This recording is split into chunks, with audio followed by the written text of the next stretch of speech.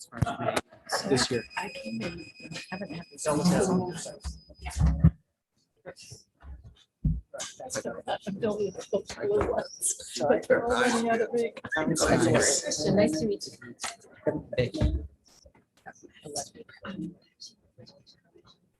You're happy about that? Yeah. Okay, yeah, it's hard to be a faculty, just let alone and then doing other. Yeah. Okay. Well, I do have to tell you, I'm really glad we don't do those 7 o'clock breakfast things anymore. I don't even think you were on the board. We used to start at 7 with a breakfast with some group that we all had to be really nice to.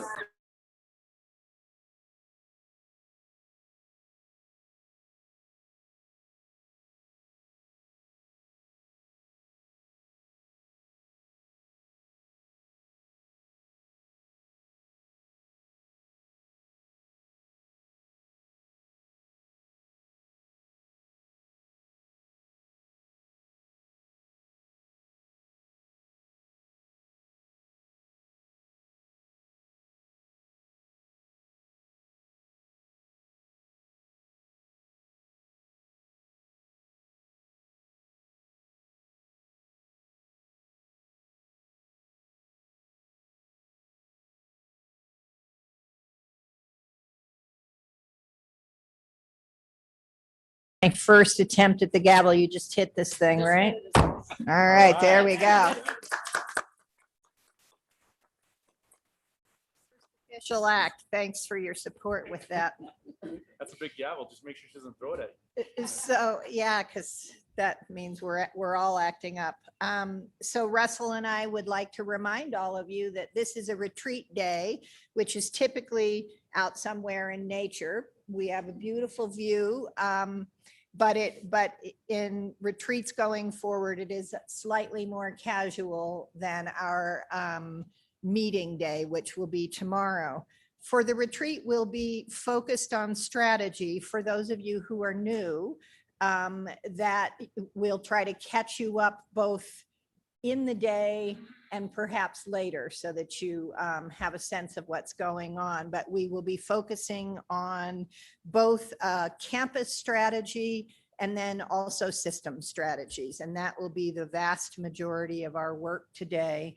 Tony, I think we'll start with swearing in our new board members, and then Dr. Frank will take it over. So Janine, do you want to make that happen this morning? Yes, I'd be glad to. New board members, would you please raise your right hand?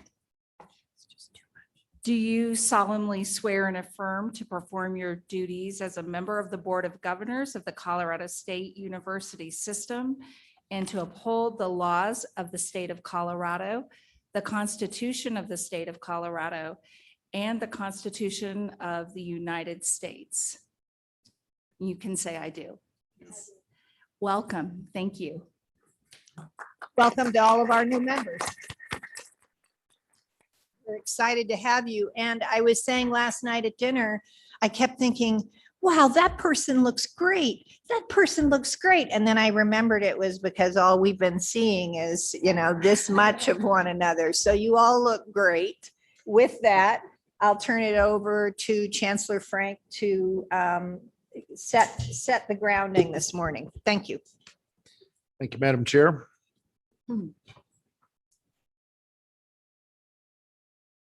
And I believe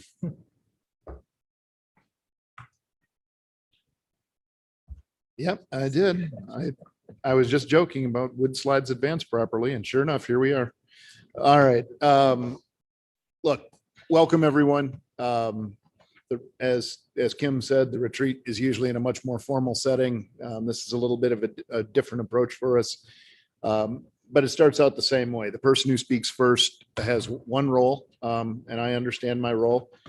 People need to get settled in, get their coffee, get their head in the game, and my role is to spend about 15 minutes talking without saying anything that you can't live without. So, and fortunately, I think, spectacularly well prepared to speak without saying anything. So that's what we'll. Actually, I will spoiler alert up front. I'm gonna hopefully challenge all of you a little bit as we approach this these discussions today about strategic planning. Here's our agenda. We'll start out with the CSU Fort Collins strategic planning presentation that Joyce and her team will lead. They've been working very hard on it. I think you all will be excited by it as well. 2 presentations in the afternoon. We'll actually flip the order of these. Vice President Naughton is en route back for this, and so we'll flip those around so we make sure that he's here for the rural initiative. This is the system strategic plan on a page. You've seen it before, and I show it to you because very soon it will be the last time you see it. I think your chair and I are in agreement that strategic plans have a shelf life. This one has served us well, I think, and served its purpose, and it's time for us to collectively, as a group, refresh, not just around, I think, the system strategic plan, but around the broader issue of the board in strategic planning. So the reason I want to start with this slide is I think it's important for you all to understand how we got to where we are, and to then ask yourselves the question, what do we want to take with us as we move forward from this? What do we like about this? So just a brief bit of history of strategic planning at the system level. The system in its earliest forms for CSU were a collection of universities that shared one thing, governing board.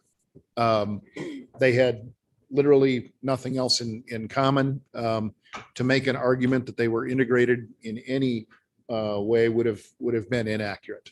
And so each institution had their strategic plan. The board played its role of assessing those strategic plans, putting their stamp on them when they were aligned with where the board was, and letting those things go forward. When we first pulled together a separate system, the first system strategic plan was written by a gentleman who was brought in to do that function. He was a former president of an institution, and so he wrote an institution strategic plan. It had all of the detail that one would expect from any of our institutional strategic plans. It lacked only one thing, which was input. It was written by one individual in the system office, passed down to all of us at the campuses, and was received with a level of warmth that you would expect from that process. We were all extremely grateful to be told what our strategic plans should look like and to be asked to rewrite them in accordance with this plan. And so we pitched what I think would best be characterized as a hissy fit. The system moved away from that strategic plan to its second strategic plan, which became a counting umbrella. What it gained in lack of controversy, it made up for in lack of impact. The umbrella model just simply counted everything that the campuses did. The system's role was to roll them up into one count, and then we would present that as what the system had accomplished. I would argue to you that was nothing more than the sum of what the institution strategic plans were doing and didn't really represent a system strategic plan. A couple of years ago, when your predecessors and some of you in this room made the decision to stand up a system a little more independently and to grow that system and to put in place the staff that we have today, part of that was based on the idea that the system did in fact have a mission. And the words that we use to describe that mission are things like catalyze, integrate, engage. There are things where we believe we as a small system without a large staff can add value to the campuses. But nobody should be confused as we look at strategic plans. The work of what gets done in any academic organization gets done on the campuses.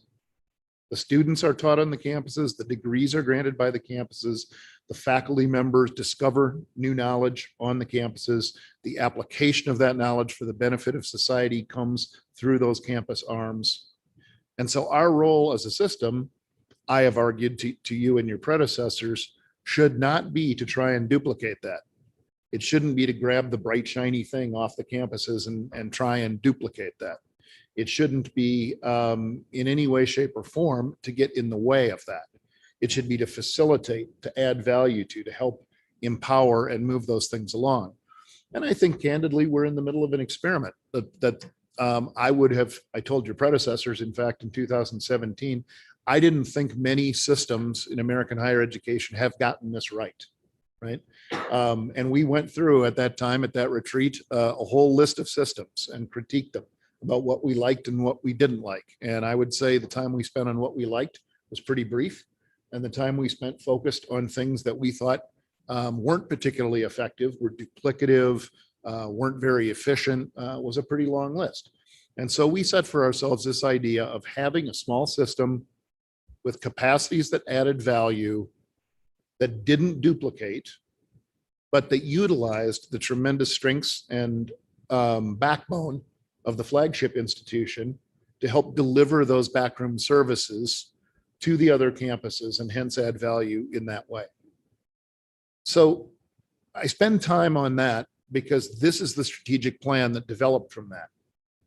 This particular plan was developed when Dorothy Harrell was the board chair. I think this exact version, if memory serves, was developed by Rico Munn and Amy Parsons on a napkin at the Mountain Campus Dining Hall. Rico's favorite place. But Yeah, yeah.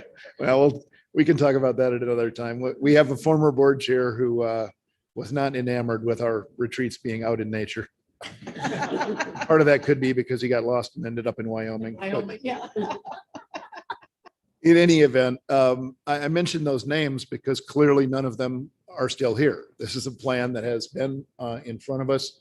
We've used it, and I do think it's time to be refreshed. But what this plan does have, what I like about this plan, is it follows what I consider to be the basic backbone of any strategic plan. Mission drives strategy, drives work that delivers outcomes that are measurable so that we can hold ourselves accountable, so that you can hold us accountable on behalf of the citizens that you're appointed to serve. The biggest thing I dislike about this plan is its lack of proportion. It's correct that on the bottom, the foundation are the institution strategic plans. But if you think about proportionality of impact, those institution strategic plans should be the vast majority, 90% of what makes up this page. The system plan, that catalytic function, that engaging function, that integrative function should be a much smaller portion. Now I get that this is a page about the system strategic plan specifically, but as you all start to think about strategic planning more broadly going forward, the big impacts of strategic planning are the campus strategic plans. And while they're shown here, and while you'll hear of the critically important one from Joyce and her team this morning, those I think are things that really ought to draw our attention. Last thing I'll say about this slide is that on the right, if the strategic plan on the left is a map, think of the right as a compass that helps you navigate this map. Starting in the bottom right, we've got our broadest view, our annual calendar of events. In theory, what happens at our board meetings is that at each meeting, you'll hear from academic and student affairs. You hear from audit and finance, you hear from real estate committee, you hear from the office of general counsel, and you hear from each of the campuses and the system office. And then throughout the year, there are a series of annual reports. Some of these annual reports follow national best practices. For example, I could not recommend to you that a board not hear an annual report on public safety or on intercollegiate athletics. That's part of your governance responsibilities. It's difficult for me to imagine that we would ever not want to hear from the chief research officer, given CSU Fort Collins's position as a prominent research university. Things about enrollment and student success feature prominently here. But there are a lot of things we should ask ourselves. We've got 2 retreats built in. Kim asked me the question, why do we have 2 retreats? I love it when I get to give that answer. If we've always had 2 retreats, that's just, it is our heritage. We do 2 retreats. There are things in this that are outdated. The statute says we need 2 meetings in Fort Collins. Those are in May and October typically because they coincided with homecoming and graduation. The August meeting used to be in Pueblo because it coincided with the state fair and the legislative barbecue. Doesn't fit anymore, so we moved the Pueblo meeting to February where faculty and students were on campus. We go to Global in August. The reason the December meeting is at the system office is because we put it with the holiday party. That's it. That's the level of rigor that we have applied to setting these meetings. So my point in all of that is you all should be looking at this list and thinking about it. What's there that you don't want or don't think you need, and what's missing? that we ought to be talking about? And what's the best way and format for us to get it to you? Because on any of these things, on strategic planning, meeting structures, our sole goal should be to get you the information you need in a form that you can use it to make informed decisions on behalf of your constituents. Top part of this shows what happens. It's the compass for this meeting, and the middle part shows what your predecessors set as 6 areas of strategic priority that guide the system thinking and planning. You'll recognize these. The highest priority at the time these were set was CSU Pueblo's financial stability. You'll hear about rural Colorado and student success this afternoon. The portal initiatives include the Spur campus, Todos Santos, the STERM collaboration campus, some of the hubs that are integrated through Joyce's operation out across the state. Access and affordability, your predecessors have said, was embedded in the ongoing budget decisions that you'll finalize tomorrow during the regular meeting. How are you setting tuition and fees? How does that impact access and affordability? What are the campus expenditures on financial aid? And then the allied health programs, of course, were partly code for the medical school that we were standing up, but they were also, how do we integrate that medical school with the nursing programs at CSU Pueblo? How do we expand those? We've got the School of Public Health that we're a part of out of Fort Collins, and Pam and her team have been looking at ways to deliver online allied health education as well. So that is the basis of our former map. And these slides cover things that I already just rambled my way through, which should bring us to this. I would suggest to you that whatever you take forward in your new strategic planning processes, as you think about it, mission, driving strategy, defining workloads, leading to outcomes that can be measured, is a key thing to keep in mind. There's a couple of quotes here, one from Standards of the Board, one from Lena Eisenstein from the Board Effect, talking about your role in setting mission. At the top of the strategic plan, the top of that house, was our mission statement. You all should take a look at it and decide whether it's the right mission statement. That the mission statement should be what drives us toward attaining the vision that has been set for this place. Keep in mind that each of your campuses has a mission statement in their strategic plans. I'm sure you'll see Joyce's and her teams this afternoon. Here I would issue you a caution. While it's very appropriate at the system level for you all to say the board should set the mission and help write the mission statement, drive the writing of the mission statement, campuses, in my experience, are finicky about that. They have a strong sense of ownership of their own mission. So my advice to you all would be to engage with the campuses around a shared mission, something that respects their role in shared governance, but something that certainly discharges your responsibilities as helping as the representatives of the citizens of Colorado to set the direction of the institutions. Mission driving strategy, again, I started with Lena Eisenstein, and I would suggest to you that this order that she lists here is in fact the way we've been practicing things. You all identified 6 strategic priorities. You've tasked us with coming back to you with goals and objectives around those priorities. And you'll see that in this afternoon's presentations. You'll hear recommendations from us about how to resource those and how to fund them. And you'll make the decisions about allocating funds both tomorrow and at the December meeting. And then you'll monitor those plans as we report back to you. I'd also suggest to you this isn't new. I went back nearly half a century to find this one from the Harvard Business Review. I don't need to read that to you. I think it speaks for itself. And lest anyone think these are corporate principles that we're applying to higher ed and they don't really fit. This is from the Association of Governing Boards. They're principles of trusteeship. They've got 3 principles of governance off to the left.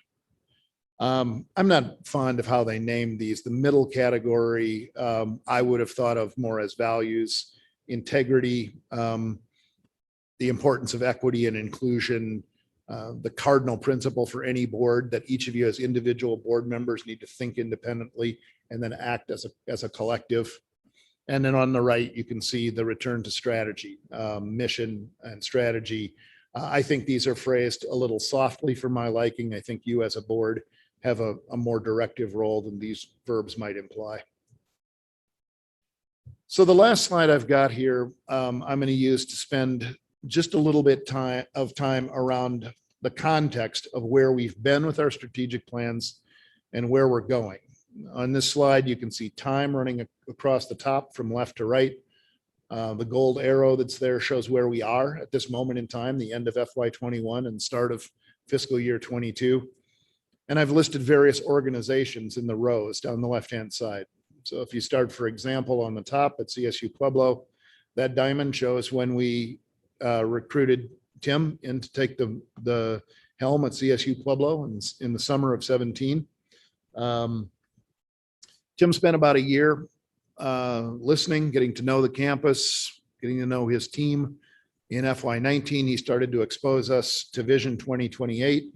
That went through several vision iterations back and forth with the board before you all adopted it and approved its funding. And now Tim's gone through a couple of years of implementation. In his president's report, you'll consistently hear him referring back to how we're tracking on milestones. But somewhere in the next year or two, we probably have a serious deeper dive check-in on where we're at on those milestones again for that accountability function. Drop down a row in 2017 was when Becky at the time was bringing us Global Campus 2.0. After a couple of versions of that, you all and your predecessors gave the thumbs up to it. Becky implemented that plan for the better part of 4 years. We hired Pam last year. I think I'll take a little sidelight here. Had it not been for the pandemic, I think this year, Pam probably would have been coming back to us saying, all right, what's it look like going forward? I don't know if that's Global Campus 3.0 or 2.1 or what the numbering system is, but there probably would have been a refresh of that plan. I think what happened in there is that whole FY21 column, we should take, how would I say that? I mean, that year, a lot of the strategic things that we would typically have worked on, I think fell by the wayside for very good reason. Think back to where we were at this time at last year's meeting.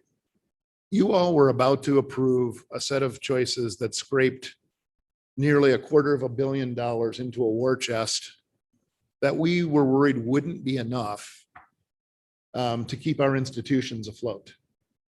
Our institutions had heavily drawn on their reserves.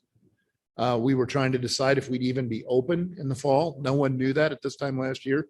You all had taken what I considered to be an extremely brave stance of saying, we're going to keep our employees. You hadn't jumped to early furloughs or pay cuts or layoffs.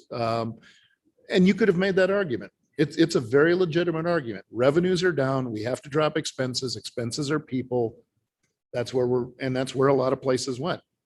I made the argument to you and you all, I think, bought into it, that as a public entity, we knew that we had a responsibility to try and maintain those payrolls, that those people, we knew from the Great Recession, that communities with universities and well-paid employees acted as an anchor, a buffer, and we thought we could do that again. Well, here we sit a year later. If you'd have offered any of us this scenario, we didn't have to fire anyone. We had our campuses open and we had a far larger percentage of face-to-face classes than most comparable institutions across the country. We didn't use any of our strategic refinancing. We didn't use any of your board reserves. And we came through that year in a position to look at rebounding enrollment numbers and fully open campuses for the fall. Every single one of us, I would argue to you, would have, to quote one of our former board chairs, grab that and run like we stole it. And yet that's where we are. And we're there because of the phenomenally hard work of operationalizing all those directions that went on at the campuses. So to the presidents, their leadership teams, the faculty, the student governments that led to our situation where we had students following rules and directions and allowed us to stay open and keep those classes functioning. I think I personally have nothing but thank yous to give you. And the fact that you spent this past year working 120% on those activities. If we didn't make progress, particularly on strategic plans in that year, I'm okay with that. So thank you all for everything you did this past year. Next.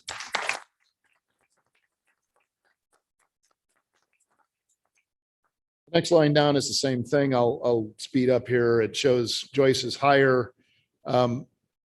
Joyce was undeterred by the pandemic and actually started strategic plan discussions when no one was face to face. And I'm not sure I'd have been brave enough to have done that.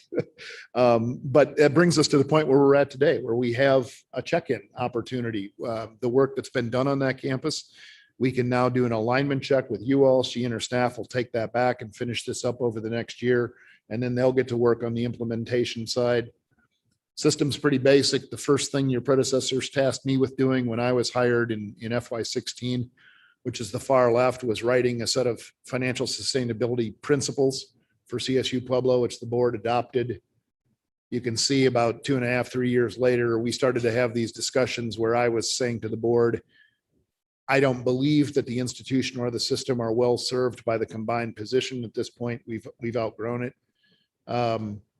So the board made the decision to stand up a system. They tasked us with developing a financial model that would fund it. And your predecessors set those 6 areas of strategic investment. FY20 shows the time when I transitioned into the full-time chancellor role. At today's meeting this afternoon, we'll presumably make progress on the last 2 of those areas of strategic emphasis. And that will set the stage for us in this coming year to reframe our strategic planning processes. CSURF, by the way, has been doing their own strategic planning thinking, and they want to come talk to us about where they see their future going on behalf of all the institutions in the system. And then at some point, I don't know whether it's this coming year or a year later, at some point we need to return to you all resetting your strategic priorities. I've told all of you right now, the reserve that funds those is pretty well taxed. We've got a lot of things on that. Not much has come off the list yet as we stand these things up. Until we reach a point in time where we're starting to move things off that one-time funding source and onto recurring budgets. I think Henry's with me on this. We don't want to put more pressure on that reserve at this point in time. So we've got a little while to reprioritize. All of that occurs against a backdrop of change. So what the circles out to the right side of this diagram show are when the contracts of your current executives terminate. And at the bottom in gray, it shows the number of potential new gubernatorially appointees to this board that could happen each year.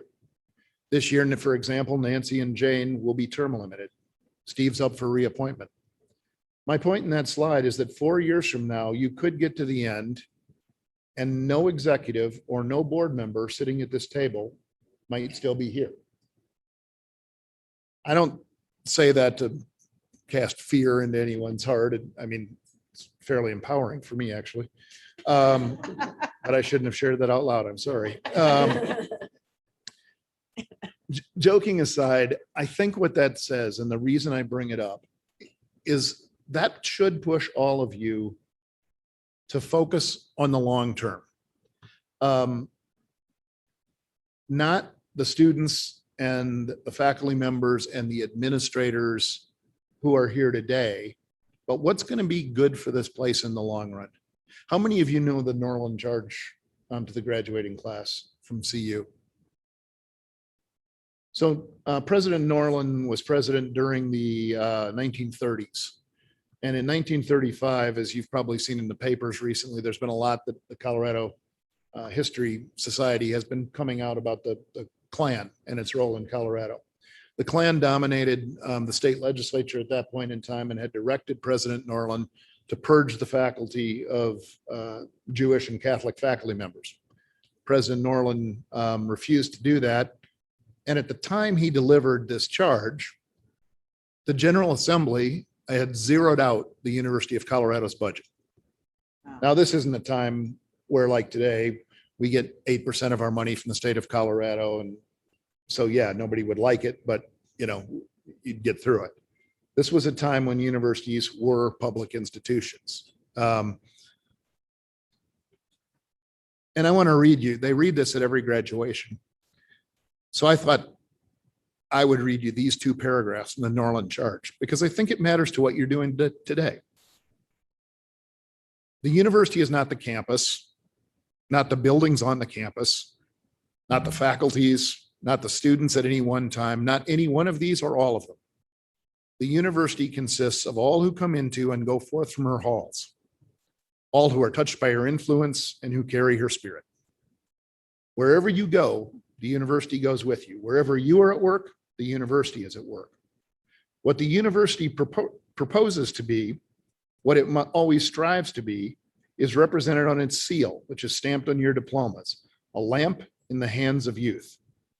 If its light shines not in you and from you, how great is the darkness?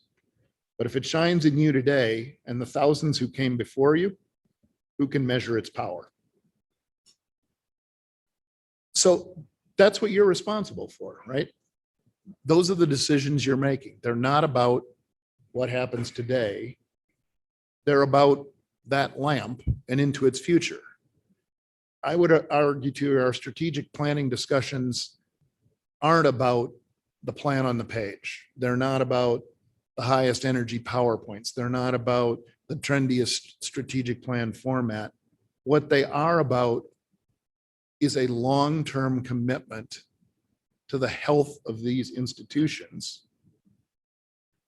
Your decisions today and tomorrow really are tied out across time. And this affects our non-voting board members and what you'll do in these discussions every bit as much as it affects our gubernatorially appointed voting board members. The backdrop of the history that you inherit, these institutions, directly or indirectly, were birthed when Abraham Lincoln was in the Oval Office. That's the heritage you come from. And the future is nothing less than who gets to hold that lamp, right? And in my mind, the answer to that question should be everyone. It should be the DACA student. It should be the first generation student. It should be a fifth generation legacy student whose family has ranched in Colorado since it began. It should be a Native American student whose ancestors here predated the institution. I would suggest to you that as you go through today, if you keep your focus on those people and who gets to carry that lamp in the future, that whatever strategic planning process you choose over the next year, wherever we wind up, it won't go too far astray. So with that, the strategic plan of the flagship institution is our first item up, and I would tell you it is a critically important one. Joyce, I'll turn it over to you. Thank you, Tony. You started me out with great inspiration.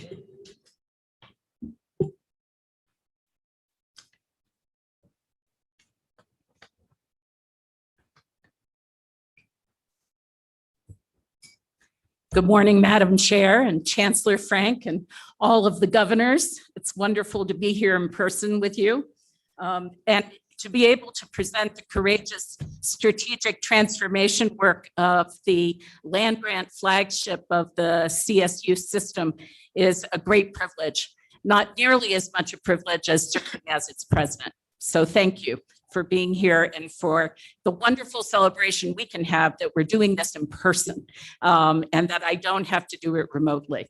That is so wonderful for me. I want to tell you about our start of courageous strategic transformation. I'm going to tell you about the process that we've used, where we've traveled, and where we're going. So first, I'm going to talk about the process itself. And Tony laid the groundwork for this quite well in terms of talking about what it's like to do strategic planning during a pandemic, where everything that you do is remote. But I want to actually back up a little bit because starting actually when Tony was president, there was some strategic planning going on campus. And it halted when Tony made the decision to shed the dual roles and solely become the chancellor. So the first thing I want you to know is I was able to come in almost a year later and pick up on some of that work that had been done. And we started actually in the fall of 2019, when I first arrived, by having a traditional fall forum in which we had about 130 campus leaders. We held this at Estes Park. And what was really clear to me during that time, even though it was 6 weeks into my presidency, I realized that there was tremendous energy and support and commitment to strategic planning. We started to have conversations around strategic planning at that point, and then the pandemic hit. And we took a very deep breath. And as I was saying to Wayne Hall over here, one of our great technologists, we all got together and looked in the face of a common enemy. And one of the things that we learned from facing the common enemy is that we really can work together and achieve great things and achieve them quickly. And so we made the decision that for our strategic planning, despite the pandemic, we were going to approach this from an extremely inclusive perspective. Now, any of you who read the Harvard Business Review, you know that one of the great quotes from HBR is always, culture eats strategy every day, right? So we decided that we were going to do two things. We weren't just going to focus on strategic planning. We were also going to focus on culture. And I have to say, as difficult as the pandemic has been, the culture that we built around addressing a common enemy is a culture that we can now build on collaborative work around strategic planning and strategic achievement. So I'm very, very excited about that. So we started with our leadership team of about 60 people in September. We met constantly. We came up with a framework. And you may be wondering, why did we choose to do a framework? We wanted it to be an invitation to participation and collaboration. We wanted to engage in that co-creation process with campus. So we purposely called it a framework and not a plan. We held over 71 meetings involving over 2,000 people. And that's not even a complete count because we had a lot of other meetings at the department and college level. And we had probably, maybe 100,000 comments, and we read every one in trying to incorporate that into the wisdom that was going into the framework. I'm not going to walk you through each page of the framework. It's in your book. It'll be great if you get a chance to read it. If you already have, thank you very much. We're going to have some time after this presentation for all of you to work in small groups and to provide us feedback. And so if you need to refer to the framework, it's there for you. So we're going to give you the broad picture today of how we want to define our purpose and our mission, our aspiration, and how we propose to get there. This is all included in your board book. They're also available on the Courageous Strategic Transformation website for those who are watching live stream. So that's available to everyone who's participating in this meeting today.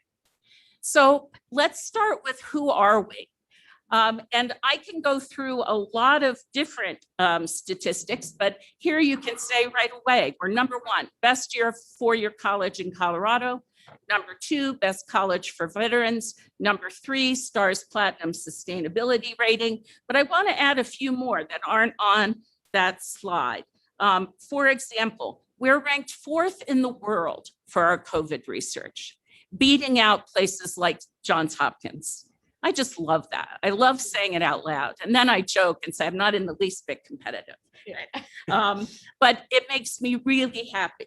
We have one of the best vet schools in the world, not just in the United States, but in the world, ranked number 5. We have our online MBA in the business school is number 10 in the United States, number 15th in the world. So I just want to set the stage for you to understand that this is a school that is doing great things. And that's important for us to anchor ourselves in. We have 34,000 students. We hope to keep getting more. And we're a Research One university with a really phenomenal international reputation, which I don't think we talk about enough, but we'll be talking about that much more. There are many people who have worked to create a culture of excellence, and we have a desire as a community to constantly improve. Many of the people who are in this room today are excited to build on the success of our previous leadership. So why transform? And the first is to build on greatness. And the second is to rise to challenges. Now, why transform? First of all, let's talk about building on greatness. Tony left an amazing legacy, along with everyone who was there with him, including Rick Miranda and all of the wonderful faculty and leaders that were there. They left us something that we can build on, which is a phenomenal gift. It allows us to be in the position to rise to challenges. And now we used to say, rise to the challenges of the 21st century. We're almost through the first quarter of it. So now I'm trying to figure out what do we say rather than just the 21st century. How about the last 3 quarters? We have 75 years to go, and I think that's the long view. So we want to build on greatness. We don't want to be stagnant. There's tremendous energy on campus to evolve into greater greatness. But what are the challenges that we're facing? Some of these are very familiar to all of you. For those who were here for last year, was it last year's retreat or the retreat before? We had a presentation by EAB, the Educational Advisory Board, on the demographic cliff, which at that point they were predicting, because of the decline in birth rates 18 years prior, that we would be facing a cliff where there was a radical drop in the number of students who would be of the age cohort that would attend college. They've actually very recently, and I think in part because of the pandemic, have extended that cliff to 2026. It used to be 2025, now it's 2026, but we have the demographic cliff. What's interesting about conversations about the demographic cliff is that that really helps us in Colorado, 1, because we're a great destination state, 2, because CSU and the system is such a powerhouse, but 3, because we have great diversity in the state of Colorado, and we have untapped potential for those students who historically have not attended university. So we're coming out of the pandemic. Now, some people might say that's a negative thing. That's rough, right, to come out of the pandemic. But what we know about growth and leaping ahead is if you're an organization that takes advantage of a time when other people have had to hunker down, if you can find the energy and the sense of purpose and the resources to move forward, you can move forward more quickly. So this is just a perfect time for us to take advantage of that. And then finally, you'll see in the framework, a lot of the framework acknowledges the work that CSU has been doing for a long time, but that faces the existential threat of climate change to the planet. And you'll see that throughout the framework. It has to do with our very long-term commitment, I say 150-year commitment to sustainability, to food production, to livestock production, to crops, to soil, to water. We're perfectly poised to be the school that faces that threat. And finally, we're witnessing the changing landscape of higher education. And that's both a challenge and it's also a gift in some ways, because it gives us the focus that we need to be doing things differently. So what is our purpose? And there's a longer version of this in your framework. I'm going to read from what is on the slide here, but I'm going to tell you about what is in your book as well. So CSU is a land-grant, student-centric, research-focused, engaged university committed to providing access and developing diverse leaders for Colorado and the world through excellence in interdisciplinary, experiential, and global learning and research. Now, there's some key points of this that are really, really important to us. One is that we're claiming that land-grant public status, that we are student-centric, that our research is powerful, and we remain research focused, and we're engaged in our communities in Colorado, in the Mountain West, in the nation, and in the world. And in addition, we're committed not just to people who easily would have gone to college, but all of those people that Tony referred to in his introduction, that we hope will carry that light into the future for us. You can see that this follows the original 3 missions that were established 150 years ago. In our old way of talking, we called it teaching, research, and service. In our 21st century language, we talk about it as learning, research, and engagement. And so you can see that all of that is captured in our purpose. And here's our chart of cascading steps that we are taking as we go through this process. First, our vision, our purpose and values, our long-term strategy, broken down into our annual goals, then cascading down to colleges and departments, and then shaping individual action and individual planning. Now, this is where we had a lot of fun co-creating as about a 40,000 person community. We took our colors, our green and gold, which we're very proud of, and we decided that we were going to build on our green and gold. But in keeping with our mission and purpose, we put students right at the center. Now, some of you may not see immediate reference to the oval, but that is an oval, elongated oval. And so that is to evoke the oval and its symbolism for pulling us all together, but with students at the center. You can see in the center around it, there is learning, research, and engagement. Again, our 3 mission areas, and our faculty, staff, and community, who make us as powerful as we are and allow us to be student-centric. So the students in the center, I do want to comment on, we see as at every stage of their journey. And that means also lifelong learners, not just those students who are on our campus, but all of those students who we touch everywhere. You'll see that we are sticking to our overall mission. We're not varying from that. And our green symbolizes now a sustainable, thriving planet, growing from the original green, which was alfalfa. Gold, a flourishing humanity, which is derived from our wheat, our gold. And we bring those together, and you see the colors blending. We bring that together, and that represents the interdisciplinarity that we're striving for in these areas. The elements as they come together, you'll see play out in more detail as we go through the presentation. And if you want even more detail, there's quite a bit in the framework. These encompass our entire transformation plan. They're really driving how we think about our work.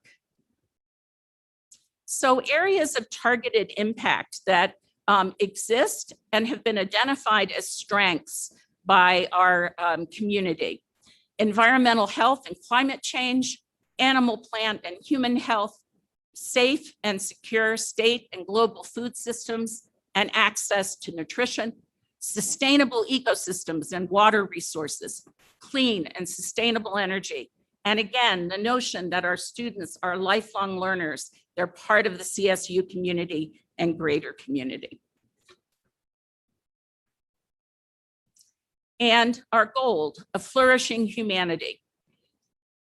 Our areas of targeted impact are equity and social justice, individual and community strength and prosperity, civic engagement, dialogue that ethically engages difference, scholarly and artistic creation, and again, the lifelong learning for all of our students and all of our community members, no matter where they are. We think that these are very, very important as we think about how we move forward. And again, I want to remind everyone that these are areas that we're already engaged in. So these are our strengths. But what we're doing is putting them together in ways which we think will launch us into the future. Now, our aspiration.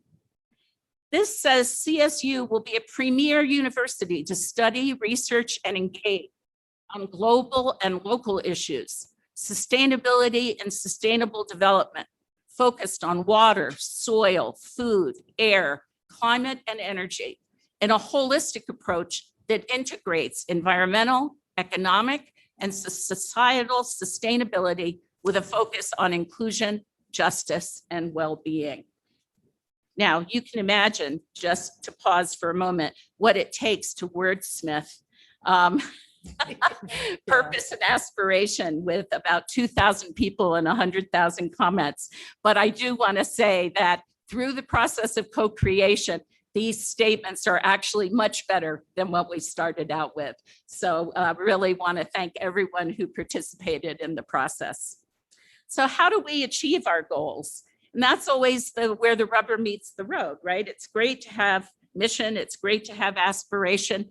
But what we're going to do is we're going to build our plan and execute our plan. And you can see that we have already assessed our position. Actually, that just goes on forever, right? That's something that you just keep checking in on. But develop strategy. We're in the phase right now of building the plan. We've got a draft framework. We're determining the individual performance indicators. We're determining deadlines. We're ensuring accountability for execution, and we're cascading goals down from the very top of the plan all the way to departments. And then we get to, and this says execute the plan, and that always makes me laugh because I think it's like the guillotine, you're executing the plan, but actually implementation. We're going to align our budget and operations, communicate effectively and transparently, set a calendar and timeline, provide annual and quarterly updates, and then revise as needed. And so what I keep saying about this document and this process is that it's very, very iterative. And if you see at the bottom, you see that green bar that runs across, it says faculty, staff, student, and community collaboration. And that's to signify that as we go through this process, that bar is very important and cuts across every stage that we're engaged in. And these are our building blocks. And you might imagine people saw these as they wanted to get their piece in here into the building blocks, but really we limited our building blocks to what are the foundational things that we need to do on a campus to make all of the higher goals possible. We know that we need strategic academic innovation, branding and marketing, enrollment, principled philanthropy, equity, inclusion, and justice, individual and institutional accountability, budget and operational reform, athletics. We need to focus and figure out how we're going to work with athletics to raise our stature, maybe even make a leap to another conference, which I know has been a goal of the board for a long time, strategic workforce development, and our CSU principles of community, inclusion, integrity, respect, service, and social justice. These are our building blocks. I want to thank actually Chancellor Frank and Vice President Mary Ontiveros, who actually worked and developed the principles of community because they give us that really solid building block to work with.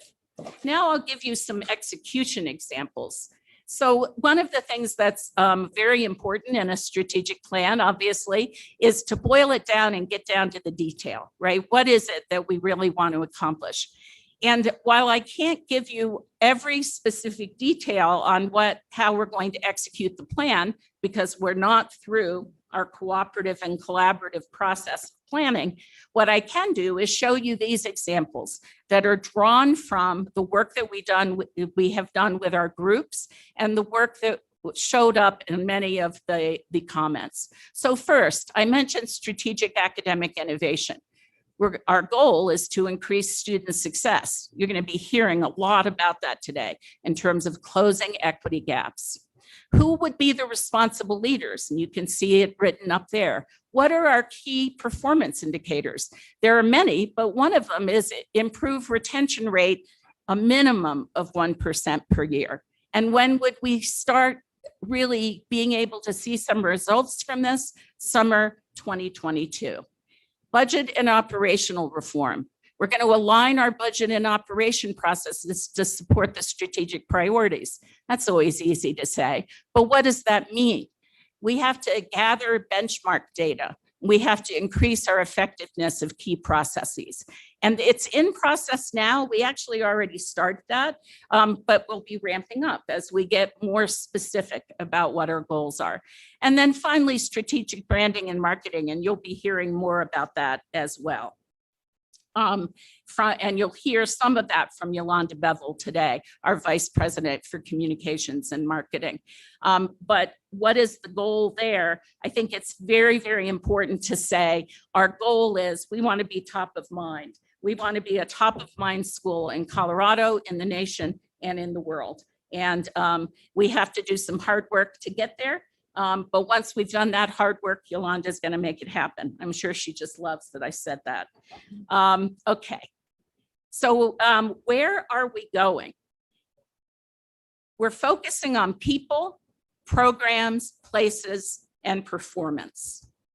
And we've broken it down this way because we think that this will help guide us as we think through everything that we're doing. All of our people are top priority. This includes students, faculty, and staff. It includes wellness and positive experiences and feeling great about being a CSU faculty member, staff member, or student.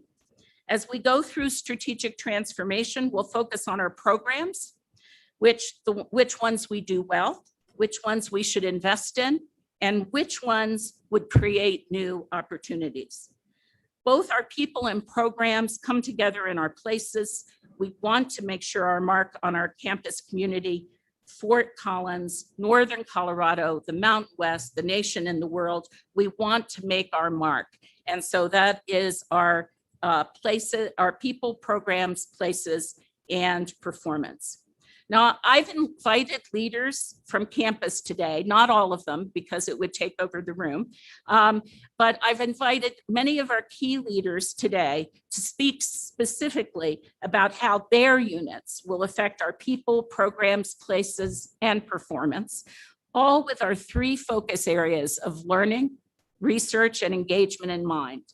This presentation includes the voices of so many on our campus. And while I wish I could have brought everyone here, including 34,000 students, I think that our team will be able to speak broadly about how this plan will encompass all units on campus. You'll hear from Provost and Executive Vice President Mary Pedersen, Vice President for Research Alan Rudolph, Vice President for Communications and Marketing Yolanda Bevel, Vice President for Operations and CFO Lynn Johnson, and our Vice President for Strategy, Janelle Beavers, is here with us today to make sure that we're all staying on track. They'll each dive a little bit deeper into the very high-level overview I've given you, and I'm going to turn it over to Provost Pedersen.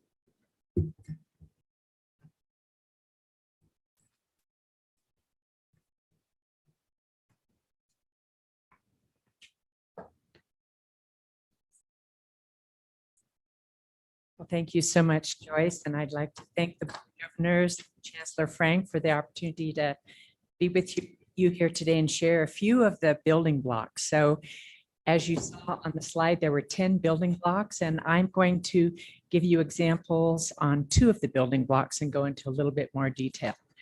I have to say, I've been here less than a year. I actually came in August, so it'll be a year coming up, and it has been such a amazing opportunity to get to learn about CSU, the flagship campus. It is really an amazing place, as all of you know, and I've had the opportunity to get to learn about that. I want to take a moment to acknowledge the amount of time and mentorship that Rick Miranda has provided for me. He's been really generous with his time, and we have met almost weekly, and we've really, he's really given me the opportunity to try to come up to speed in the middle of the pandemic to learn about all of the foundational elements. And I can tell you that the foundational work that has been done is really phenomenal and has really put us at a point right now where we're ready to take it to the next level. So Rick, thank you so much for everything that you've done for me and helping me, and I appreciate your continued partnership with me. So today what I'm going to do is really highlight 3 areas that build on 2 of the building blocks. And those 3 areas are diversity, equity, inclusion, and justice. I'm going to talk about student success at a high level, and then I'm going to talk about our academics as we're moving forward. So I'd like to start out with talking about diversity and inclusion efforts. And as you know, this is essential work on campus, and the diversity, equity, inclusion, and justice is critical to our courageous strategic transformational plan. And as we were trying to decide how do we weave this into the plan, we really talked about how it's so essential throughout the entire plan. There's a concern, though, if you just say you're going to weave it into it, where does it get enough focus? So we decided not only to integrate it throughout the plan, but we also decided to make it a central pillar. So we kind of see it as going across the plan as well as having a focused area. And this really focuses on the fact that every decision that we make, from our policies, programs, to the decisions we implement on campus, really involve equity, justice, and inclusion. We also recognize that the changing demographics of our state and nation dramatically are going to be impacting our future. And this includes not only our students, but our faculty, staff. As they continue to become more diverse, we need to really address these needs of the evolving community. So it impacts us in many ways. We have really focused on looking at what has been built on campus and then how we can now coordinate our efforts across campus. And in order to coordinate them more, we are going to be developing a very specific diversity-focused framework that the entire campus will be using. We've spent some time as a team reviewing national models and plans that include a variety of frameworks and tools in order to give us a common structure, accountability, and metrics for our campus. As I mentioned earlier, the campus currently has been using a multicultural organizational development model known as the MCOD model that really provides a readiness indicator, and that allows each unit on campus to assess where they are in terms of the work that they are doing around diversity, equity, and inclusion. In addition to that, each of the units have diversity blueprints, which were developed over the last few years. And so what our goal now is to take and develop a framework in which we can use both the MCOD as well as the diversity blueprints as part of this. And the model is one that looks at a comprehensive nature of what are the different aspects that you need to really be considering on campus, and how can everyone see themselves in this plan. And so we're going to be looking at all of the following areas as the framework: strategy and operations, campus climate, faculty and staff. And that includes retention, promotion, recruitment. With students, that's also another focus, is looking at retention, promotion, and recruitment. Institutional culture, student enrollment that I mentioned, but also graduation retention rates, curriculum, co-curriculum, community partnerships, and research. And so you can see that these dimensions are ones that are not only comprehensive, but they also weave throughout the entire courageous strategic transformational plan. So once this framework is adopted and the committee has spent spring semester reviewing tools and coming up with a proposed one, we will be at fall semester when we hope to bring on our new Vice President for Diversity and Inclusion, adopting it officially for the campus. This plan will allow us to work with each college and unit to update their action plans, the blueprints that they have already developed, and allow us to build in the accountability measure and metrics. And we plan to have metrics that every year the programs will be able to update, tell us what progress they've made. So all of us are excited as we're moving forward with this work, and we hope, as I mentioned, to bring on our new Vice President for Diversity and Inclusion as soon as possible. We've actually almost completed the search process, getting ready to just the very last step, make some offers, we hope. And so we're quite excited about where we are right now in terms of launching to the next level. And at this, I would like to take a moment to recognize and thank again Mary Ontiveros, the first VPD that Chancellor Frank hired and created that position for CSU, who actually just retired this last December and started the foundational work upon which we are building. And we are extremely grateful for her vision and dedication. So next, I'd like to talk about student success. And as I think we all know that student success is not only a very key priority for us at CSU and for the entire board, but also in higher education. This is an area that there's such tremendous focus on. So the importance of it, we cannot underestimate. And I would like to say that I was so pleased to learn that the student success initiatives at CSU have a long history since 2007. They've been developing numerous programs, and they've actually received national recognition for this work. They've had 2 phases of the work, Student Success Initiative 1 and 2. And I'm very grateful for this. So we'll be launching into, I don't know if we're going to call it phase 3, but it'll be the next phase. So current data shows that in order for this to be a top priority, the institution needs to make student success a top priority, but it's also been recognized that the provost, in the role that the provost plays, needs to make it a top priority. And I can assure you, I am committed to making student success a top priority.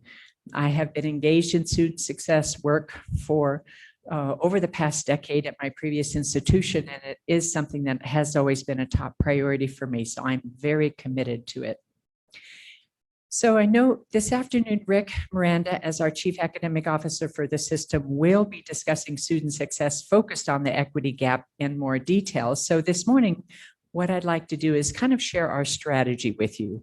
I'd like to share 3 key areas that we're going to be kind of focusing on, and then the 6 goals. And this slide that you're looking at has the 6 goals. So I'd like to talk about the strategy, which is at a higher level than these goals. And again, we're able to take it to this level because of the work that has already been done. So the first goal is to really examine our equity data by subpopulations of students. So our goal under student success is to zero in and focus on closing student equity gaps. So in order to do that, you need to really understand the data. And you need to then, in looking at the data and breaking down the numbers by different subpopulations, by college, by year, you need to look at it disaggregated at all of those different levels.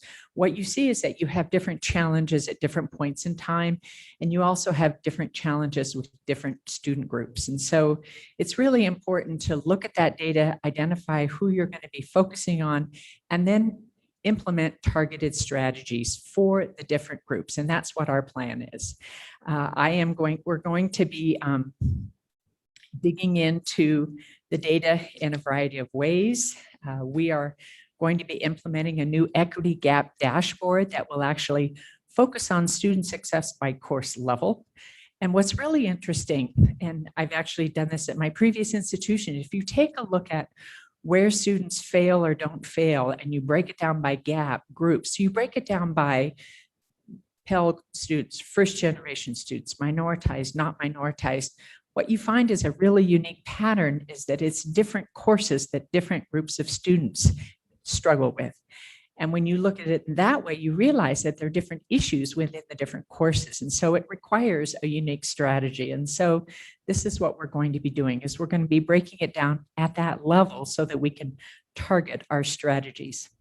So currently, if you examine and look at, and one of the points that's been made is it's really important to look at the data by year. You need to focus on first year, second year, third year retention rates, and then 4th year, 5th year, 6th year graduation rates uniquely, because the challenges change over time.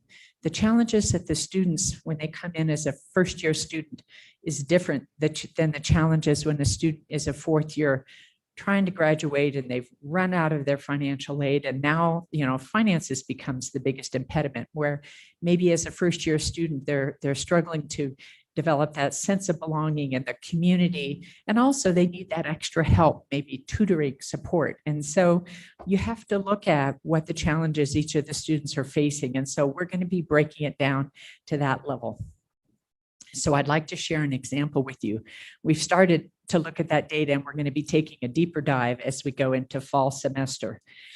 So in the College of Agriculture, if you look at where do we see the largest gaps for retention, in the first year, the largest gaps exist for our first generation students.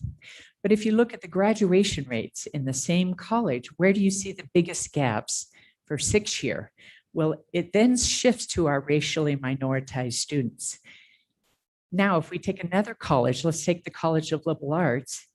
And if you look at where do we have our challenges for our first year retention rates, it now is the Pell recipient students that actually have the biggest gaps. And so it's really important that we address these. And the other thing at a high level, if you look at our gaps, and if you look at the gaps in the first year data, they're around 4.6% as an average for our campus. And then if you go all the way to our 6-year graduation gaps, they almost double. They're at 9.6%. So the gaps actually tend to get wider, and you need to understand why are those getting wider and what are the challenges. So we'll be digging into that data also. So we're really excited. We have the opportunity to participate in a nationwide program called the Certificate Program of Student Success Analytics. And we will be joining other teams across the nation to learn how to take a deeper dive into the data. We will be working with these other teams who are addressing the same challenges and issues at their campuses, and we'll have the opportunity to collaborate, to learn from each other, and to share best practices and strategies.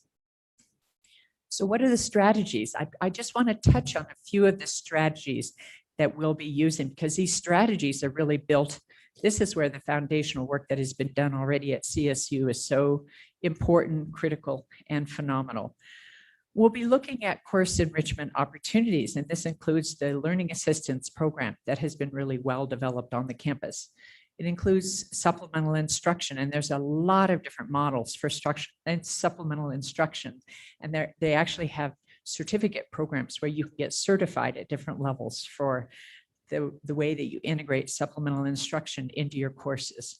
We'll be looking at course redesign, and of course, we'll be looking at targeting the classes that can be the biggest roadblocks. And of course, you all know one of our real areas that we're going to double down on is the math courses, because even though math courses can be some of the most challenging ones, we can reduce those DFW rates to 10% or below. And that will be our goal, is to get it down below 10%. And I can tell you it can be done because we did it at my previous institution with really hard work. And it's something that I hear over and over again as one of the biggest challenges for students. So we will do that. We are also going to be integrating as a targeted strategy high impact practices. Now that's a educational lingo that maybe a lot of you don't know exactly what high impact practices are, but those are the experiential learning opportunities.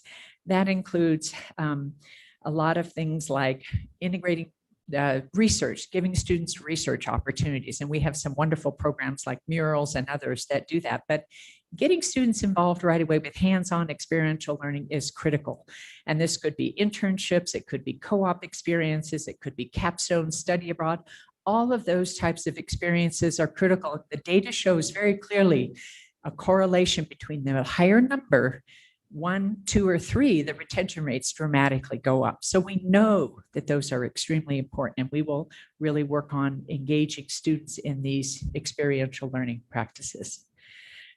And this includes the importance of career preparation. When students start to understand why they're learning what they learn and they have a purpose and they can connect it to a career, they become motivated and they become dedicated. So career preparation is another one of those areas that is extremely critical. So there are a variety of more tools that you'll see in the appendix. In Appendix 1, I have a little bit more detailed, fleshed out plan that you will see, but we're going to be engaging the entire campus on developing these plans come this fall. And we've already had a couple student success retreats this spring, and it'll be really wonderful when we can expand on those even more.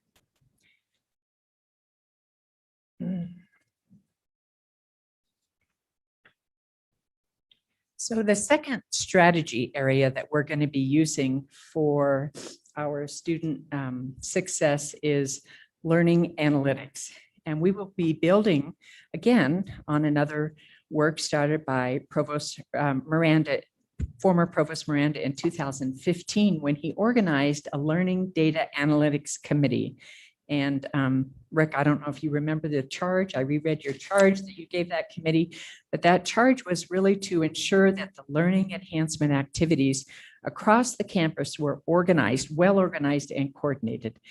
And we will be using 3 primary tools and platforms to predict students at risk. So the goal here is that you want to be able to identify students early on before they drop out. So to improve retention rates, to improve graduation rates, it's really critical you start as early as you can start. So you want to catch them before they are non-retained, right? Right now, we're looking at 85% retention rates into the second year, and those have been pretty stable over the last 5, 6, 7, 8 years. So we've got to move the needle there. So the best way to do it is the early intervention. So early intervention means predicting when students are going to, which of the students tend to be not retained, which of the students tend to struggle and drop out. So in order to do that, you've got to dive into the data and you've got to look at how you can predict when the students will leave. And that's what we'll be doing. We'll be using several different platforms to do this. And one of them that is on campus already, that's ready to take it to that next level, is our EAB partnership with Student Success Collaboration Platform. And this platform is able to identify students who may be at risk based on extensive data. There's a lot of data that we know that are predictors for students who will not retain. And one that's really interesting was a study that was completed last year, in which the study showed that one of the clear markers for student success for first-time students is the attainment of sophomore status by 1.5 years into their academic career. And the data has actually shown that first-generation Pell students, URM students who reach sophomore status within 1.5 years of beginning college are 30 to 67 times, it varies by group, more likely to graduate within 6 years compared to students who take longer to reach sophomore status. There's also a lot of data that shows you want to have students enrolled in higher units when they start out. Students that start out with higher units end up being more successful. And so we need to work with our advising community. We need to work with the entire campus to try to encourage these types of behaviors. We also know completion of certain courses within the first year are critical. We know that students who fail a course or multiple courses are at very high risk. So you track students in terms of, if they fail a course, you make sure they get intervention. You make sure that they get advising. You intervene early. And we also know that if students actually withdraw from too many courses, it's also another marker. So there's a lot of this data that we can now take and use and then develop programs around it. So we'll be using this type of data as predictive early intervention. We also are a partner with Learning Enhancement Analytics with a partnership with 13 institutions called Unison.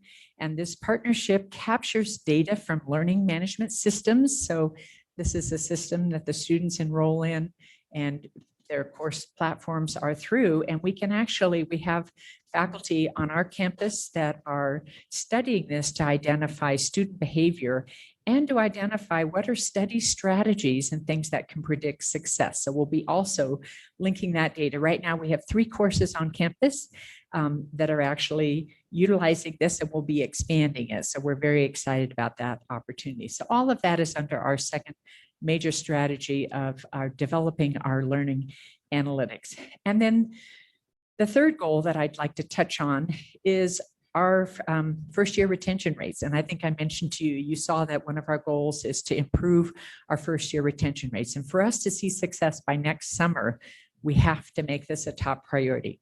And I can tell you, I think this is going to be challenging going into this next year, because if you think of the students that we're going to be seeing as freshmen, they've all just gone through a year and a half of being in the pandemic.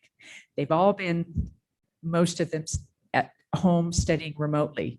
What are the new unique challenges we're going to be facing? It really is an issue and a question that we need to grapple with and think about what additional support are we going to need to provide for those students. So not only what support do we need to provide for them, but how are we going to make sure our retention rates don't drop instead of go up? So we're going to have to double down. And I will say this will be our number one top priority, is focusing on our student first year retention rates. And so I know that this is going to be a challenge, and we are up to the challenge. You'll see that on this student success slide, the very last bullet says increase student financial aid opportunities for our rural and lower income students. And we've actually been doing quite a bit of analysis on that. And we're going to be digging deeper into where can we use the financial aid where it really will make a difference. And so that also will be a priority. And then the last area that I'd like to touch on is the academics. So we're going to be at a very high level. Academics frames everything that we do. And it's really important that we really start to look at where are we going into the future. So we are going to be working on a campus-wide academic master plan. What a master plan does is it actually develops long-range goals of enrollment in each of the colleges as well as majors. And so we'll be working collaboratively over this entire next year with all of our deans to talk about, and our top leadership. First of all, what are our enrollment goals? Where do we want to be in 5 years, 10 years? And then where do we want to grow? And in terms of where do we want to go, we need to be looking at not only the workforce needs, we need to be looking into the future. We also need to be looking at student demands. And we know, as we're talking about rural, there's a lot of areas that come up as real high need. We know nursing programs, we know public health, we know about that, but we'll actually delve into that a little bit deeper. So we'll be developing this plan, and it's going to be, we'll be coordinating it with our facilities. How much can we grow? We're going to be looking at our facilities and identifying what potential we have and where do we need to go. So we're quite excited about that. And we will be working closely with our research mission as well as engagement, because our academics ties very, very closely with our research, and we really see them growing hand in hand together. And you'll hear more about that from Alan. We're going to be collaboratively developing strategic and interdisciplinary curricular innovations, and the deans are really excited about this. And I think we all know that to really solve our wicked challenges and problems into the future, it's really an interdisciplinary approach. And so we'll be building on some of those strengths that are there. And one of the big ones that we all know about is sustainability. And we're going to be continuing to develop partnerships across campus. We have a lot of potential new programs, and we need to look at how we can build those in a really interdisciplinary manner. And then the last thing on here I'd like to touch is that coming out of the pandemic, we've actually had quite a few conversations about curricular innovations and what do we want to be post-pandemic? What is education going to look like? What should we keep that has been valuable that we've learned? What lessons should we keep as we go into the future? And how will things look different? And so this has been something that the deans and I have been talking about quite a bit, because we want to have a focus on what are the best learning outcomes for students. How do students learn the best? And we've heard a lot of really interesting things. Students have said, is there any way that we could still keep those lecture captures so we can go back and review the lectures? Even if we're meeting in person, we love going back and looking at those lectures. And we have outfitted almost all of the classrooms with lecture capture. So how can we build on that that we've got, right? Students love it. Faculty are worried about it. I'm worried if I have my lecture captured, the students won't show up for class, right? So that's where the faculty have to design their courses in a really innovative way so that the students will be missing a lot if they don't go to class, but they can still get the benefits. So there's a lot to do to make that work. And we're going to be actually looking at what's the environment going to look like post-pandemic. So in all of our academic efforts, we strive to ground them in our land-grant mission of teaching, research, and engagement. And we're tremendously excited about this next year and the opportunity going forward in the future. So I'd like to thank all of you for your time this morning, and I look forward to engaging with you further as we move forward. And I would now like to introduce Vice President for Research, Alan Rudolph, who will share our future vision for our research mission. Alan? Thanks, Mary. Good morning, Madam Chair, Chancellor Frank, and the board. It's a pleasure to spend some time with you sharing some of the things you've already heard and how they reflect the research enterprise. As many of you know, I'm a zoologist, and this has been a real interesting year in terms of metamorphosis. It's a term in zoology where things convert. We know about the 17-year cicada. It comes out every 17 years and does its thing. A 100-year pandemic doesn't come around often. And so when it does, we adapt.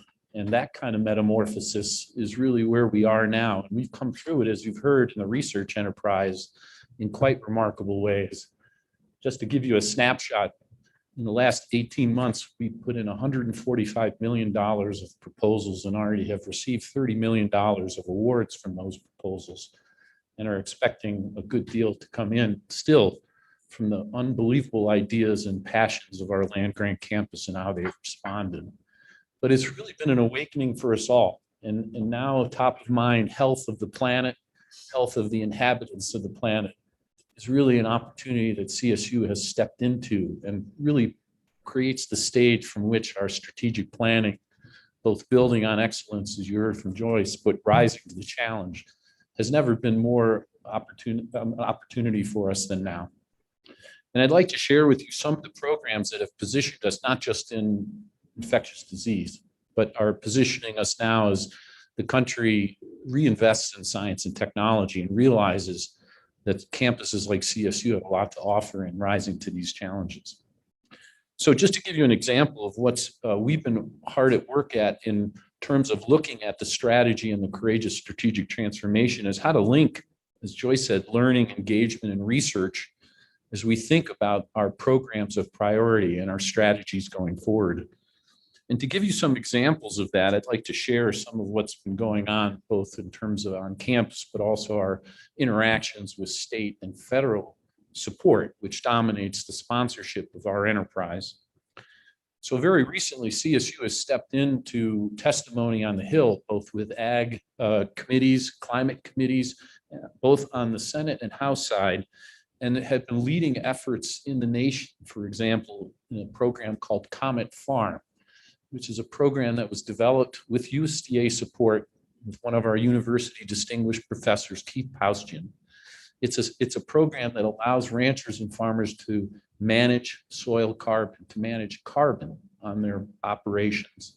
This is now being held up as a national program and will be expanded with some of the Biden administration's funding so that it serves not only ranchers and farmers in Colorado, but across the nation. Another example of what we had come through and I think is going to be an expanding opportunity in rising to the challenges is the work we've done with the workforce in the state, both senior care workforce and ag workforce. We've created a unique bank of samples in predictive medicine, 150,000 samples of Coloradoans working in assisted living centers across the state who are sampled every week for the last year. That is a very powerful bank to predict who would get sick from the next pathogen. And so we have created some real assets that will allow us to grow in very unique ways and have created a new data sciences research institute with 50 affiliate faculties across the campus who will be mining that data to understand host response in addition to where sequence variants are in that population, which still concern us. We've got a vaccine program and a Washington Post article that's likely to come out in a week or two. They came out, spent 2 days on campus asking the question, why is CSU still working on this stuff? Most of us ripped off our mask and headed to the beach. What are we doing? Well, we have $26 million from NIH and a human clinical trial planned to start in the fall for a pan-corona vaccine. So a vaccine that will deal with multiple strains as we wait to find out, will we need to be reboosted next fall or next winter for a strain, now the Delta strain that's coming out of India. We have in the College of Business contributed to the supply chain issues in this country in very formative ways and still lead a lot of the workforce development. Many of our students from the College of Business now populate companies like Lockheed Martin in the supply chain. And the focus on supply chain issues come in the future, as we've heard, is CSU will play a very important role. And then finally, in aspects like virtual reality, it's funny to talk about places. We all know we can be any place now, more in remote and a 2D world. But as we'll see in the virtual reality and augmented world coming our way, CSU has led the way and will be really well positioned to expand our programs. Now, going forward, what we recognize is, as Joyce said at the outset, culture and strategy often clash or require some synergy. The culture on our campus is highly collaborative. And even though we sit in verticals, we have a culture that allows us to cross-communicate and bring together teams. And we've been very focused on that interdisciplinary teaming and plan to expand that as we think about going forward. Now, all this happens with real attention to the fundamentals. What are the instrumentation, the core facilities, the basic science discoveries that drive all this? So we have a lot of voices on the campus, and we'll be going through this process of creating these dialogues. Now, there are some programs in the CSU Fort Collins system that are very ripe for looking at. There's a program called the Program of Research and Scholarly Excellence. It's been on campus since 1992. It was created to identify what are the top 10 prioritized programs of research and scholarly excellence on the campus. It's time to pick that program up, take a look at it, and align it with our courageous strategic transformation and the ways that we do well. And take that culture and really bump it out and create the dialogues around these themes. This slide just shows you this theme around health and all the components that come together. We could have the word sustainability in the middle there. We could have a lot of the themes that you saw Joyce present in the beginning of the framework that will drive this conversation. It will include deans, research associate deans, faculty, students, and staff, and an inclusive process by which we'll create the dialogues needed to build on the excellence that we've already created. We've seen new donors step into the arena. We'll be announcing shortly an Anschutz Foundation gift to CSU. This is an important one that follows on the Flint Animal Cancer Center gift, but it's of equal size, and it was invested because of our prowess in the COVID response in infectious disease resilience and agility. And we'll have more to say about that. So we are really excited about the opportunities ahead. CSU has stepped in the last 18 months into an arena at the national level that we are really excited about exploiting, and look forward to coming back to the board and telling you more about that. If I might go to the next slide and talk to a little bit about Spur Campus. If Blake Naughton were here this morning, he would be taking the slide, but I stepped into this because I have been working with Jocelyn Hiddle since the origins of the Spur designs and conceptual framework. And I'm really pleased to say that we understand the importance of Spur Campus. As Chancellor Frank said at the outset, Spur Campus represents an opportunity for us to showcase what's possible with what's going on at Fort Collins. And we're really excited about making it successful, making sure that the opening in January is a successful opening, and that the programs and the infrastructure needed for those programs to be successful are in place. And those cross a variety of mission areas that have been presented before. I could go through the list of various programs in these, but there's been a great dialogue. Jocelyn and her team have come really in great collaboration with our campus to understand, as Chancellor Frank said, how can they facilitate and catalyze the great work at Fort Collins and have it be showcased at Spur.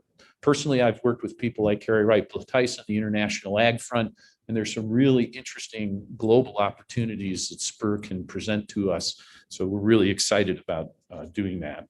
So with that, I'll turn it back to Joyce, and I look forward to interacting with the board on research progress being made in the strategic planning process and over the course of the year. Thank you.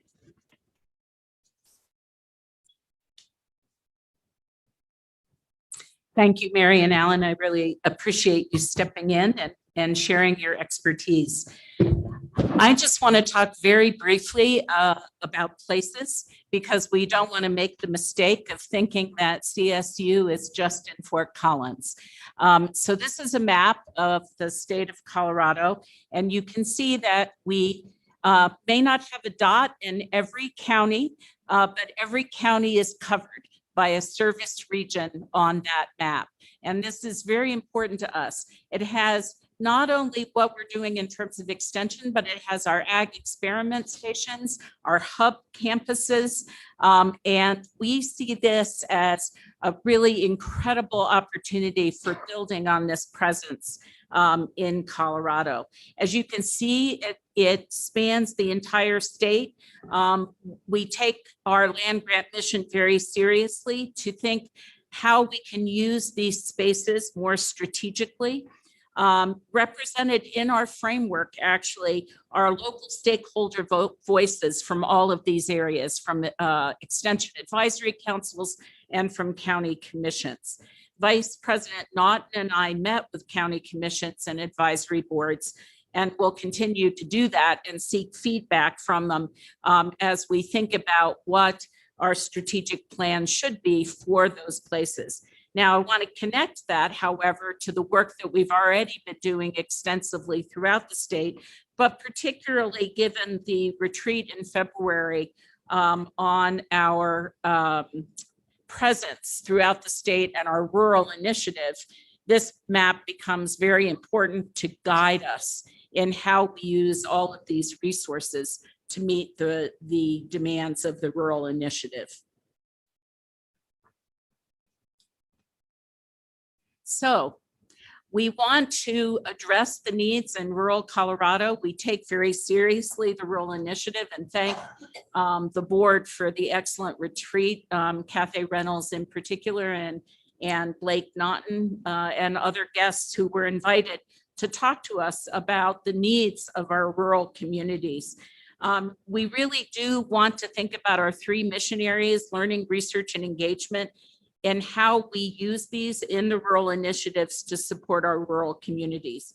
We're working closely with Vice President Naughton and Vice President for Enrollment and Access, Leslie Taylor, to be able to think and plan for and execute how we generate the kind of passion in rural communities for CSU, whether it's to come to campus or for us to be interacting with communities.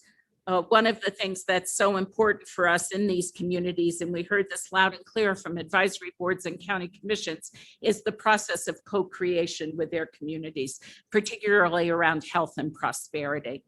Now I'm going to turn it over to Vice President for Communications and Marketing, Yolanda Bevel, and she is going to talk to us about how we make all this happen and bring it to the attention of others.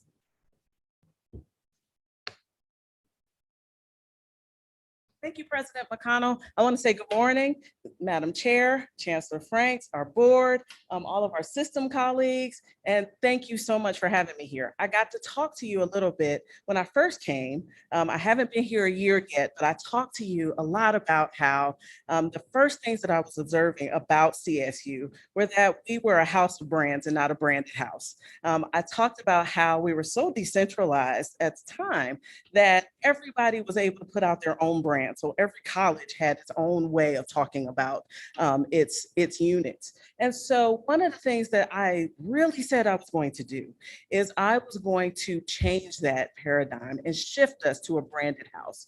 Really talk about what makes CSU as an institution the best institution in the state of Colorado. I believe that when I came, I still believe that, and I know that we can make that happen. So that is what I've been working on. on. So I want to say thank you first to Chancellor Frank, because when he kicked us off this morning, he gave that excellent quote about how our seal was a lamp with a light that shone everywhere. And that's how I think about branding all the time. I think about, what is that lamp? Where does that light shine?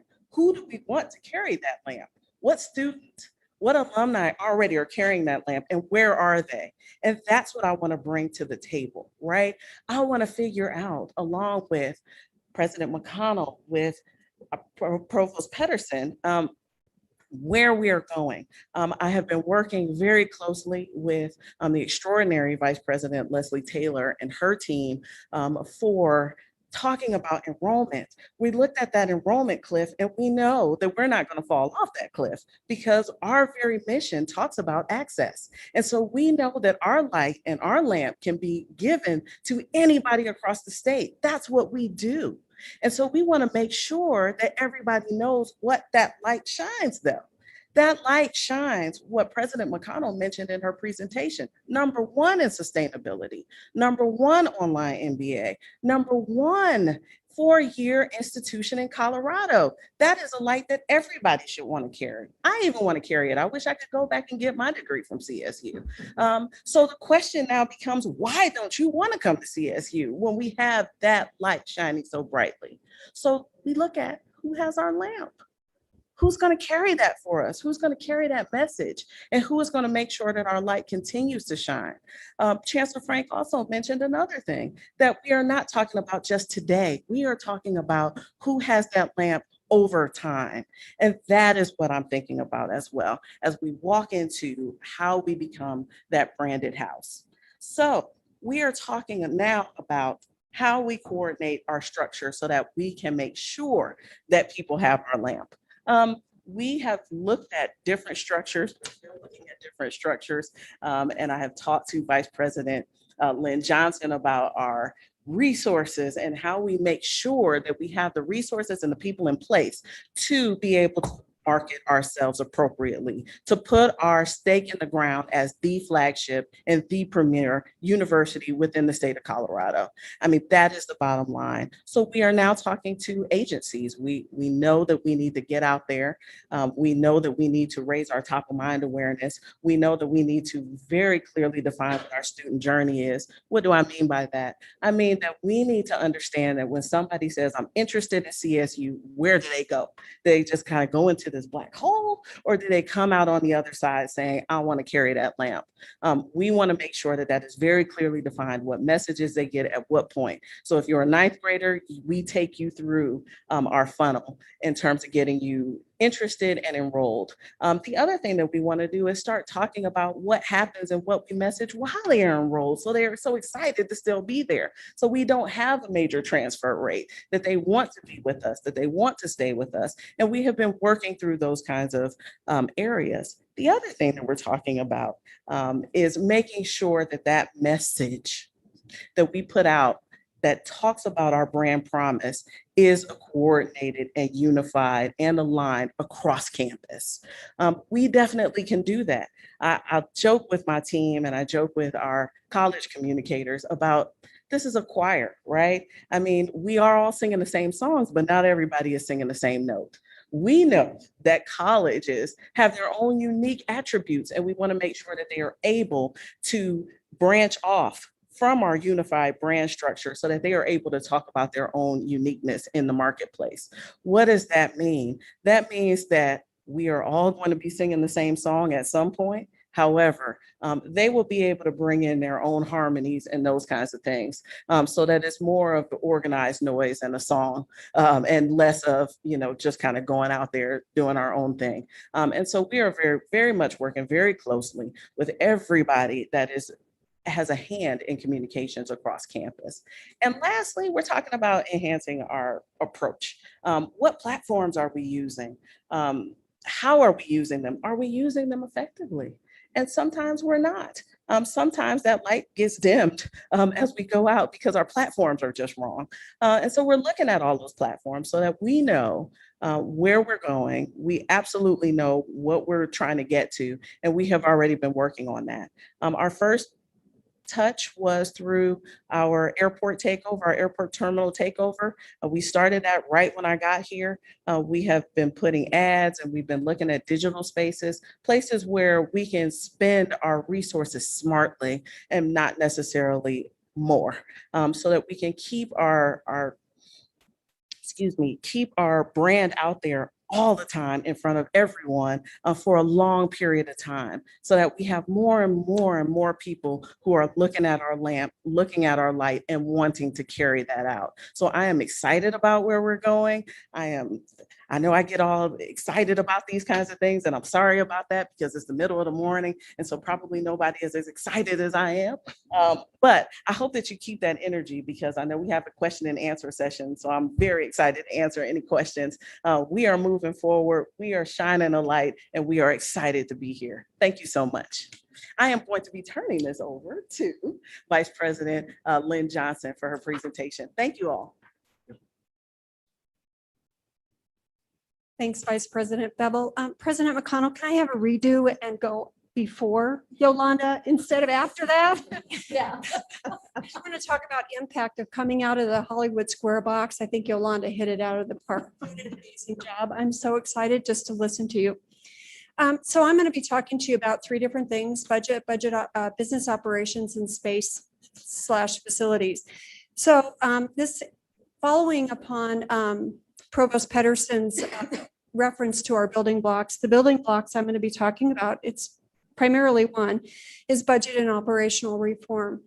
When I think of budget and I look at that list of people, programs, places, and performance, when I think about people, I think about a commitment that we need to make to our employees to ensure that their salaries are equitable within the ranges in which they reside at the university. We are hoping to bring home, or we will be bringing home by December 31st, a project that has been ongoing for far too long with Aon that will help us build a framework around our largest employee group, which is our administrative professionals. And in that work, we will be able to identify those of our employees who are in the lower end of their salary bands. And as a result of that, start focusing in and making sure that as we put money towards salaries within our budget, that we are focused in on those individuals to ensure that we are creating equitable salaries across the institution. As I think of programs, I clearly think about the academic strategic plan that Provost Pedersen referred to. I think it's extremely important for us to understand where we are going to be investing in our programs, because if we have resources to be allocated, that's where we need to be putting our money, is actually where our strategic investments and our strategic goals are residing. In doing this work, as we think about our budget, we're going to be guided, and you've all had we're a part of a presentation, as President McConnell referred to a couple of years back, from the Educational Advisory Board. They have a white paper out that's called Optimizing Institutional Budget Models. In that paper, they have listed out 4 lessons that they have learned as they have gone across the country and looked at how other higher ed institutions have addressed their budget. The first one is let institutional goals drive where revenue is allocated. Keep allocation cost metrics simple. That's something at CSU that I don't know that we've spent as much time focused in on, is where we spend our money and how do we go about allocating costs based upon our expenditures. We've looked at revenue and we've allocated revenue based on what generates that revenue, but not as much focused on cost. So this is a cautionary thing for me, who's an accountant, to make sure that I don't get too buried in the details and get crazy with our allocation of our cost. But we certainly need to take a look at that. Another one is to incorporate performance targets and make sure that you're monitoring those performance targets and how you're allocating your budgets based on those performance targets. And then the last one, which I know we've had multiple discussions about, is to build and protect a strategic reserve. So I know we have one at the board level, but I think at a campus level, we also have a responsibility, because we can't continue to look to the board to come in and solve situations that we find ourselves in. And I do want to speak to this a bit. I've already had started conversations with our system CFO, Henry Sobonet, around swapping out what we now use as our metric for both CSU Pueblo and CSU of, and Tony's going to love this, of our MANA. Tony, can you tell me what that stands for? It's our modified adjusted unrestricted net assets. Now that's a mouthful, right? What that means is we've used as a metric for our reserves as our unrestricted net assets. Because of the wonderful world of accounting, that metric has become extremely complicated. I'm going to say a few things and you're all going to cringe. GASB 68, GASB 75. These are all pronouncements that have come out that have affected our financial statements. And as a result, they flow down into our unrestricted net assets and all of a sudden make that a metric that's no longer as useful. It has to be significantly adjusted to bring it up to a level that we can make sense of. So what I'd like to do, as Global has a metric of days cash on hand, is to switch us all out to where we're looking at days cash on hand, because it is a much more simple metric for us to measure and then to monitor. So I'd really like to see us move in that direction. I think Henry was supportive of that. So that's one of the goals that I would like to see us move into. So when I move away from budget and I think about business operations, a few years back, under the leadership of Chancellor Frank and Provost Miranda, we had started this thing called UBOTF. It's the University Business Operations Task Force. We set out to start taking a look at how we did accounting, finance, procurement, human resources, sponsored programs, and in some ways, we've had some IT creep into this. So we put a task force together. We were charged, and our overall goals with this group was to take a look at our university structures, skill sets and training, shared best practices, and system process mapping. Why did we want to do this? Well, if you take a look at the history of CSU, since the early 1990s, we have grown the number of our student body up by 65%. We have grown the number of employees by 57%. We have a can-do attitude at CSU. Somebody comes along, has a problem, people step up. And it's not particularly the individuals who have a skill set necessary, but we're all just in it. So we've stepped up, we've done the work. And as a result of that, we've created a lot of complexities at CSU, and responsibility for doing some of this work has landed on desks where individuals haven't necessarily been provided the right level of training. So with this task force work and this focus on these particular areas, we had goals. We wanted to improve client service. We wanted to become more efficient and effective. And we wanted to build career lattices for our employees. And we wanted to become more proactive instead of reactive. So where are we at in this work? We are about I believe it's next week. Members of this task force, we're going to get together with Provost Pedersen and President McConnell and give them an update of where we're at with this work. We've done a lot of looking at our structures that exist within each of our units, and we have some recommendations going forward as to how we think restructuring within those units will assist us in becoming more efficient and effective.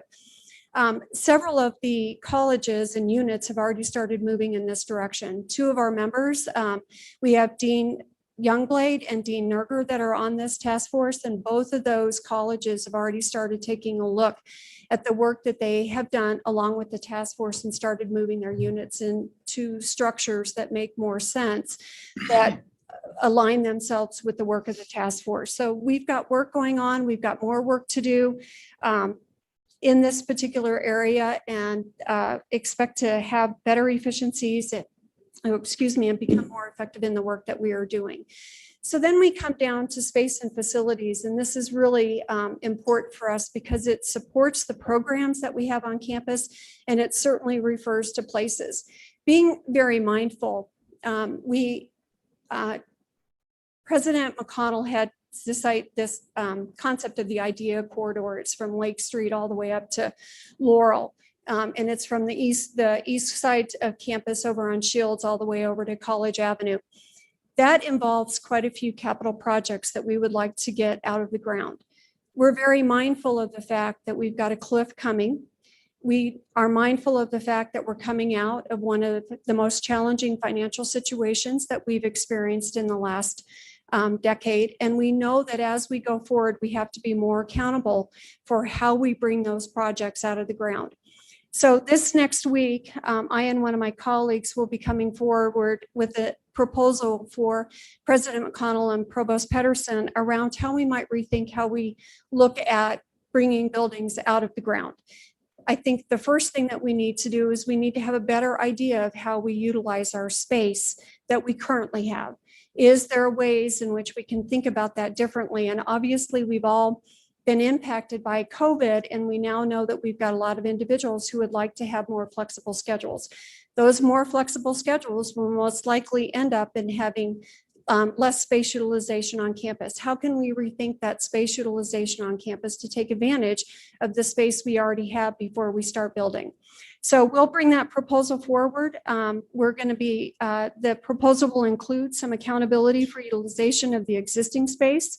We hope to be able to create greater ownership and accountability and commitment to the revenue streams that are going to be needed to support that capital investment. So the proposal will involve more detailed space reviews of the current space that we have. It will be informed by the academic strategic plan on where we want to invest for growing our academic programs and what space will be needed in order to support that. And also then we'll be taking a look at the financial model that will be necessary in order to support that growth in that physical plant. So with that, I'd like to go ahead and turn this back over to President McConnell so she can take us to the finish line on this presentation. Thank you, Lynn. That was great. So when will we get there? That's what's on everyone's mind. How long is this going to take us? So if you'll look at this plan timeline, it's awfully small for you to see, but it is in your book. I just want to point out, if you look at phase 1, that is what started under Chancellor Frank. Phase 2, what we were able to do up until the point we went remote. Phase 3, what we've been doing. Phase 4, closing in on presenting to the board. And phase 5 is where we are actually drafting, and where we are right now, drafting the strategic transformation plan, continuing our collaborative work with colleges and divisions, and incorporating additional feedback from you and from our community. Phase 5, if you look at phase 6, you'll see that we have framed this as starting in January 2022, moving us forward to 2026, and 2026 is the sesquicentennial of Colorado. So we thought that was a wonderful marker for us to say, what can we do leading up to the sesquicentennial, and then have a huge celebration along as celebrating the state. But I want to bring your attention back to phase 5, because what we're going to be working on, will be able to present to you in August, are sub-timelines and deadlines that will get us to December 31st. So by December 31st, all of the colleges and units, departments on campus will have aligned their goals to the strategic priorities that are being driven collectively and collaboratively for the university. So this will be a great push between now and December. But when we come back in August and we see you, we'll have those sub deadlines to be able to share with you, so you know what progress we're making on what deadline, and you'll see that we can make that December 31st deadline. And so the next question is, and the ultimate question is, what does success look like? And I think this is a great question. It looks like looking into the eyes of a loving golden retriever, which I actually love this slide because I used to have a golden. But it really is that, what is success going to look like? And I think that one of the things that both our community and the board have wanted to know is not just what does CSU as a community believe success to be, but what does the president believe success to be? I don't want to get out too far ahead of all of my colleagues in terms of their planning, but I think I'm pretty safe to say, based on the sessions we've had and the feedback we've had, that we want to do a number of very specific things. The first thing is, we want to demonstrate national leadership in academic excellence and accessibility and no differentiation in outcome, so that every student who comes into CSU has the same opportunity and possibility to be able to be retained, to persist, and to graduate. That is one huge goal. Now, what does it mean to demonstrate leadership? It means to have some pretty solid goals and meet those goals. So in terms of retention, 1% per year. We'll really have to push to do that. I know 1% doesn't sound like a lot, but that's the industry standard in higher ed. We're really, really going to push for that. That would mean that in 5 years, we would go from 85% to 90% in terms of retention and persistence. If we can push through that 90%, we're going to be really in a good position. I'm very, very excited about that. I also want to make sure that that national standing includes that we are a public land grant that delivers academic quality and student success in the top 10%. Now, can we get there? Who knows what's ahead of us, but it's great to have a goal, right? And so that's what we'll be shooting for. We want to engage learners on all levels. What does this mean? It means we really, really want to be able to tangibly show the ways in which we're not only engaging our students on campus, but are engaging people throughout Colorado in what CSU has to offer. And that, remember that map of Colorado, that means really, really digging in to deliver the kind of academic services that are probably more workplace connected or prosperity connected in those local communities. So we're really, really excited. I think that's a great goal for us to have. Obviously, we want to be known as a champion for justice, inclusion, and equity. That's something that really matters to us. And you could hear through the presentation that that's woven through everything we do. I want to be the #1 global center, not just state center, just not national, but global center for our interdisciplinary research, discovery, development, and entrepreneurship in sustainable food production, in One Health, preventing disease, clean energy, climate change, sustainable development, water quantity and quality, and public discourse and democracy. Those are very, very important to us. We want to be the go-to place for those areas to study. We want to enhance research competitiveness. We want to get up to 500 million in research expenditures. And our vice president for research assures me we can do that by 2026. So you have to hold us to that. We want to make sure in terms of engagement that we're enhancing our Colorado impact and social embeddedness. That means being able to show in 2026 that there were tangible gains in communities, not just in terms of education, but workforce development and prosperity. We want to work very hard to transform regional economies where we can.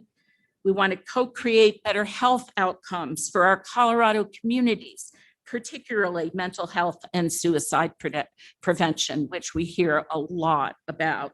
And then we want to leverage our place, both our physical place and our philosophical place in Colorado, the Mountain West, the region, the nation, and the world. And we want to do this with the support of this integrated system so that we're all working together on accomplishing these goals. So the next phase of what we're going to do is actually a break, which I'm sure you're very relieved to know. But when we come back from break, we're going to be doing breakout sessions. And we have 3 prompts, and we'll remind you of these prompts when we come back. But we're going to ask your groups to talk, what are you excited about and what inspires you about what you heard today? What opportunities and challenges do you see that we may not have spoken about, that you think that we absolutely need to know about?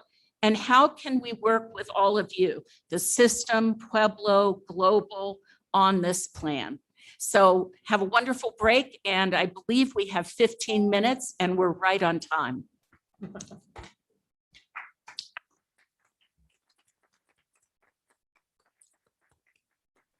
Thank you so much to President McConnell and all of her leadership team. That was really inspiring. So it is 11:03. That means we'll be back at 11:18. And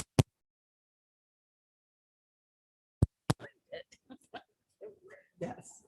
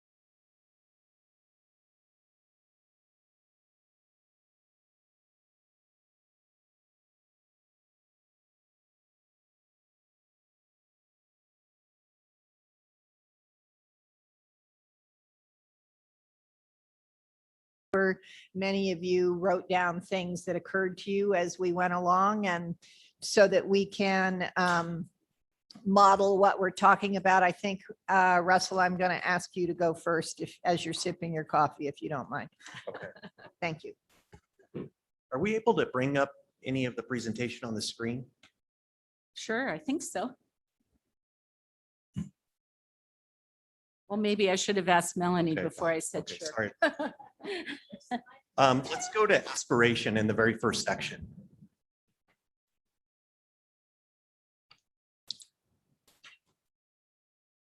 This will give you a moment to think of your questions. So Joyce, I know you had mentioned how difficult it is to wordsmith one sentence that's, you know, complete and comprehensive of everybody's thoughts and aspirations and desires. But as I looked at this section, it just seemed like there was a lot of redundancy in the term sustainability. It's in that one sentence 3 times.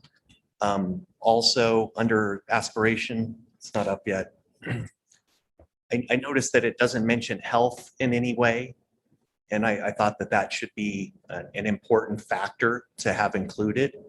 And then, you know, if you're a student that wants to study, you know, accounting or be an accountant or an IT professional or a nurse or a veterinarian, I mean, is our aspiration to get away from those types of degree programs, or the School of Business going away? I don't understand what the aspiration is. So if you could help me understand that a little better, I'd appreciate it. And Sure. if you read the sentence, Are you you, can get first of all, let me clarify, are you referring to the mission statement or the the aspiration statement? aspiration, the Okay. aspiration. So it's Okay. what's up right now? So let me reflect on the business college feedback, because you're pointing out a very important issue that we've discussed a lot in terms of the College of Business and where it fits in, which is why we have put a focus on entrepreneurship and prosperity. And their motto is business for a better world. So it's really on us, I think, in our planning in the next phase of how we actually incorporate that and make that really clear, that this is not just about sustainability, but that actually the College of Business actually talks a lot about what it does as being part of the 33 sustainability goals, which includes prosperity and economic development.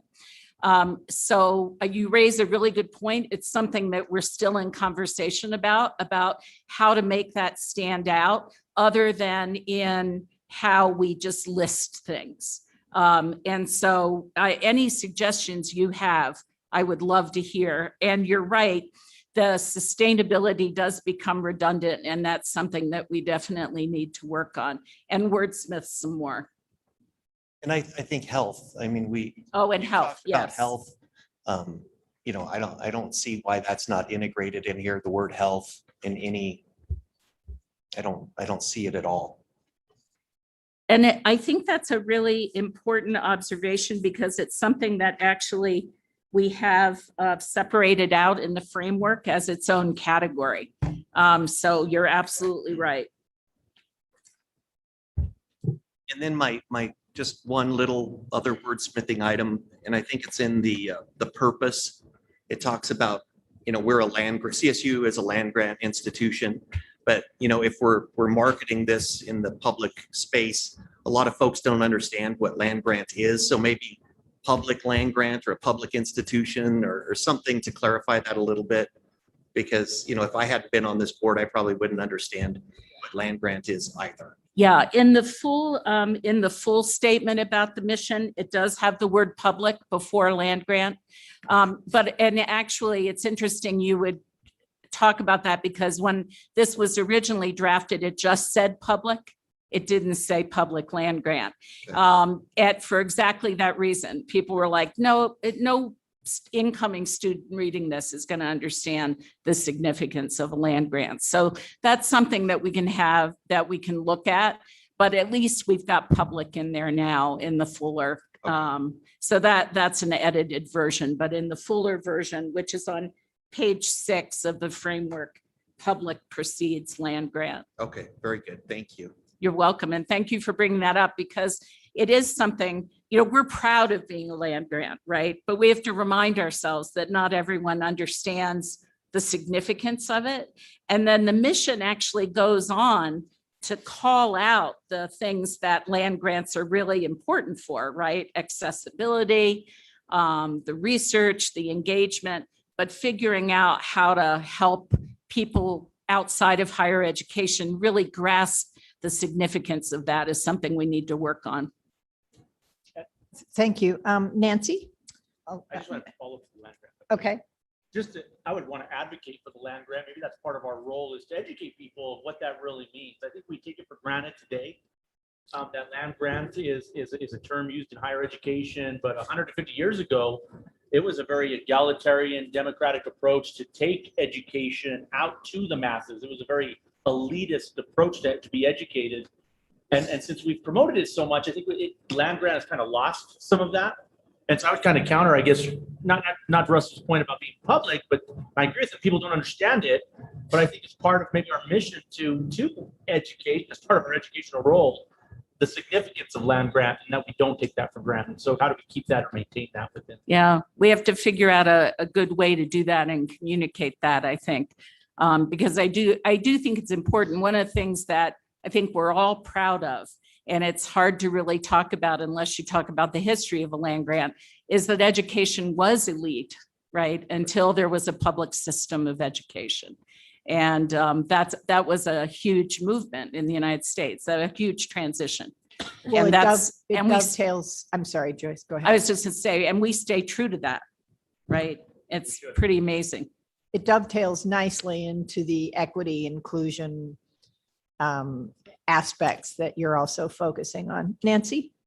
Yeah, Joyce, one of the things I think it would be worthwhile taking a look at, given that this is a strategic plan that has a life of more than a couple of years, is to make sure that our vocabulary is not too grounded in the issues that are important this week. Correct. And I look at the word justice, and my first thought is, well, how do we as an academic institution, what would our objective there look like? I mean, it's a word of today that has a lot of meaning and energy behind it, but I'm not quite sure how it applies to us as an academic institution. And so let's not outdate ourselves by some of the language choices we make. And if we're going to use words like that, let's really have some clarity in mind of what we would actually impact. Mhm. And another issue, and I'll see if I can portray this in an appropriate way. We have a great academic mission and a research mission, but we also have a mission in providing people a safe place to grow up, if I can use that term. While they're attaining those qualifications and that ability to be a great citizen and an educated person, there's an environment we create that allows them to do that. We know that things have changed a lot over the last 5 years, and I think we also need to pay attention on making them ready socially for the world that they're going to live in, because it's not always going to be just. It's not always going to be fair. And I don't know quite how we evidence that or where that shows up, but I just worry too much that sometimes we're creating too much of a bubble. Now, maybe the experiential learning, the other things that we do to take them outside that role are key, but we want a safe place, but we also want a place that prepares them for the way the world is. I absolutely agree with you, and I really appreciate the observation. The principles of community, which Tony, you may remember what year they were adopted. Was it some time ago? Have as one of the principles social justice. And that's something that the principles of community are referred to a lot on campus. A lot of people are very invested in their existence. So that word social justice exists there. Then the word justice itself is separate from that.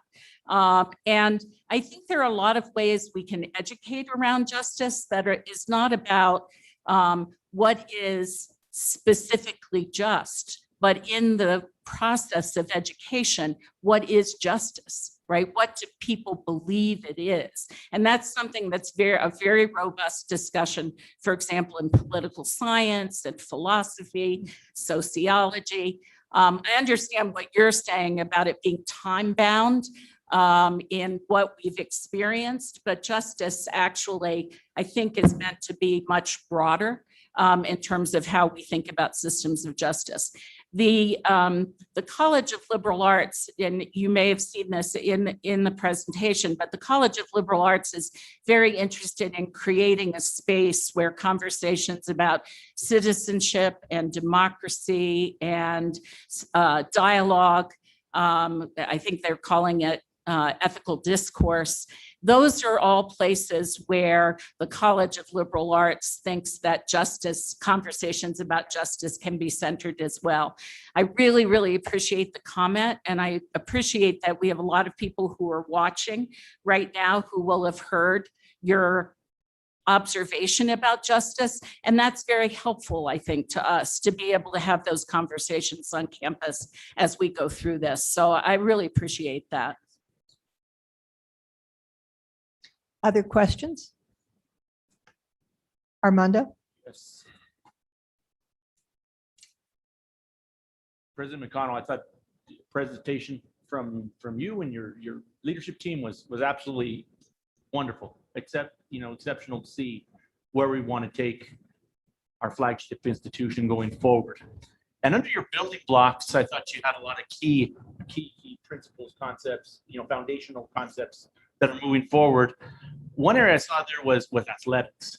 And the reason I want to bring this up is I think they're definitely a key constituency and definitely a key pillar as part of the overall institution. But every other one is more of a kind of an institutional concept, goal, aspirational concept, and then athletics is kind of a formal constituency entity.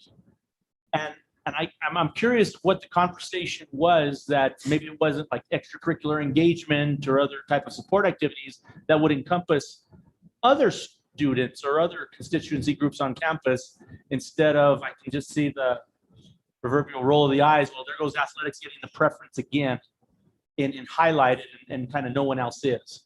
Am I wrong in interpreting that and seeing that? I just want to see some of your thoughts of how that made it as a key building block where some of the other areas did. Yeah, I'm really glad you asked that. So there was a lot of conversation about what goes into a building block. And I think your suggestion that we maybe think about it wider, as in student co-curricular activities, is something that makes a lot of sense.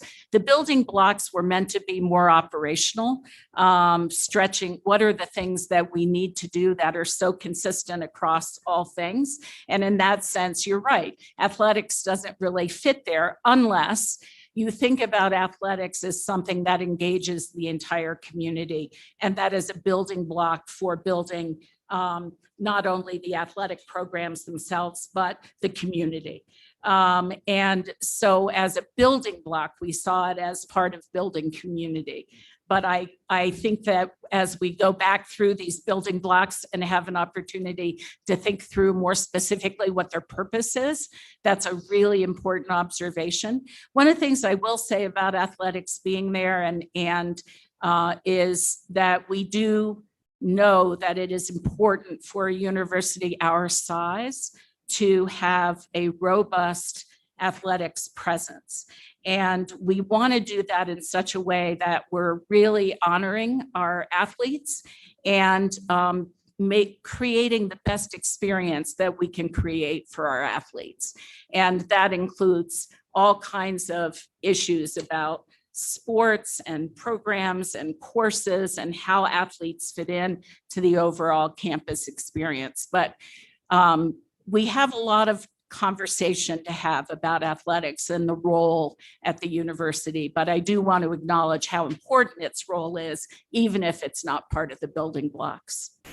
And it is important, and maybe it's a the language or the presentation, maybe it is athletic spirit. I think you're right. I think that it does build community. It does connect not only just athletics itself, but the different constituencies across campus being supportive of athletic activities. And so how does it become maybe more encompassing or all encompassing for people to see that? Because I guess I saw athletics and I saw, oh, there's a resource dedication to just that entity. Yeah, well, thank you for raising that because that will help us as we go back through this. But I don't want to diminish the role that it plays at all. I think it is significant for school spirit and just camaraderie.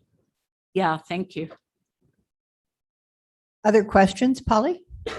I was looking at the counties where we have services, and I was surprised that we didn't even have the extension service in 5 counties in the south central part of the state, by the like in the San Luis Valley, Costilla, Conejos, and also Mineral, Hinsdale, and Saguache. There, I should clarify that. It means that we don't actually have a physical presence as in terms of an office, but they're actually served by the regional entities. And so they get all of the same services. We just don't have a physical location. Okay, because I know that's a real important area. Oh, it is. It's huge. And I met with, well, Armando was on the call. We met with the advisory board and the county commission down there to hear about the extent of our coverage and what we needed to do to increase that coverage. And we actually did hire that 4-H person. Good to hear. And that was part of my point, is that there used to be an extension office in Conejos County. And when it moved solely to Rio Grande County, kind of like the southern end of the valley lost some of that connection, as was indicated. And so we wanted to see how greater presence. So if that could be a consideration, I don't know, how do we, even though the physical location is someplace else, how do they have the presence? Because it seems like where that physical location is, sometimes the presence is kind of gravitates to just the physical location. Yeah, no, I agree. One of the things that, and I would love when Vice President Naughton gets here, Vice President for Engagement, and we talk about the rural initiative more specifically this afternoon. I think those kinds of points are really important, both in terms of strategy going forward, because part of strategy may be that there are key places where we actually need a physical hub that we don't have one. You know, and being able to think forward and putting that into a strategic plan is not only important for us, but I think it's an important message to those communities. Thank you, Polly, for raising that. I also saw 2 mountain counties, Aiken and Lake, Yeah, but I was more interested in 7 counties. which I appreciate. Joyce, there actually is an extension office in Pueblo, but it's not listed. Oh, okay. Gotta- Well, that's important to know. You get to add a dot. Other Get to add a comments or dot. questions? I had one, if there aren't others. On slide 15, you have your execution examples, and the middle one is budget and operational reform, which I think is a great streamlining some things where perhaps every college is and/or department has their own way of doing it and their own person doing it. And I'm wondering if that, since it's at the execution level, am I right in assuming that there will be more specificity later that spells that out a bit more? Yeah, exactly. So budget and operational reform, and just speaking about operational reform for a minute, I'll give you an example. Our communications functions are very dispersed throughout campus. But we have a great vice president for communications who really has a vision for how we reorganize and integrate those communications activities more centrally. To do that, there will have to be bullets on the executions examples, which would actually show what that really means. You know, so for example, does it mean benchmarking against another university our size? On what timeline would we do that and who would be responsible?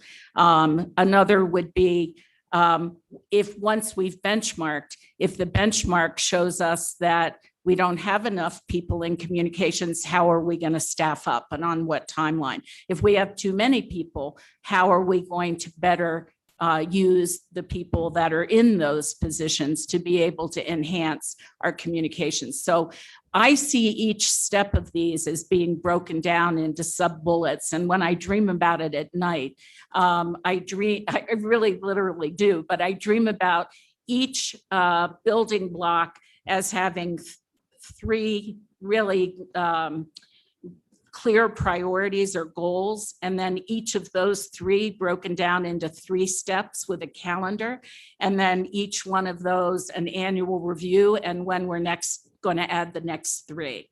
So I do see it as an iterative document, but one that gets progressively more detailed. Thanks. I think it will be good for the board to support that kind of focusing of both resources and, in the case of communications, messaging. And if there are things we can do to lend a hand in that effort, please let us know. Oh, thank you. I really appreciate that. And while the colleges may take more time to they probably will get us to that December 31st goal, and we'll be working until then with the colleges. I think some of the units, we may be able to have those specific goals and bullets more quickly, particularly on the operational side. Great. Thank you. Other questions? I think I can do this. I don't know. Can you hear me? Okay. So I had 2 comments. The first is related to student success. And there was a lot of emphasis on retention, which obviously makes sense, but. Can you maybe move the microphone to it swivels too, so you can kind of make it. But I'm wondering about tracking of what students do after CSU. You know, I think that's a really crucial step in understanding success. And it's a way to market the way, you know, what our students do, what they could, you know, are they getting jobs afterwards, all those things. So that's something I was curious about, and maybe that'll be covered later in student success session. The other is thinking about student success and research, particularly about graduate students. That's something I'm passionate about. And I'm curious as to how you envision graduate students fitting into this framework. Are they under student success? Are they in the research portion of the strategic plan? And if they span both, what are the goals in trying to kind of foster that community as well? Not just undergraduate community, but also the graduate student community. Great, thank you. Let me address the first question first about the concept of student success, also measuring success after graduation. And I actually can't agree with you more. I think understanding what it is we're doing within the institution that launches them into career success is really important. And I think the emphasis on the expansion of experiential education in part is about career readiness. And I do believe we should try to figure out a way to track the student's success. What I do know from higher education generally is that that's one of the metrics that's really difficult to get. But I think we have a lot of lessons to learn from other institutions that are using various means of collecting that data. But I agree with you. And I also think it's important not just to emphasize what they do immediately upon graduation, but also what they do 5 years out. And that's even harder data to get, but I absolutely agree with you.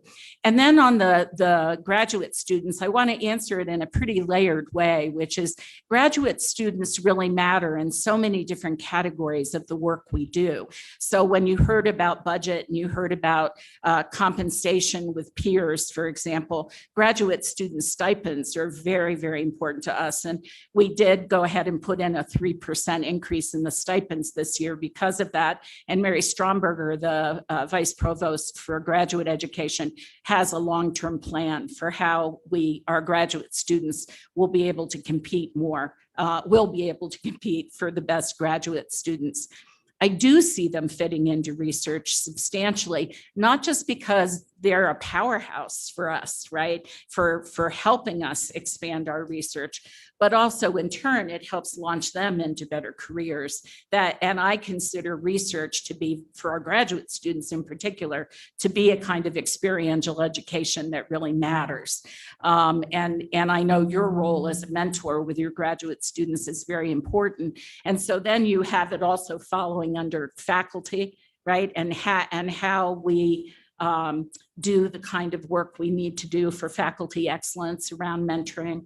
And then of course it's their own learning. So, and finally, if we think about our mission areas of learning and research and engagement, I'd like to see, and a lot of our graduate students are already doing this, are engaged in the Colorado community and state and beyond, and figuring out how we connect our graduate students with higher level experiential work, I think is really important. Thank you for asking that question. Armando? And Joyce, one final, in the presentation, not really a question, but just an observation was, I think Provost Pedersen talked about a lot of the interdisciplinary cross collaboration done from teams on campus, which is absolutely great, that we get out of those silos and start working together.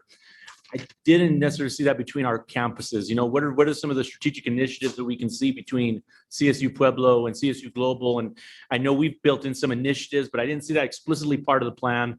And maybe I missed it someplace, but I just, how do we work more towards that to work as that integrated system and not isolated campuses?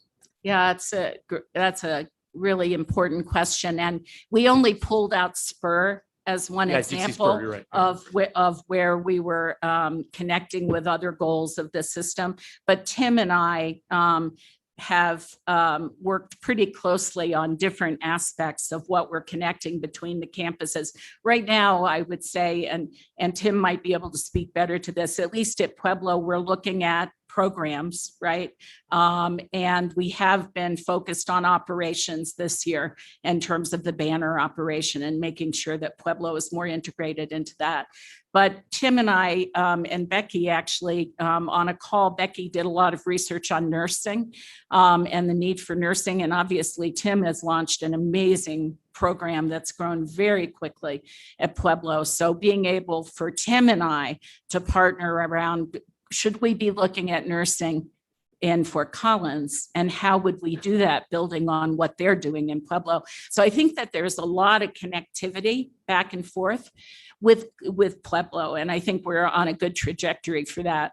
With Global, it's a little bit harder for us to think through, but I think we need to have Pam and I need to have some very serious conversations about how does Global fit into our goals in terms of reaching into rural Colorado, and what is it that we can be partnering better around that. So I think there's some real opportunities here. We just, we're in preliminary stages in those conversations, but it definitely will be part of what you see in the final goals.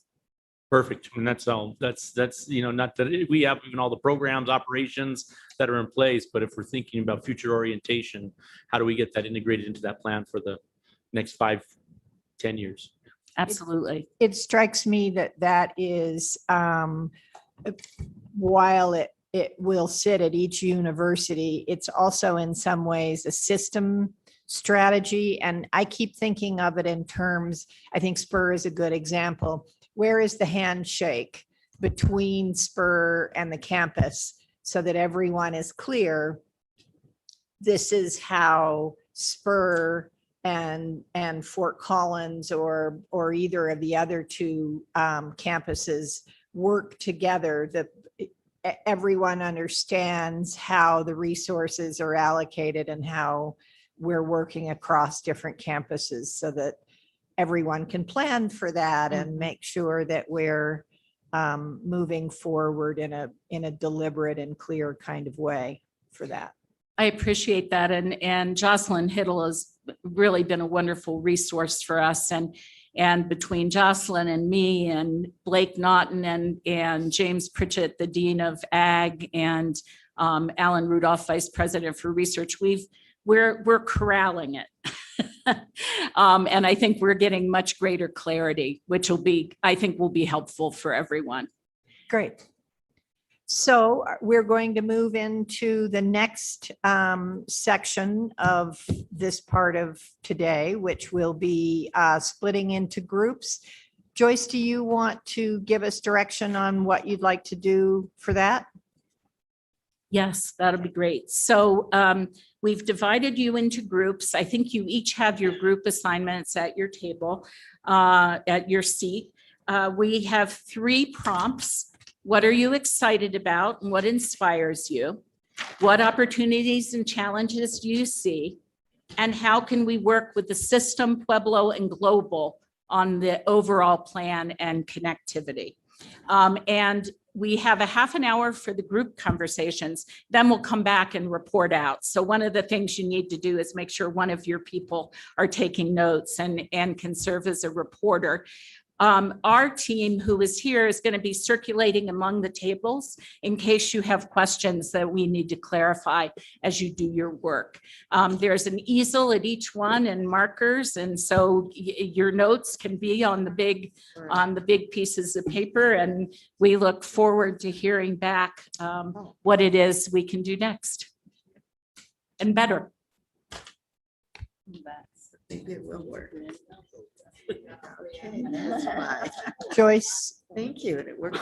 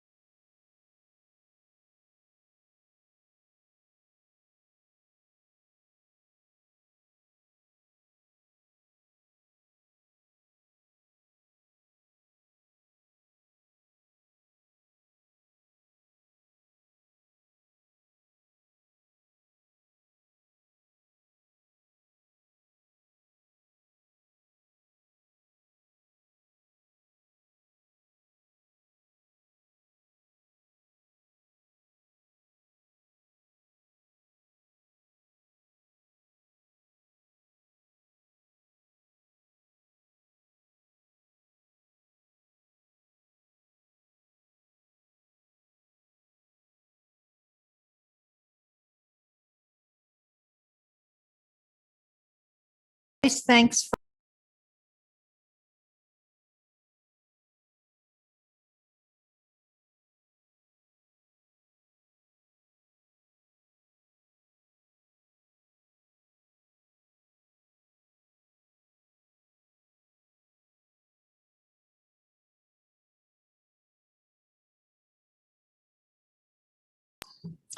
Our group mentioned the following areas of inspiration. One was the research focus of the plan.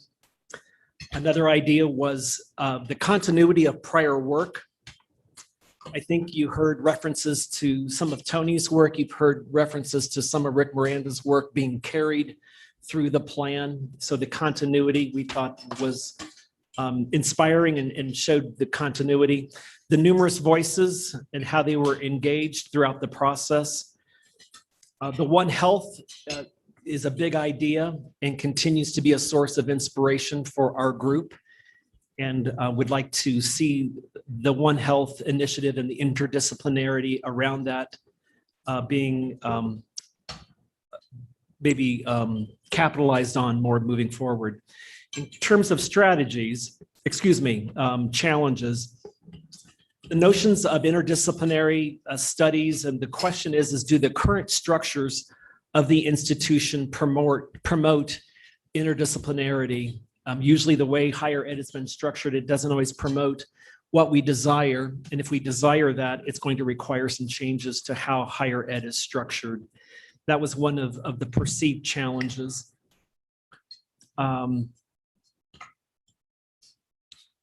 Another challenge was monitoring the progress and deciding what to measure and how to monitor that. Another question was the shelf life of a plan and the frequency of refreshing a plan at the rapid rate in which higher ed is changing and the world is changing. The question was raised just around how long is the plan and when does it need to be refreshed and revalidated. Another challenge, a perceived challenge, was just making sure that there was robust, engaged buy-in and alignment of the plan. Was another conversation that we had. In terms of connectivity, the sustainability of a plan, and I think this was a question around, and something for us to think about is the financial, the role of CSU Global in helping us with our strategic plans, and what is the level of dependency on Global and their financing, and what is the sustainability of our plans moving forward as higher ed changes. And so I think that's something for all of us to think about. And if that were to change, what are the impacts on our plans and how do we recover from that? So it's being sensitive to our dependency on Global. Those were the one challenge that I mentioned that I talked to Joyce about is I liked what I heard this morning, but one thing that I would ask her, a challenge that I see is it's a lot of good information. How do you pull back and develop what I consider to be the bumper sticker or the elevating idea that is the inspiration of the plan? And how can you articulate that in a very succinct manner so that when someone asks you, what is your vision, what is your goal, you have a clear way of articulating that. And that manner it's inspirational and you have buy-in on that. So that was just something that I had mentioned. Thank you. Thanks. Who is the group 2 spokesperson? Susie? So our inspirations and opportunities and challenges were all pretty well blended. So we talked about all of them simultaneously. But really what excited us most were the opportunities that were discussed. One of the first ones that came up was the opportunity of sustainability and climate change focus. And somebody else mentioned too, that one of the challenges with sustainability and climate change and integrating those goals into what we do. One of the challenges will be making sure that we find a good balance between business and sustainability. Obviously, businesses want to be successful. They want to maintain their margins. So how do we integrate sustainability while providing businesses those opportunities to maintain their successful operations? Another opportunity that was discussed was building on engaging rural Colorado. That's a very important one for me since I grew up in rural Colorado. The challenge with that will be that students from rural Colorado will all have unique needs. They'll come to us with different backgrounds. There's no one size fits all for these students. And so understanding those needs and creating opportunities to meet those needs will be critical, we think, for their success. Another opportunity that we discussed was all of the interdisciplinary collaborations that we have on campus and are creating on campus, and opportunities to create new collaborations will be important for CSU's mission. The challenge that was presented with those interdisciplinary collaborations is how do we educate rural Colorado and what we're doing in those areas. So keeping that dialogue open, I think, will be very important to that opportunity and making sure that's successful. Another area that we talked about is being very inspiring and exciting is the discussion about diversity and inclusion. We want to make sure that everyone coming to CSU or potentially coming to CSU is going to feel welcome, no matter their backgrounds, whether they be rural students, ag students, Latinx students, Black students, conservative, liberal students. We want to find a space for everybody. The challenge for that opportunity will be making sure we're not creating silos when we do those. Obviously, everyone's going to have different interests and be drawn to a specific group, but we want to make sure that they're not homogenized and that we continue to create opportunities to learn from each other and to engage with one another while making them feel welcome. Another opportunity that was discussed, I guess it's both a challenge and an opportunity, was the pandemic. While we can all agree that the pandemic has been horrible, it really has created some opportunities because it's given us an opportunity to really think outside the box. We've had technology and tools available to us that we haven't fully maximized. And so now with this pandemic, it's really forced us to engage these different tools and opportunities. And so being able to continue with a new business model, being able to sustain all that we've learned during the pandemic will be very important. So feel free to jump in, any of my team members, if there was anything I missed there. Good job. I just did the bad thing. I'll do it on group 3. Madam Chair, can I add one more comment? Our student rep, Michaela Lurch, mentioned to me that she just wanted to ask CSU around their vision for becoming an Hispanic serving institution, and where in their strategic planning does any of that kind of work fall. So I forgot to mention that, Michaela. Thank you. Yeah, I think we can wait. Group 3. Group 3, what excited us, the student-centered focus of the plan was, everybody agreed, was a real strength. The breadth and inclusive nature of the plan was popular with our group. It was a comment about the strong environmental focus of the plan.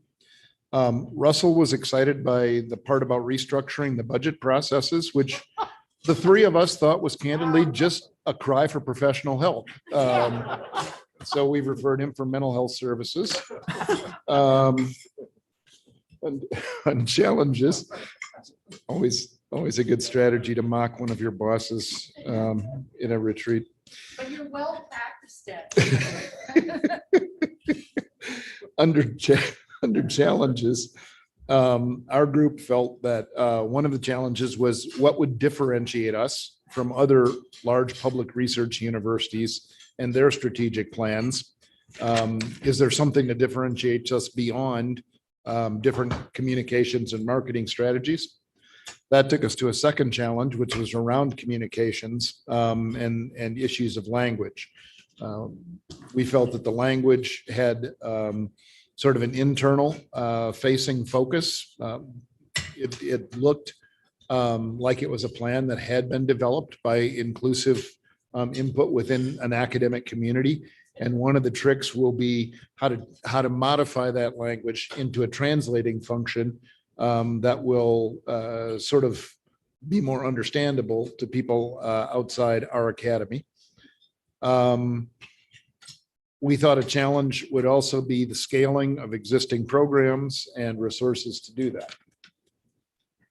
And finally, under collaborations, I think most of our collaborations all fit under the heading of increased numbers of and robustness of pathways and pipelines that allow students to go between institutions and to come into the CSU system from outside, typically to access Fort Collins graduate degrees or degrees that are unique to Fort Collins, such as some of the partnerships around agriculture. And there are a lot of unique degrees within the campus, of course.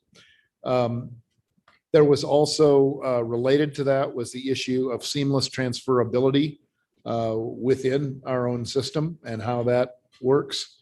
And finally, there was a suggestion that we wondered what collaborations, what additional collaborations and efficiencies might be possible between Global Campus and CSU Online.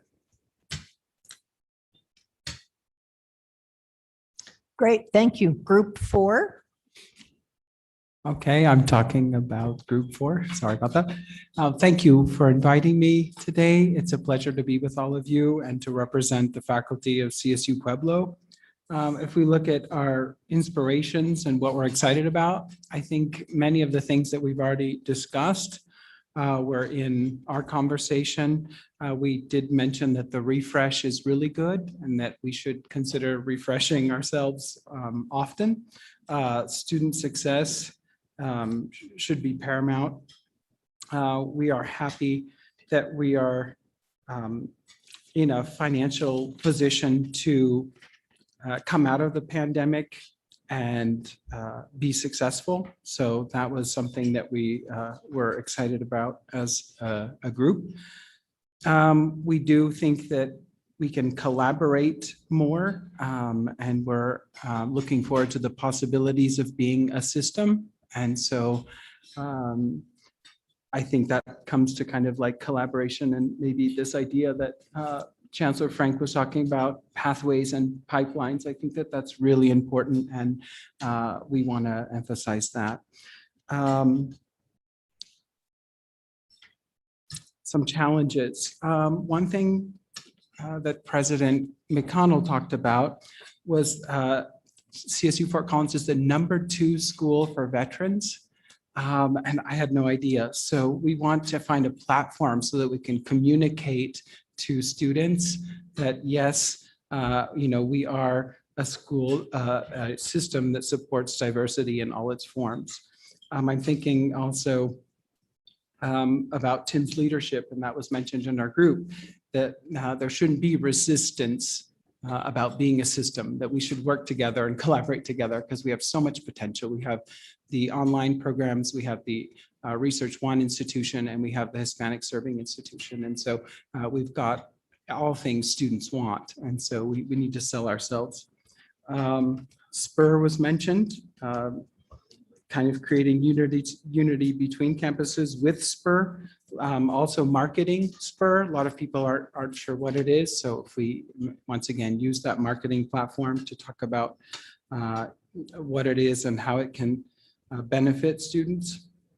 We talked about transfer students. If a student from Pueblo would like to transfer up to Fort Collins, we should make that as easy as possible.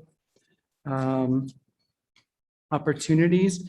I think I kind of discussed that. Some of the challenges maybe would be streamlining our calendars so that we're all on the same page with the calendar, which you've so nicely presented to faculty, and I think the majority of faculty is on board with that.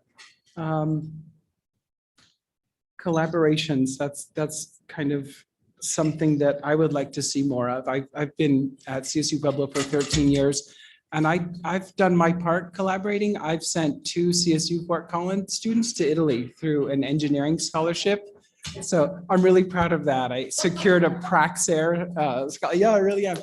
And I didn't really ever meet the students, but I know that they spent a semester in Italy. Well, one spent a summer in Italy and one spent a semester through an engineering company in Bergamo, just outside of Milan. So that was exciting to be kind of collaborative in that way. So I'd love to see more of that between our institutions.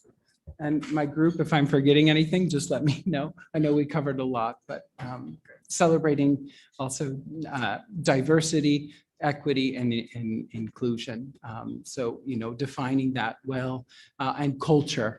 That was another thing, right? What is culture? I told my group, in Italy, they have a lot of commercials right now saying la cultura non si ferma. So culture never stops, right? So, we have COVID, but we're still having culture, right? And so we have to define what culture is and go with it. Thank you. Thank you. Group 5? Yeah, thank you, Madam Chair. Christian Dixon, CSU Fort Collins student rep. I had the pleasure of being with Rick Miranda and Nancy Tour. And Rick kindly offered if I miss any details, he'll substitute for me. So thank you, Rick. So some of the things we're excited about, I think, starting with the point that Rick brought up about just the sophistication of the student success initiatives, I think really stood out. Provost Pedersen, your presentation, I think resonated with all of us. Starting to track data on rural students was a point that Nancy brought up. That's crucial and something that excited both of them. And then I think for me, more anecdotal, I wouldn't say, I'd say more anecdotal in the sense of every time that I've tried to explain what are my core values, what is my mission for ASCSU, our vision, I've ended up coming back to that idea of green and gold. And I think what I appreciate the most about that is its simplicity and yet the fact that it covers 99% of what I would describe as my passion for CSU is wrapped up into those 2 frameworks. So I think the simplicity really excites me. And then moving on to the challenges, some of the things that we identified, Nancy brought up a really important point around students who took a gap year because of coronavirus, who are now going to be coming back into higher ed, and or students who missed most of their senior year and are coming into higher ed. Students who ended their mathematics in their junior year and will have 2 years of having to refresh. And so how can we reach those students? How can we help them to prepare? How can we redefine our community post-pandemic? And I know that was definitely a concern of who are those students, first of all? What are the communication avenues that we have with them? What are the specific resources that they need?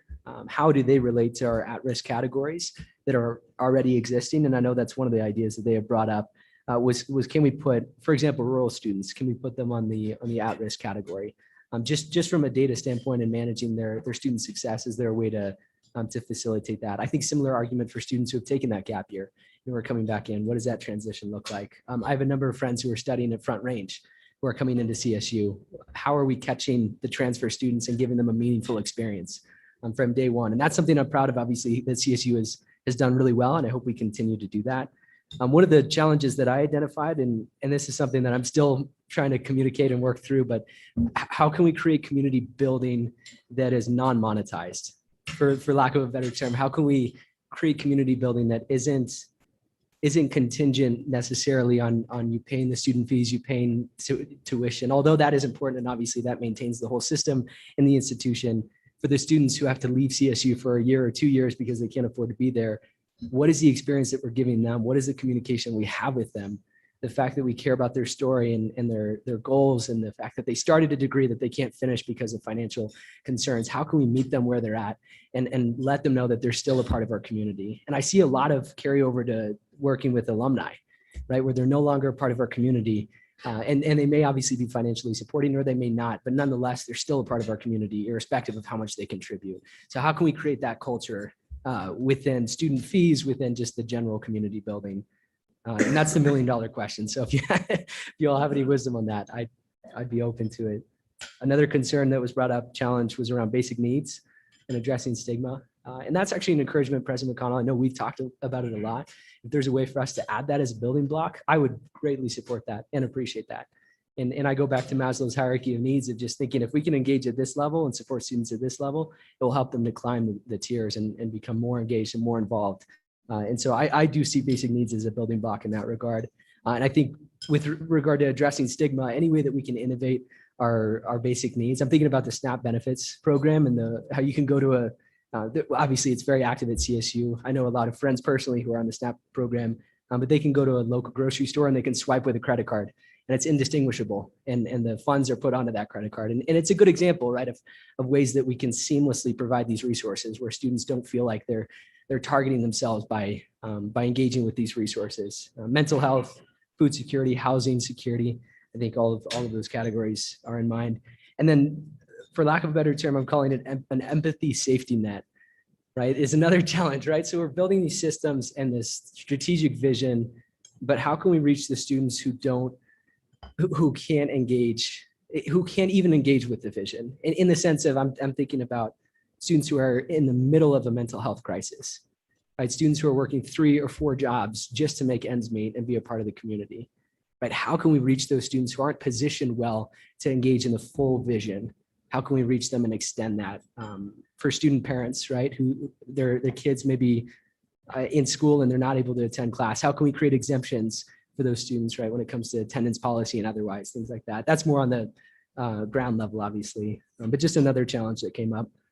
And then I think in terms of some opportunities for collaboration, we talked about student engagement in the sense of, I guess, going back to that idea of intermittent student engagement, students who were at CSU and no longer at CSU, what are those communication threads? And Nancy had brought up that CSU Global has a really good framework for this. And I think it's because CSU Global is so data-driven, I'd have to assume is why those communication threads are so active and reliable. But is there a way that we can learn from the best practices, CSU Global on that? I would suspect there are quite a few. Then I think with regard to faculty development, something Rick brought up, the idea of professional development through intercampus professional development opportunities, intercampus exposure. I don't know if we have any formal venues for that, but I know that's incredibly valuable for professors and faculty to have that chance to engage, communicate, and see the best practices of the other campuses. SPUR came up, obviously, reaching the population of Denver, I think was really exciting. Rick, you were the one, obviously, who had the most excitement for that because it's I think geographically, it's a good example of bridge building right between Pueblo and Global and Fort Collins. I think I see SPUR as exemplifying that goal. And I know, Rick, you mentioned that as well. So just really excited to see what will come from that. And yeah, I think one small point that I'll mention relating to career development and going back to that idea of a safety net for students who can't engage is paid internship opportunities. Right, as a ground level example of how can we ensure that students who can't afford to financially engage can still engage, and in what ways can we rally resources to ensure that they have that, as you called it, President McConnell, ensuring that there's no differentiation in outcome. Right? And I think that was a good way of phrasing it. So those are the updates from Group 5. Great. Thank you very much to everyone for your thoughtful input. I'm sure President McConnell is looking forward to tabulating all of it and getting it all in the right spots. So I think that concludes, unless there's something else, Joyce, that you want to be sure that we do to wrap up, that concludes the CSU strategic or courageous transformation strategy. Anything you want to add? I just wanted to thank everyone for the phenomenal input and assure everyone that we took very careful notes. And this is extremely helpful to us going back to our community and moving on to the next stage. Thank you very much. Thank you. So we've managed to do that with lunch, which means that we're only 7 minutes off of our time, which is good. And we'll move on to student success. Dr. Miranda, is that job?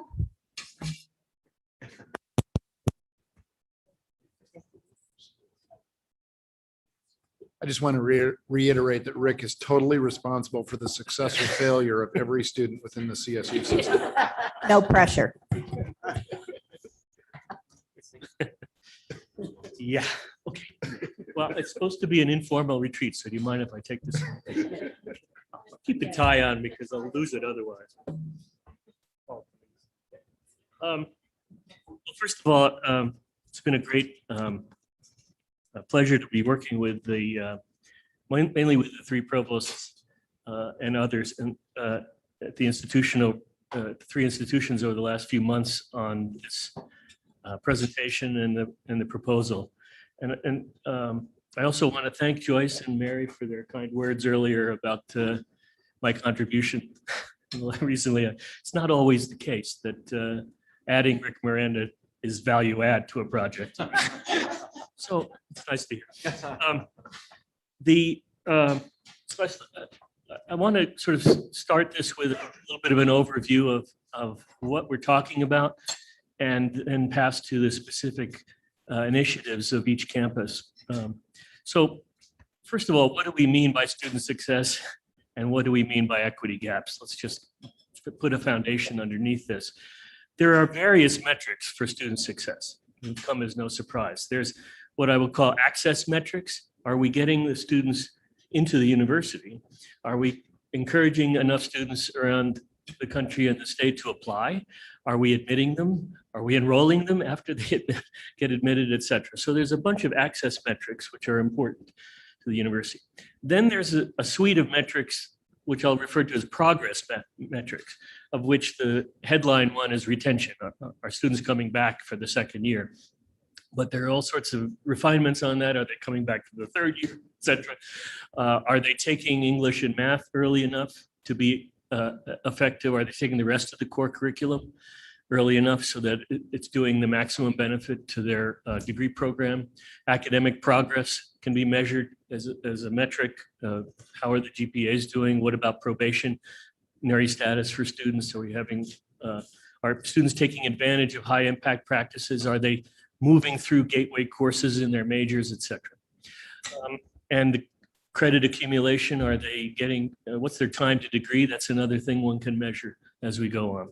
And then finally, the gold standard are the success metrics of graduation. Right? What are our graduation rates? How are students doing in time to degree? How are they being placed after their degree, their career placement? Alumni satisfaction is a way of trying to measure that. And then we shouldn't ignore the financial aspects of success. What are their debt loads when they get out?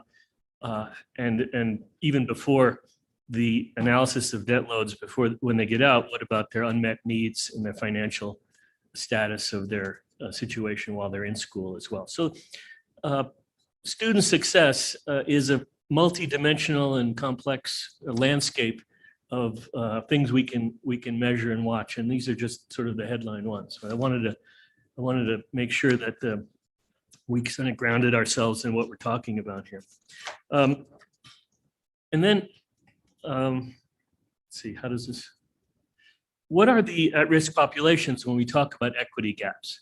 And there are a number that we have been traditionally looking at for many years, and the board gets a report each December on most of these. You can be at risk because you're not being you're being seen as you're not academically prepared to take the first courses.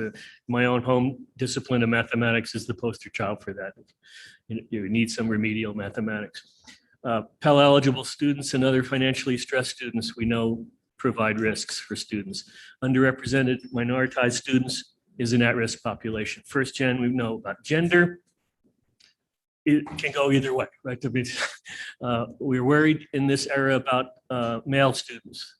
They are performing statistically more poorly than female students. On the other hand, we have been worried in some disciplines that we don't have enough female students in the discipline. Especially the poster child for that is physics, computer science areas where women are still very underrepresented even after decades of attention there. Rural students. So we're going to talk later in the afternoon about rural students. We have not featured an analysis of specifically rural students in the past, but we will start to do that. Non-residents is another at-risk population. Our statistics for retention of non-residents, at least in Fort Collins, is a little poorer than the residents. So why is that, and what can we do about it? So equity gaps are basically statistically significant for performance differences in any of these metrics, either access, progress, or success between any of these or any combination of these intersectionality. Now, what I'm going to do is next proceed to some sample data about the equity gaps at the institutions. Each institution has a very unique set of issues to address. And you'll see later the plans that the institutions are developing are heterogeneous, appropriately so, tuned to their individual situations. And at all three institutions, it's not only the case that we want to close the gaps between whatever the at-risk population is and the non-at-risk population, but we want to move everybody up to greater success metrics across the board. So overall progress is desired as well as closing gaps. And the data presented below is mostly for first time, and it's just a impressionistic view of some of the data. I cherry-picked data for each institution where I noticed gaps, and I want to convince all of us that there are the gap issue is real. So I used to have 3 slides, one for each institution. This is Fort Collins' some sample of retention gaps for first-time freshmen coming back to the second fall.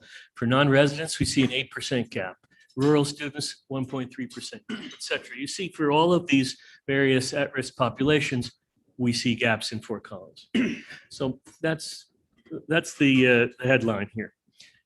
The Pueblo, different set of metrics. We're looking here in the table at the graduation rates, where we see gaps in some populations, not gaps in others.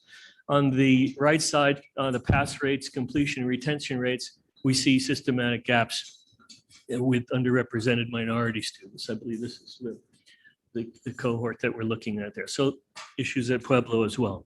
And in global, this data is both retention and graduation rates in the 4 different degree credentials of bachelor's, master's, undergrad, and grad certificate programs, gaps in every category here. So the gap issue is real, and we are committed to addressing it. So again, this is supposed to be impressionistic, and the board gets a comprehensive report on all of these metrics and more in the December meeting every year. Now, a little bit of the history, as Mary pointed out earlier this morning, at least in Fort Collins, we've been working on this for a long time. Formally, we had Student Success Initiative 1 started back about 2007, and then another number 2 back around 2017 or so. And this is some data which illustrates we made some pretty good progress in the first 5 years, and then we've plateaued in Fort Collins. Several reasons for this. So maybe the ideas sort of played themselves out, but the strategies we used at the beginning worked, and then we need new strategies, which is why we did Student Success 2. It's also the case that in this entire period, the university got more diverse, and we were increasing our number of non-residents, increasing the number of underrepresented minoritized students, we're making the job of equity gaps harder on ourselves. We did that with pleasure, but we made the job harder intentionally, but it did affect the metrics. And so right now, as Mary indicated, it's a moment in history where we say, okay, we need some additional ideas here. And I think similar features are happening at the other institutions too. So in Fort Collins, as I said, I've summarized this history starting in 07, 08, and gaps lately have slowed our overall progress on the success metrics. In Pueblo, we know that the Vision 2028 plan, student success is a strong feature there, and also in the strategic plan of Global 2.0 focuses on student success as well. But I want to make the point clearly that we cannot achieve our overall student success goals without closing the equity gaps. The equity gaps, closing those gaps are absolutely, it's just a mathematical impossibility given the number of students that we have in at-risk populations. So this is come to the fore now in the last couple of years of sort of the number one issue with student success, closing equity gaps and making progress, therefore making progress overall. It's also, so it's an imperative for a number of reasons. It's, we see these problems, so it's a professional imperative. We're university administrators and the faculty. We care a lot about what we do for a living, and we want to do it well. And this will mean doing it well. And not doing this will mean we are not doing it well. And so we have a professional imperative to do this. We have an intellectual imperative to do this. Our students who don't succeed are being denied an opportunity to progress intellectually and go on to do fantastic things that we need to help them do. It's a financial imperative. Losing students hurts our bottom line, hurts their bottom line.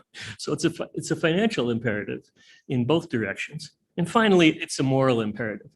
If we admit students to our institutions and we don't deliver on the promise that we're making when we admit them and enter them and start teaching them, then we're falling down on a promise that we can't afford to do that.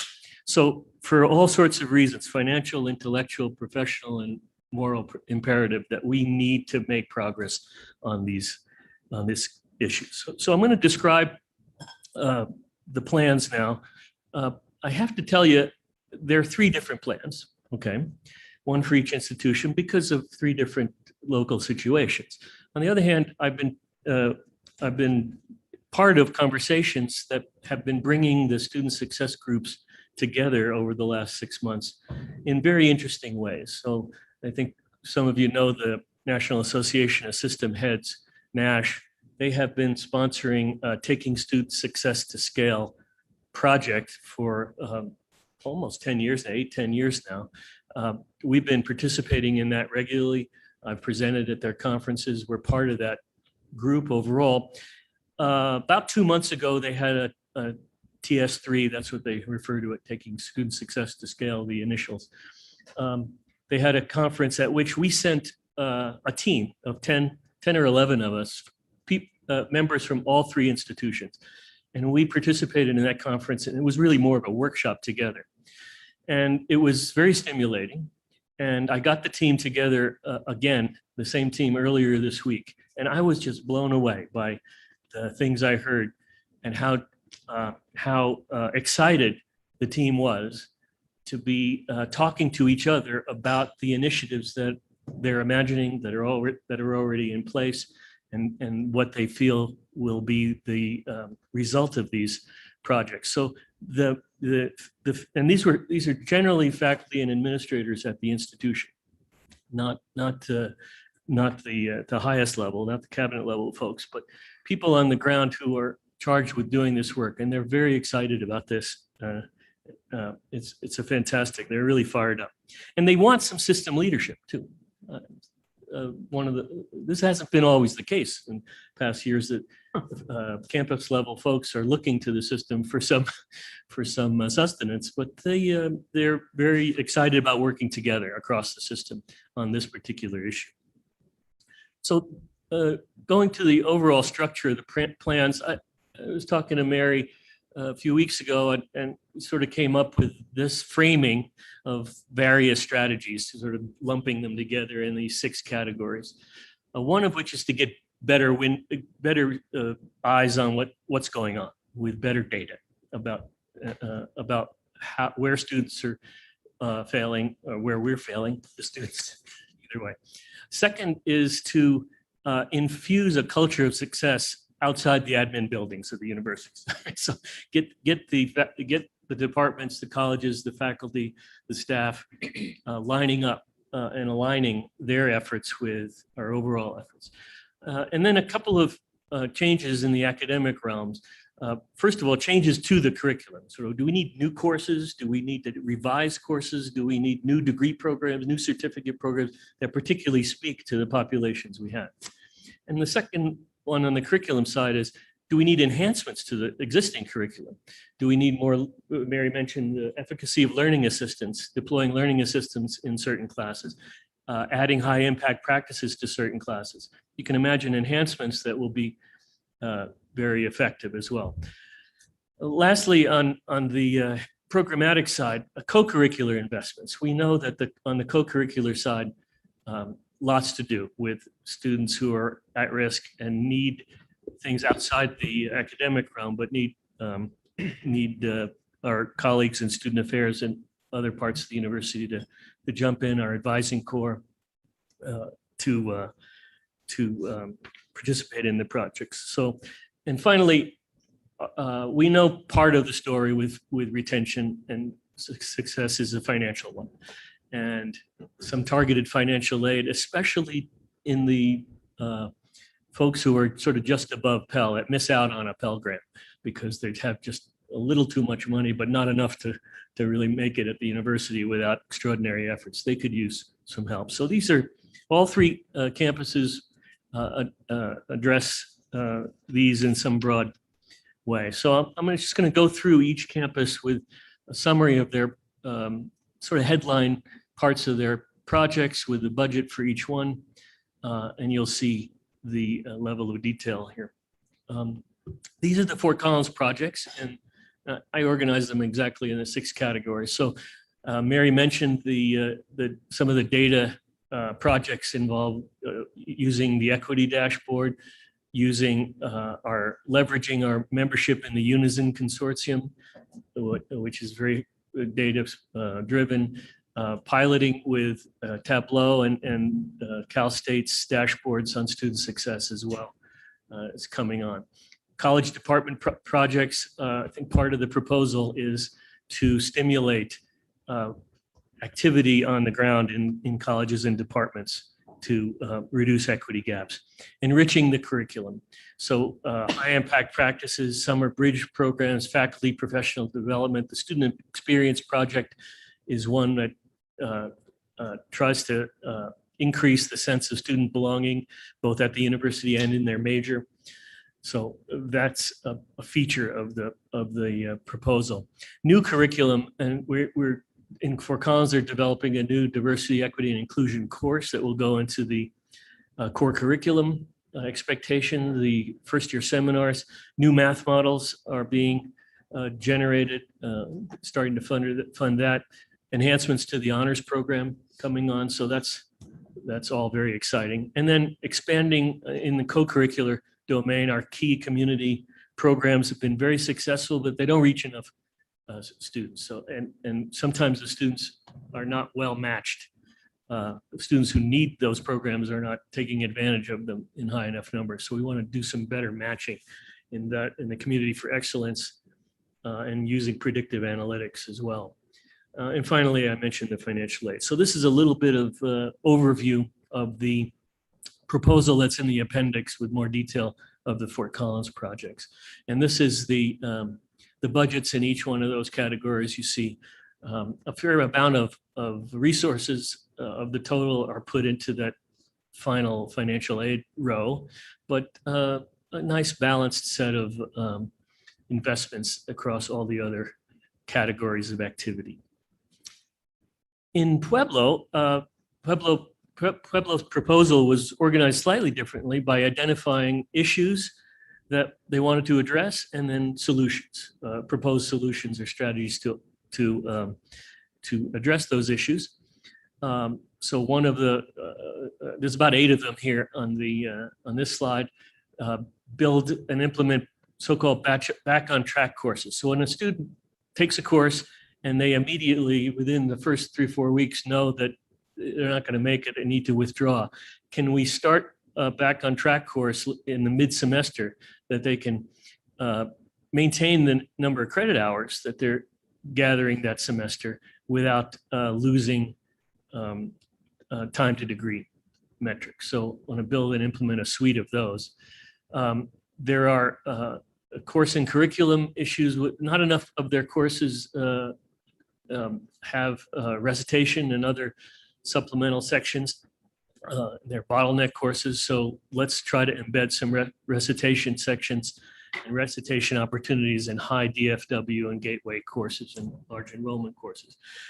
Student support services, some investments there, tutoring coverage, et cetera.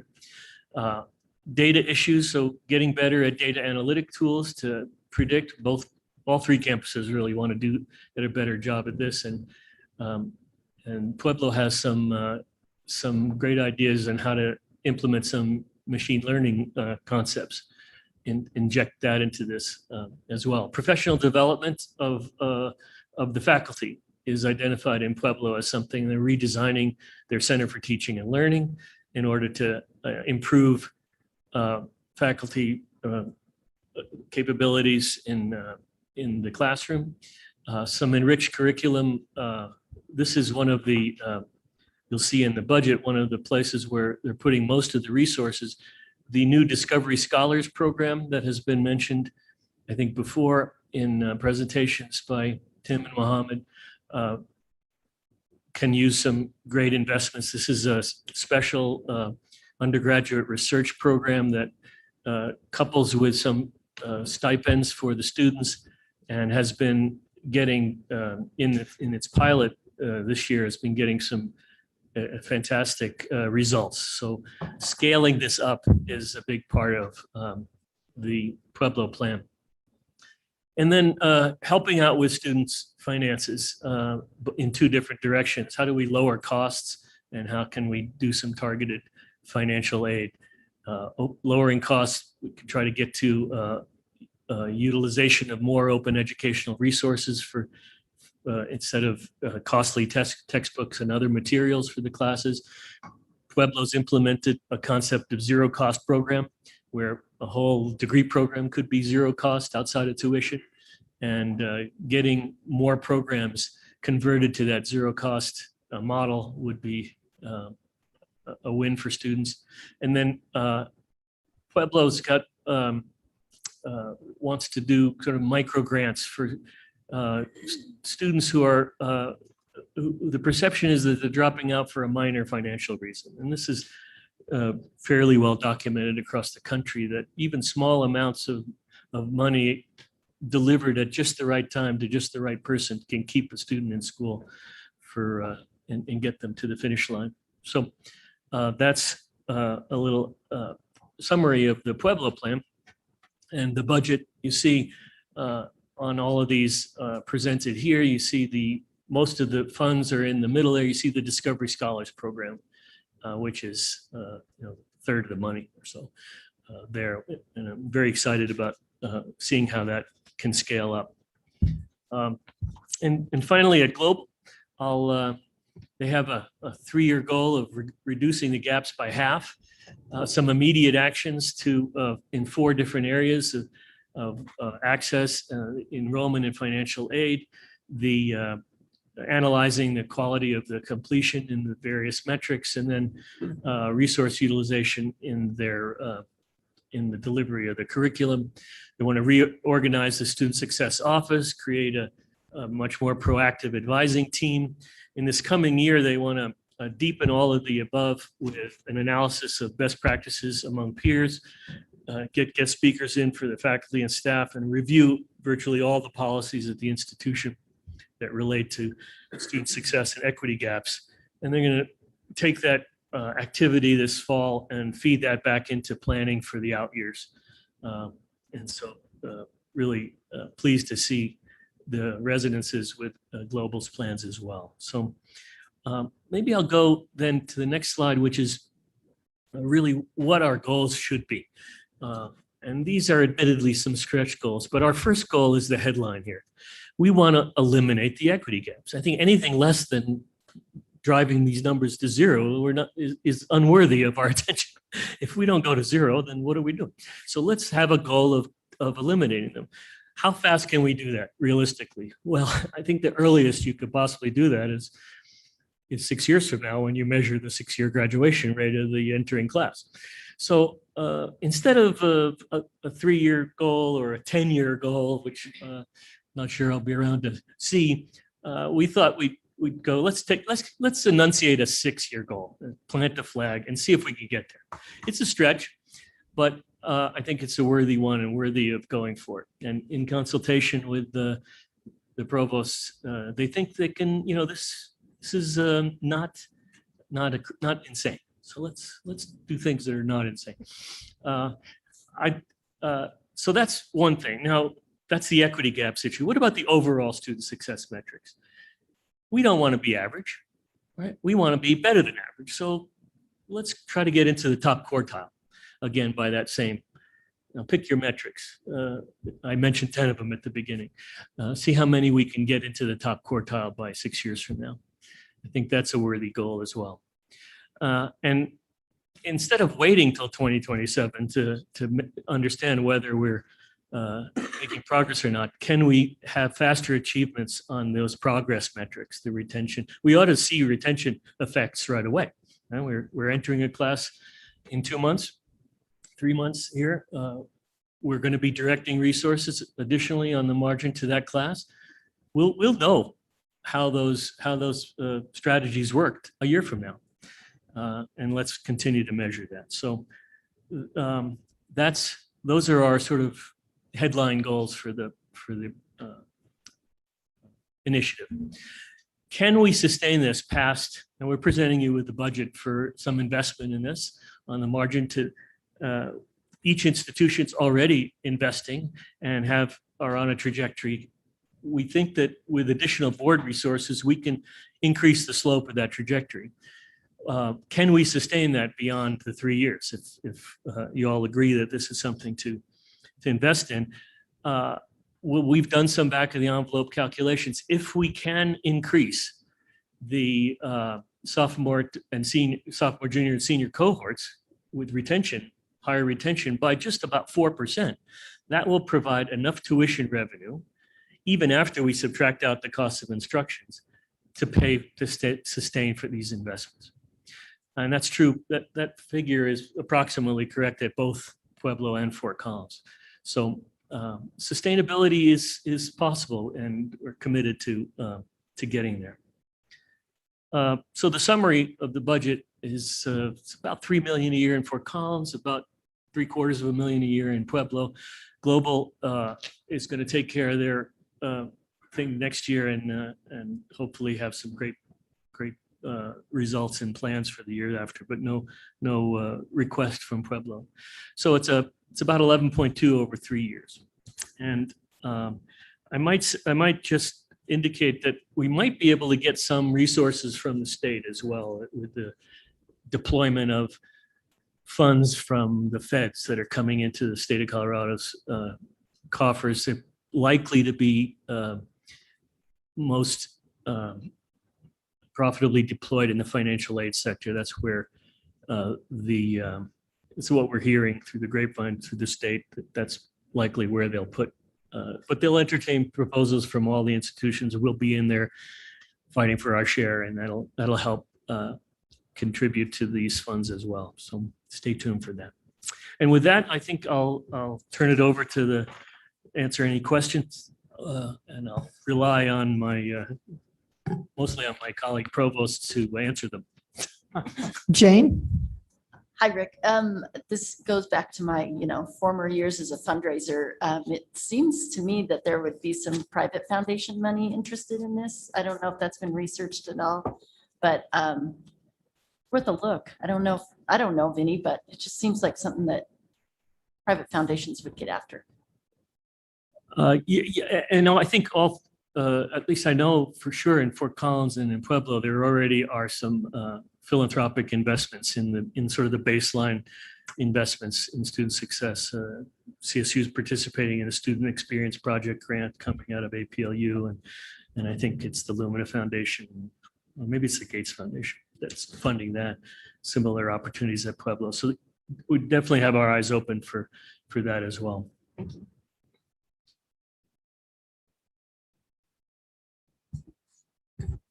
Yes, again. So I had a question about how much investment into like the advising system. For example, it seems like can be heterogeneous. I'm just thinking about CSU Fort Collins.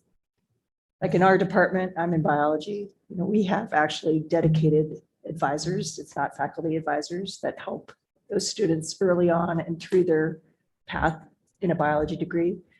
And I'm just curious if that's something that has been thought about more generally for different departments in colleges at CSU Fort Collins, as well as other campuses. Well, I can take the first crack at it, but maybe Mary knows the latest.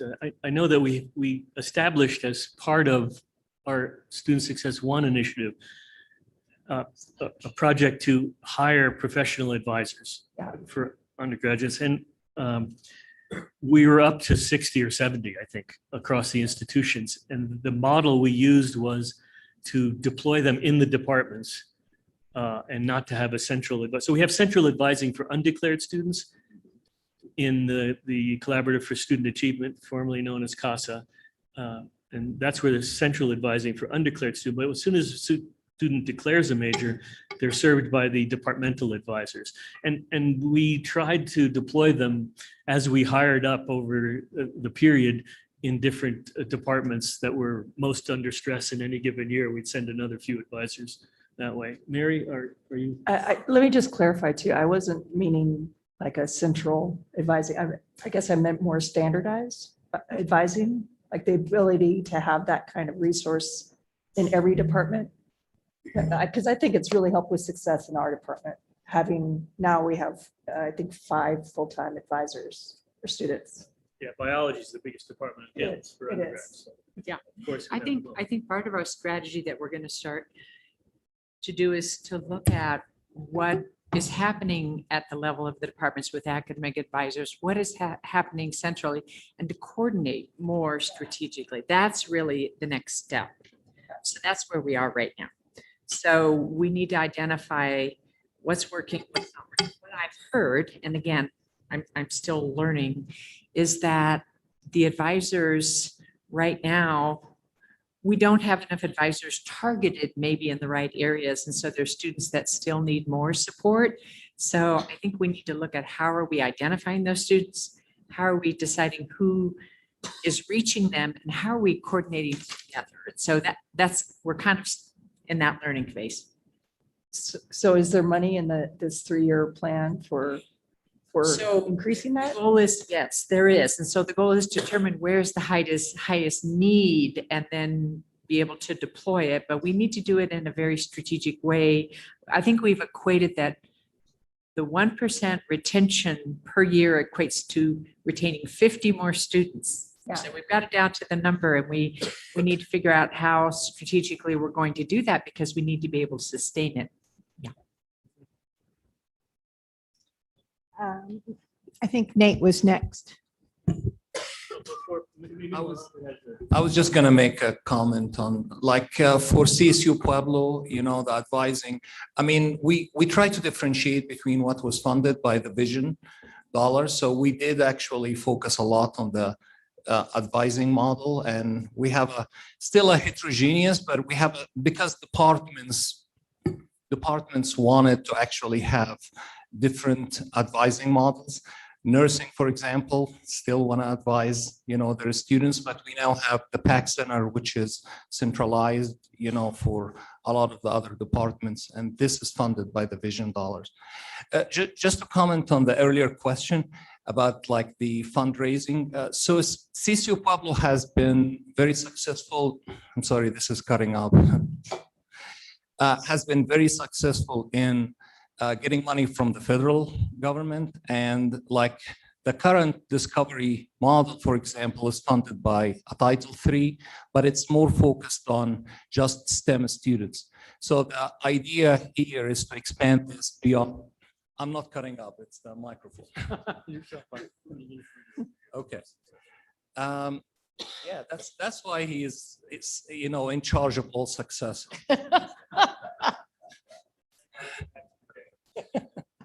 So the Discovery Scholars is meant to expand it, expand the model beyond what actually is happening currently at CSU Pueblo and get more students. There are some videos about the faculty members recruiting, for those students.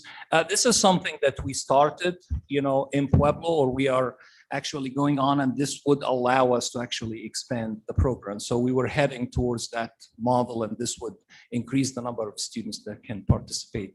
We are submitting another grant for $1 million a year that will have a lot of it is, again, focused on Discovery Scholars, but unfortunately the government is more focused on STEM. So this takes it beyond STEM.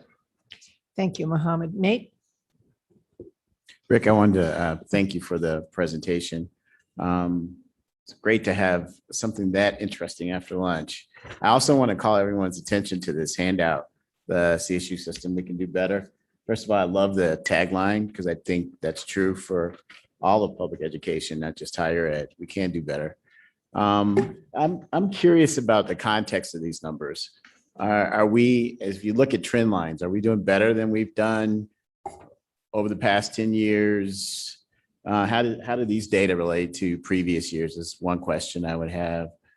And that might be for a follow-up later. But I'm always interested in context. And then the other context I'm interested in is how are we doing relative to other post-secondary institutions in Colorado that are public, and then nationally for 6-year graduation rates. The challenge that I always issue to people when they talk about equity gaps is in some cases you need to not only decrease the gap, but you also need to raise the roof, right? Your overall 6-year graduation rate needs to be improved, right? So it's an and proposition, not a or. You want to catch the folks up who are behind, and you want to improve for everyone, which is a more complex challenge. And then the third comment, not necessarily a question, but you could respond. In higher ed, I think we can do better, to Jane's point earlier, about talking about when we're trying to get investments in something, what works, right? What do we know based on all these years of doing this research and a lot of smart people? So I know I'm going to win the vaccine lottery. So I'm going to have $1 million here pretty soon. And of course, I want to give that all to the CSU system. I've already signed a pledge letter to Tony that when I win that vaccine, that's all going to CSU. I'm on record here. That's right. Well, they can name the stairway after me for that much. Yeah, stairway, yeah.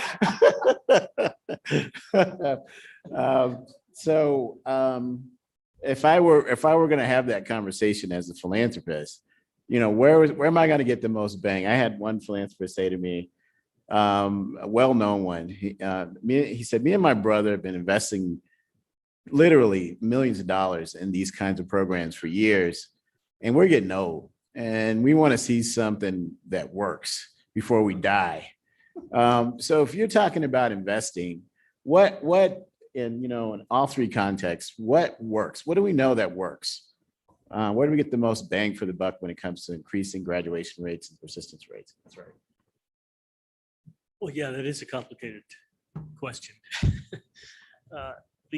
I think one way to answer that is that many things work a little, and a comprehensive approach that incorporates lots of strategies, which each strategy speaks to a slightly different set of students and a slightly different set of issues at the university, is the only way to make progress. You can't put all of your resources in any one bucket.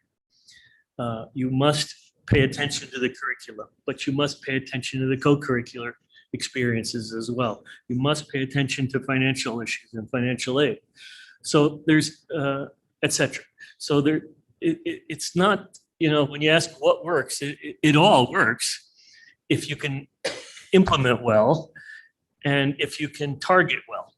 And I think that's one of the things that Mary mentioned earlier today, to get to the next level of sophistication about how we target our interventions towards exactly the right population, because each intervention can be tuned to a different population most effectively. So I think that's the way I would respond to that, Nate. So now I'm going to put on my politician hat. This is some advice I got from a great Colorado politician. Rick, you got to be better than that, man. I mean, I would say, hey, we have this learning community at Fort Collins that seems to work. The students in that learning community, the key program, are persisting at a much higher rate than students who are not. So maybe we invest there and then we do some kind of multivariate analysis to see if there's a robust relationship between one aspect of this program versus another, or if it's the combination of 3 or 4 different things. So I would push you guys to be able to articulate that better, because I think an investor would say, okay, that doesn't really get me anywhere. And I want to invest in something that I know works. And I realize from an academic perspective and from a student persistence, we're talking about human lives. It's a lot more complex than that. But I think we had to be able to say something. No, I think you're right. And you mentioned the key community program, which, I mean, I think that's a good example of a program which hasn't been optimally targeted in the past. And we're just realizing that now that there are lots of students who would have benefited from being in key, but didn't opt into that for whatever reason. And I know Mary and the team are trying to understand, well, how do we get the right students in the right program? And Key is the poster child for that on the Fort Collins campus. Mohammed, Mary? So I was just gonna say, like, if you want a program that works really well, the Discovery Scholars, for example, the retention rate was 95%, but it's a very expensive program. I mean, for us to cover the entire few thousand students, that would actually be very resource intensive. So again, this is something where, again, the 95% is great, but how do you find the funds that can actually, expand that? So we're still trying to figure out the best approach, for how much can you invest in such high touch programs that are very impactful as well. Thanks. I'm going to continue to push you guys on this a little bit. So I'd like to add on that if you look at the realm of student success, we know that it is a complicated thing, but there have been focus areas that have been identified. And if you look at those types of strategies, for example, we know that there are roadblocks to success. A lot of times those are policies that exist on campus that students struggle with. That's one realm. Then there's when students start out, developing a sense of belonging in the community. That's a goal. So when you look at student success, there's like a variety of goals that have been identified, at least 6 key goals. And usually a strategy needs to address each one of them. Now, many times programs like the one that Mohammed mentioned, we had one at my former institution, which was also a scholars program. They're very comprehensive. They're very expensive.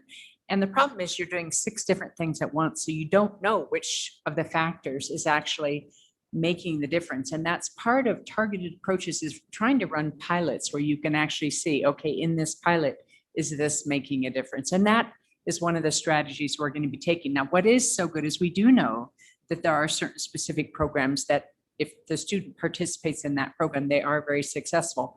We don't know, though, what else they're doing. We have, for example, data in our undergraduate research murals program that those students actually perform equal or better than the campus average norms. And so we know that engagement in the undergraduate research in and by itself is very successful. So if you were to ask me, where should I put my money? I would say undergraduate research. So I'll write a proposal for the undergraduate research and you can fund that. Okay. You win the lottery. And that's the kind of response I would say to push you guys just to come back and say, at a learning institution, the learner connecting with the professor, a teacher, and the magic that happens there.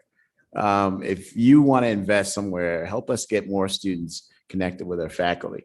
I mean, I think you have to say something, and not that it's very complex or it's very, very expensive.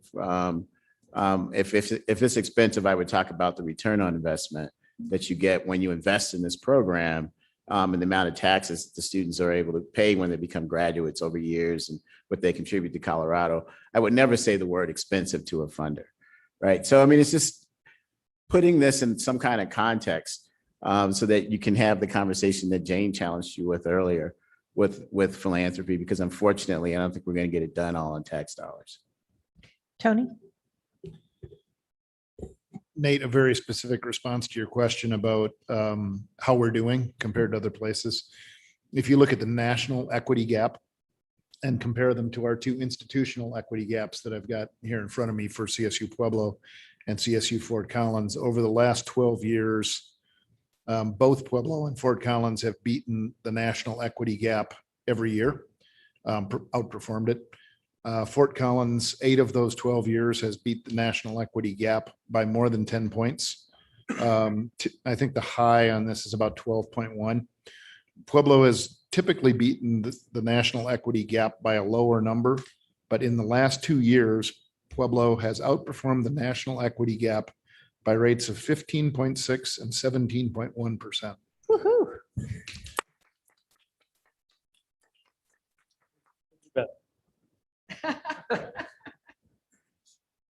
Thanks. I had a question. I think the goals are ambitious, and I think they're ambitious because I do worry about the learning loss coming out of the pandemic and what that means. I don't know if we have a clear understanding about the impact on learning in high schools and what's coming into our universities and how that might impact retention moving forward. I know you talked about that, Rick, but any other food for thought on that and what that means for us?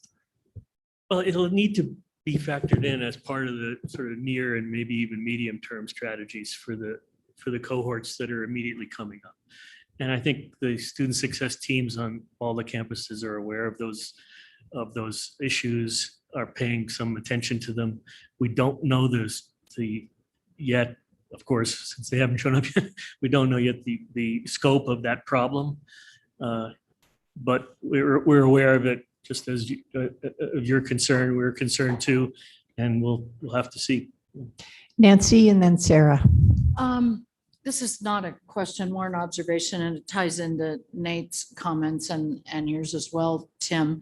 I kind of see this as a two-prong issue right now.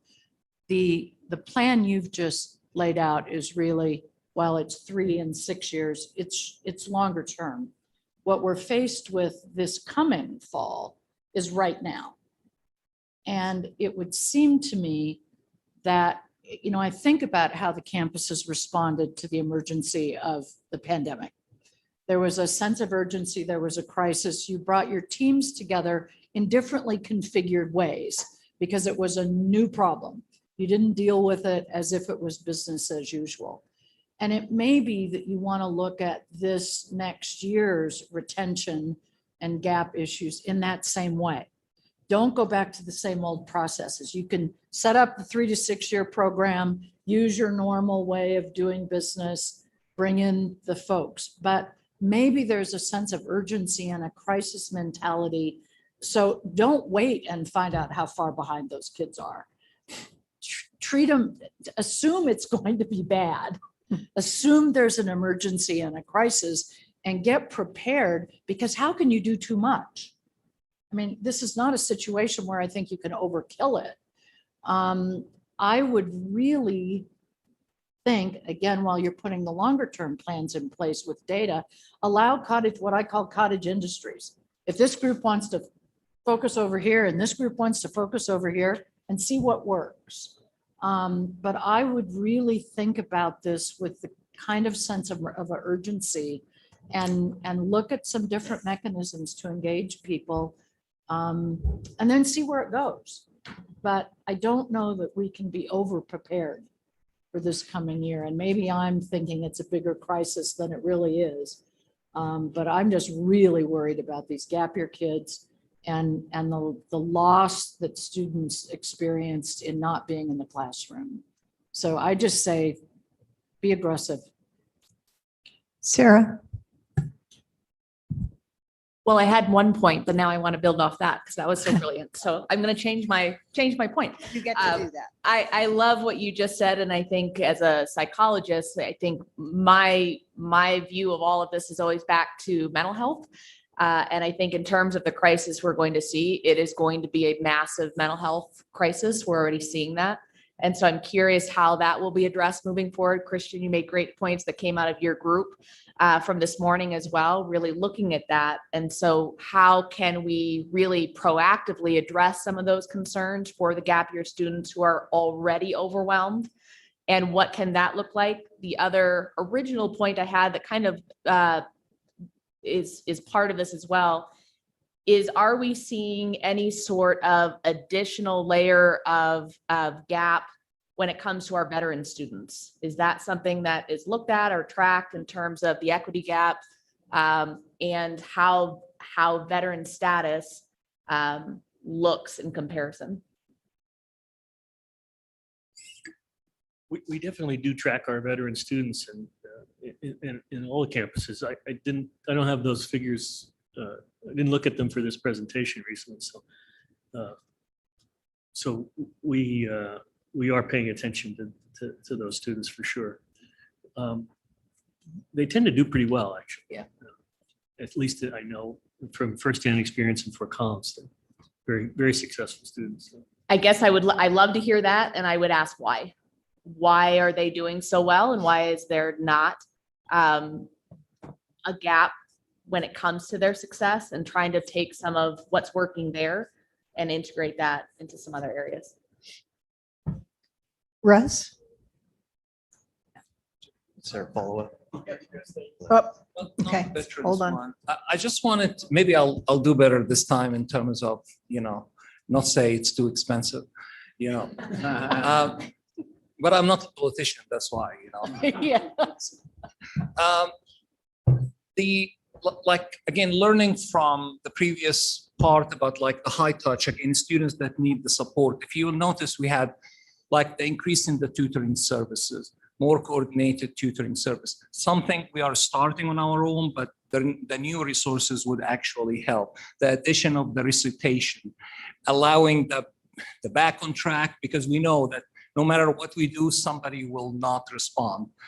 So again, these are the things that we are putting, even the Center for Teaching and Learning, and just to maybe educate our faculty more about what needs to be done for certain groups of students that could be different. So that always will help, we hope, and again, there is a lot of unknowns that are there, but we are hopefully going to be agile and change on as we see. We don't want to have to wait for an entire year. We may have to do things in the middle of the fall semester or the spring. Again, academia moves slow, but we have to be more agile. Russ. So Rick, oh, go ahead. I'm sorry, I was just conferring with Rick to see if I should respond to the veterans question. I think getting back to something that Nate said with the key communities and seeing how that really made a difference for students. I think for our veteran students, the fact that we have adult learners and veterans together in their own center with their own kinds of supports has made a huge difference in the progress that our veterans make. And I think it gets back to something that Nate said that is really important, which is the quicker you can get a student connected and give that student a feeling of belonging, the more successful they're likely to be. And we know that that's a prominent factor. Hey, Russ, is there anything you'd like to say? That's good. I had one little thing, and I'm going to actually ask Sarah a question if it's okay. So at CSU Global, obviously our students are more the non-traditional students. They're the more older students. So we have success with the veterans because they're mature. They're coming in, they have financial aid resources, which some of those traditional 18-year-old students don't have. But looking at our audience, and Sarah, as a mental health professional, that's where we've seen some of the challenges this year is the students that are 27, they're having family issues, they're having work issues. You asked the question, or the question was phrased about those 18, 19-year-olds that had the gap year. There's going to be the 27-year-olds that had the gap year that I think is going to, I know at Global, we're going to start thinking about that perspective of how do we integrate them back in again? Because they're going to be trying to get back on their life and their track and their education. And I would just welcome your thoughts, Sarah, if you think that will be an issue. Yes, boss, you're welcome to ask me a question in the middle of this. Yes, I do think that will be a huge issue. And I think from my perspective, I'm already seeing some of that. I was on a call. CSU Global is very active with their student veteran organization. And they invited me onto a call just this past week. And the issues that were coming up, this was the first time that I, as a program director for the new MERP program that you all very graciously allowed us to start 2 years ago, the Military and Emergency Responder Psychology Program, it is now up and running. They invited me to speak with them, and the issues that were coming up were not the issues of an 18 and 19-year-old, but they were issues of the whole human and the struggles they had. One of the students on the call was saying that they had just had 2 suicides. He's an active service member, and he had had 2 suicides in his unit. And he was asking me, how do I deal with that? I missed something. And so those are the issues that the veterans and the service members are dealing with. And I do think that that is something that as a community, we can look to, how do we support those issues? How do we support the people who have to drop and can't take a class right now because they're serving, or because they're deploying, or because they're a family member of the deployed? I think that's a very rich area of the whole human that we can address. Russ, I'm afraid to ask, but have you got something you'd like to say? So Rick, one question in 3 parts. When do you intend to make this budget request first? Secondly, how much are both schools spending presently on these initiatives? Just so I can have a feel for the proportionality of the new investment. And then how do we ensure that as those sophomore to senior cohorts retain over time, how do we ensure that that incremental income is reinvested into these initiatives and not spent elsewhere? As far as when we were going to make this request, I thought it was about 2:30 this afternoon.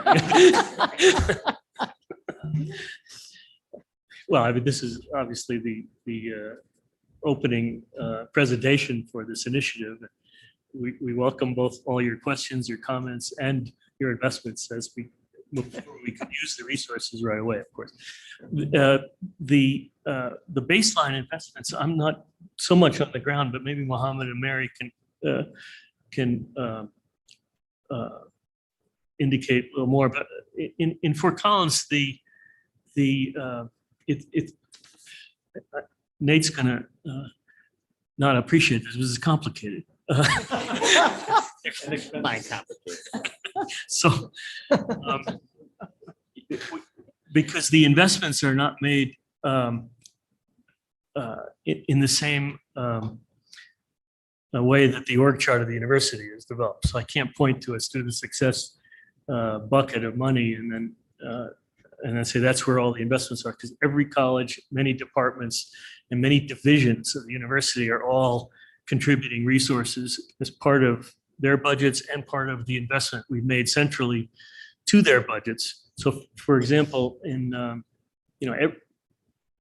every department provides budgets for teaching assistants for courses that are taught in their departments, right? So that's an enormous investment across the university in undergraduate student success, right?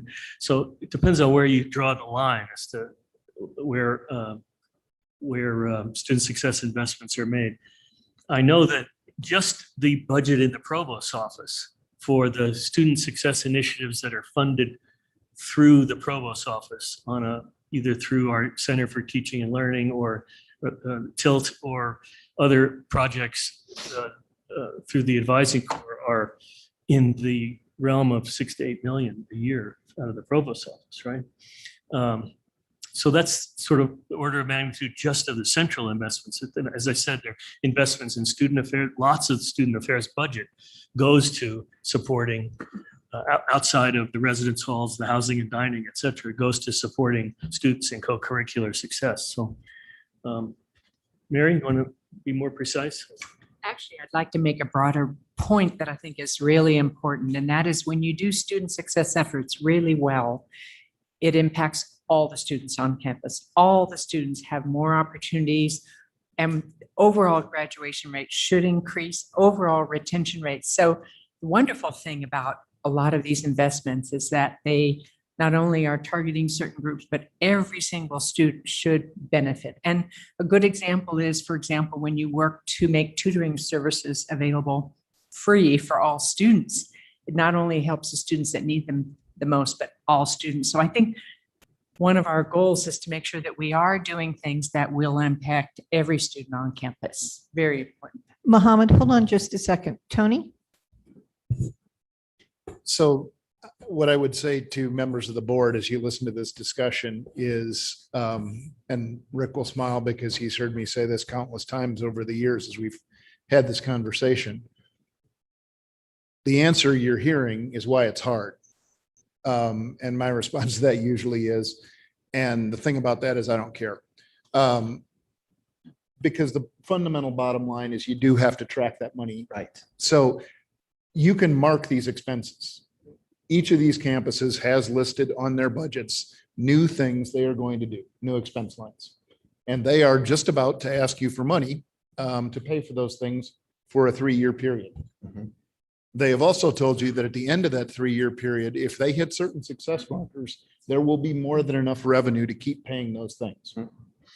So the question isn't, do we color code every extra retention tuition dollar so it pays for these things?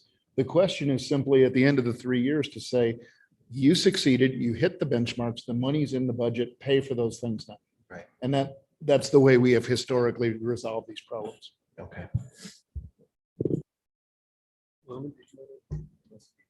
Let's have Armando or Mohammed and then Armando.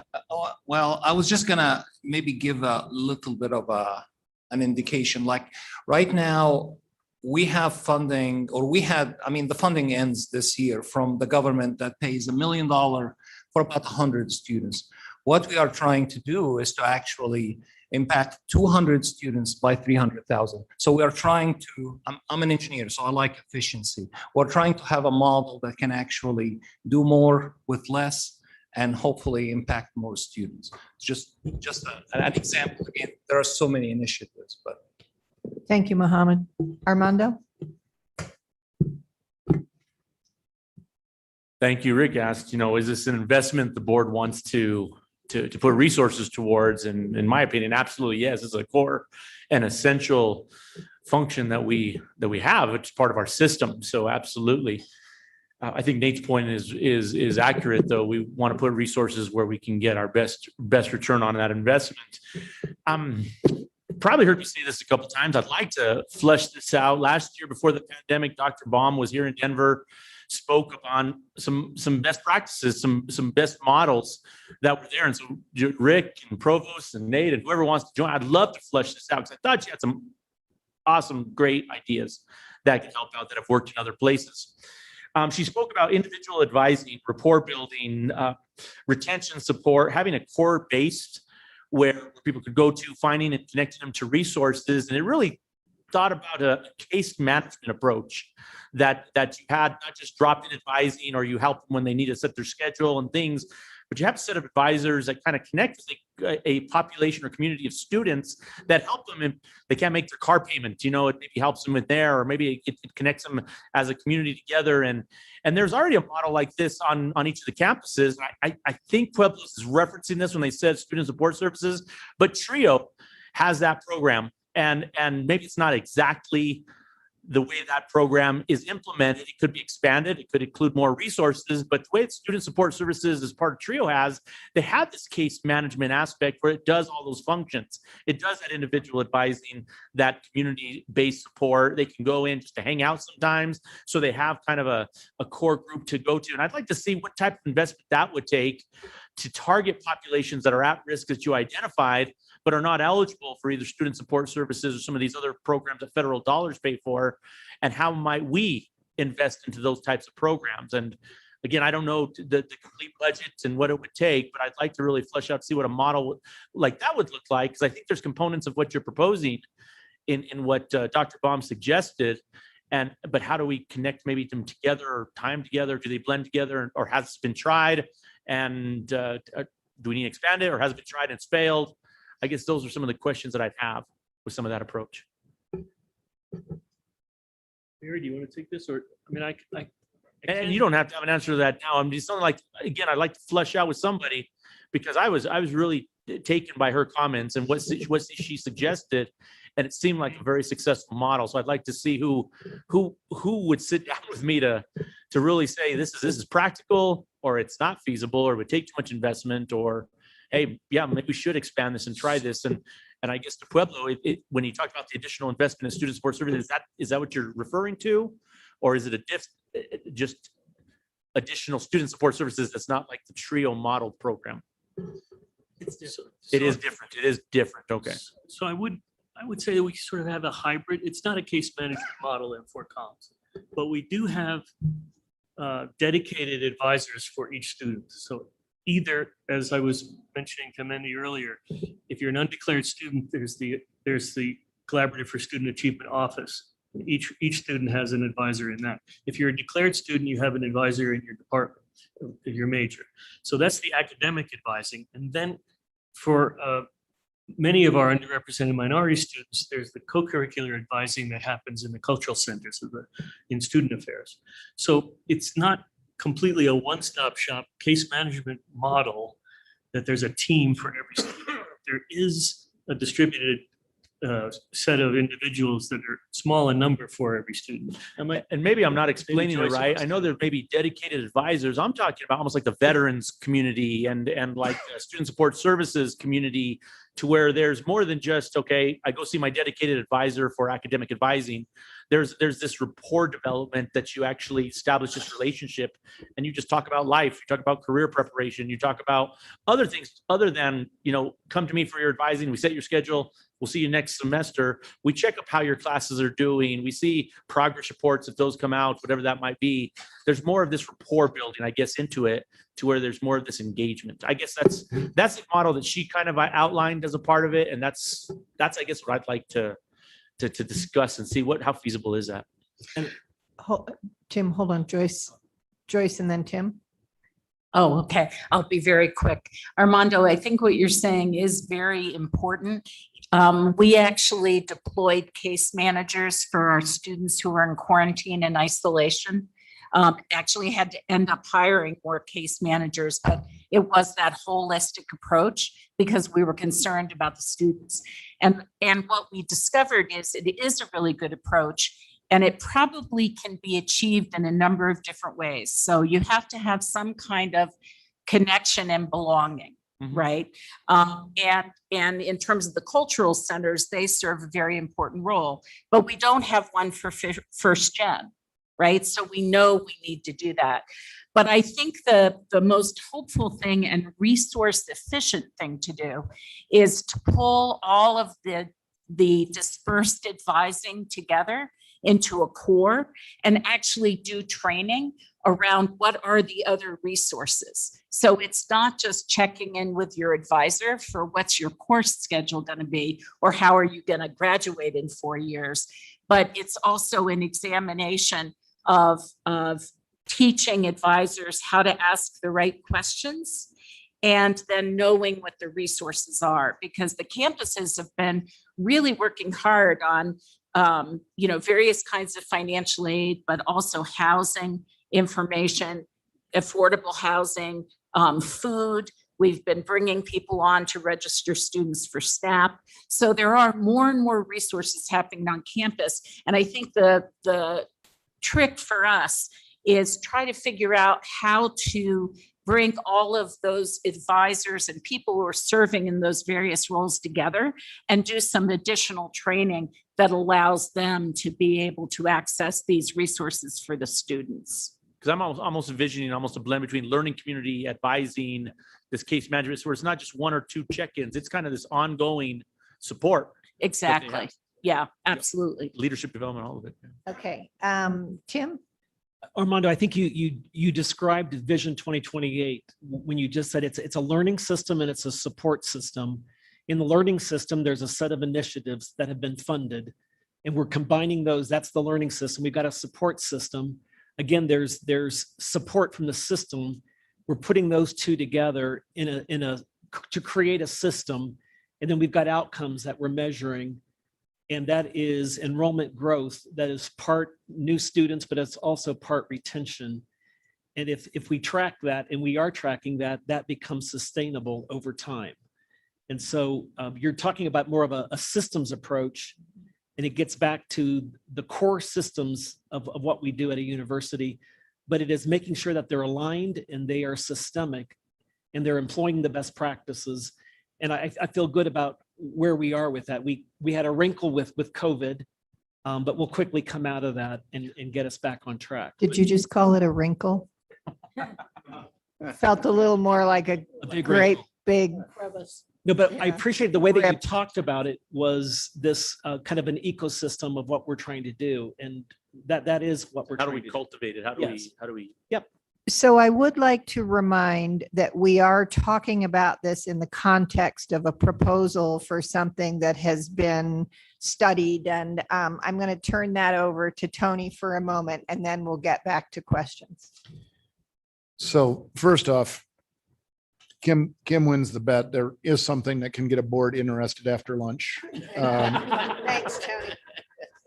I've never seen that before, so I didn't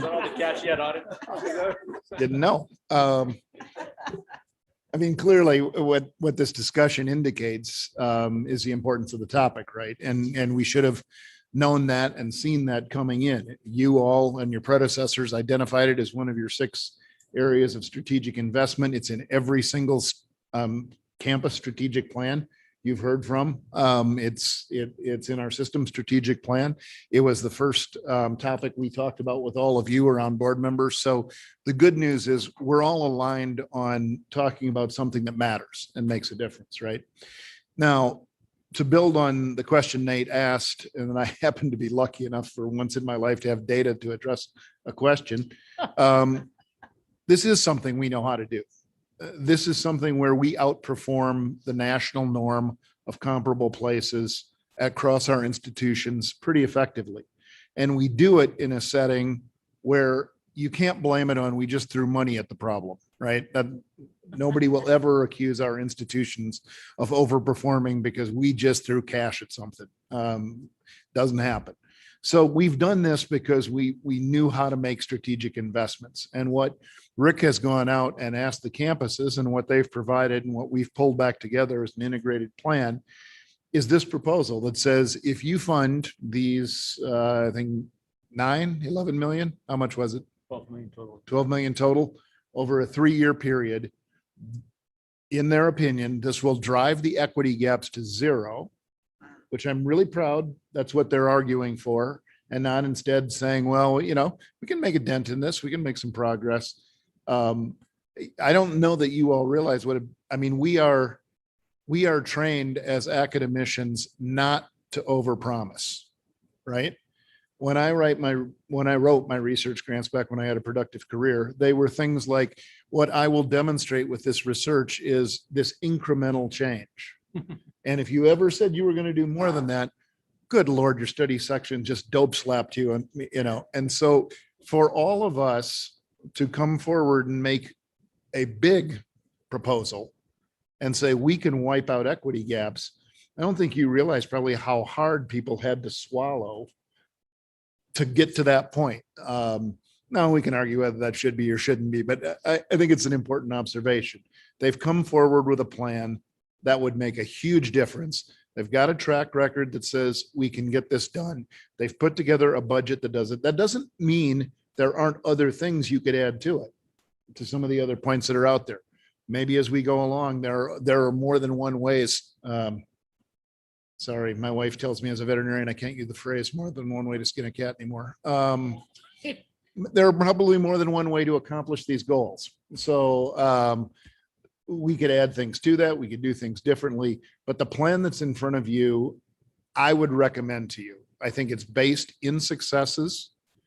It generates the outcomes that are worthy of that investment, and it pays for itself with trackable metrics over time. So Tony or Kim, is that an action item for today? I think tomorrow, actually. That's what I thought. All right, thank you. So the approval of this will not happen until tomorrow. So it's great that people have provided insight and input into the plan. And I think there may be we have a few minutes left for input. I guess I would say that this is a plan that's your insight is really helpful, and it's also a plan that's been put together, which doesn't mean that it can't change. Is there anything else that we want to be sure that we cover on this before we move on? Did I? Said one quick, I It's like- promise. it's I quick. think it's after lunch hallucinating. I heard my name. Nate? Since I was one of the ones who started all this, I wanted to say, I understand the challenge that Tony laid out. When I did my dissertation while I worked in Washington, DC, and I had to be schizophrenic.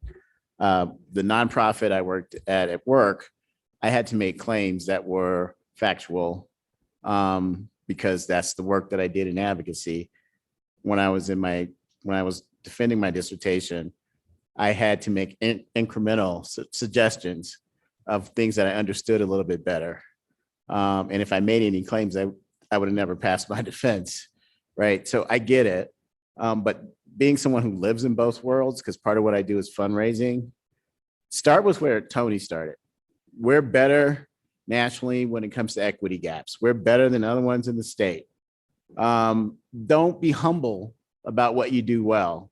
And I realize that it's hard for academics, right? But when you're talking to people, politicians and philanthropists, so it's not just philanthropists, start with what you do well and how you want to increase the investment. Talk about how expensive it is when students don't finish college, right? What's the cost to society when people don't finish? That's how you bring people in. And then you can have the complicated discussions with your buddies over somebody's dissertation defense. So that's the point that I wanted to make. Thank you, Nate. Any other comments or questions? We may even be able to get ourselves fully back on track with some time to spare. If there aren't any other questions, let me check our agenda here. That gives us time for a break before we begin to discuss another one of our strategic priorities, which is the rural initiative. So how about we take 15 minutes? We're not going to, get all fat with time just because we're ahead here. So we'll take 15 minutes and then we'll come back and work on the rural initiative. Thank you.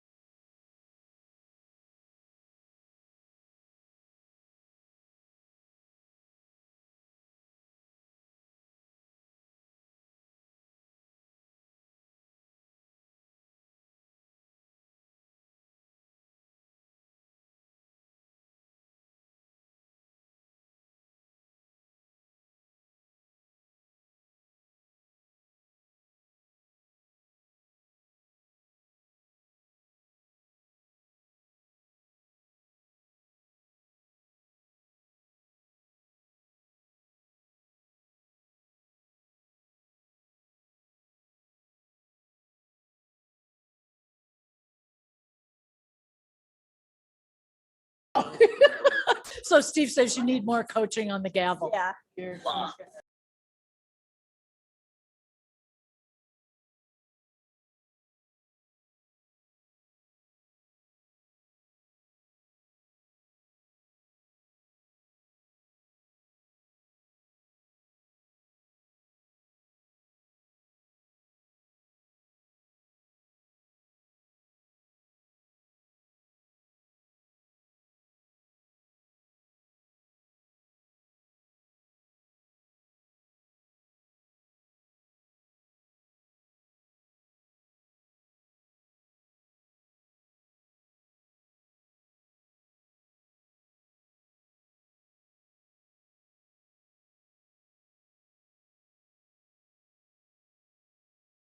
Tony's on his way. Play by play on the getting back after it. So we are going now to talk about the rural initiative, and given that there are so many of us who are new to the board, just to give you a tiny bit of background, and I'm sure Tony will fill in with more. We did talk about this in February. Cathay Reynolds did a great job of bringing in a group of stakeholders from all across the state to, to sort of give us their point of view and some color commentary on what the needs were in rural Colorado. So we're building on that work today. Tony, is there more you'd like to say? Tony says, no, there's not more he'd like to say. So given that, who's presenting this? Ms. Reynolds? So Tony said, I'll do about 10 minutes of setting you up. That was a really short 10 minutes. Well, I was going to talk about how hard and expensive this is, but Nate scared the heck out of me with that last. Yeah, he frightened me a little bit too. So, but I will tell you, Governor Easley, that one of the comments that came out of the San Luis Valley in this rural initiative from Center, Colorado was, now that we know you can educate us in the rural areas, you can't go back and tell us you can't.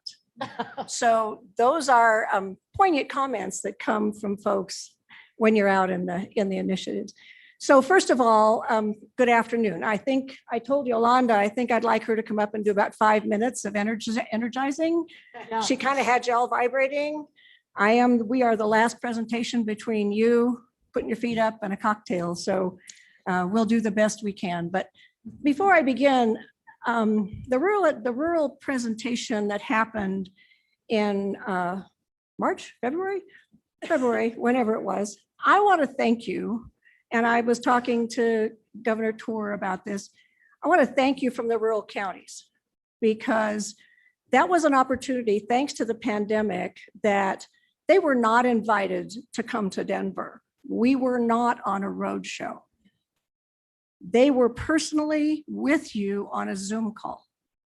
They felt very listened to, and they feel very tied to what comes out of this. So from that, one of the regions, it was the southern region, when I called and said, would you participate in this? It was actually Action 22 down in the southern area. They said, we'd love to. What do you people do down here? Which I said, well, apparently that's our responsibility. So that's where the map that you saw that Joyce presented came from. Because I think many times, and Tim and I were talking about this, many times they don't see the system. They see the identified campus. They see a CSU Pueblo. Someone said, I'm going down to CSU Pueblo and down in the southern area. And I said, then get the green shirt off, because you better have a Timberwolf. So when they identify that way, we become kind of like air. We're just there. So when we identified the programs, I went to the Action 22 board meeting and they said, oh, that's you. Oh, these are the partnerships we had. And it came out of a really good comment, and Steve made it when we were doing our breakout sessions, is many times the rural areas don't know all of the cross work that goes on. They don't know the wonderful things that are going on because they're in the rural areas. So as we go to this, and I walk you through, Rick is going to take the body of this, but I wanted to thank you for taking the time with the rural communities. I want to tell you they're very tied.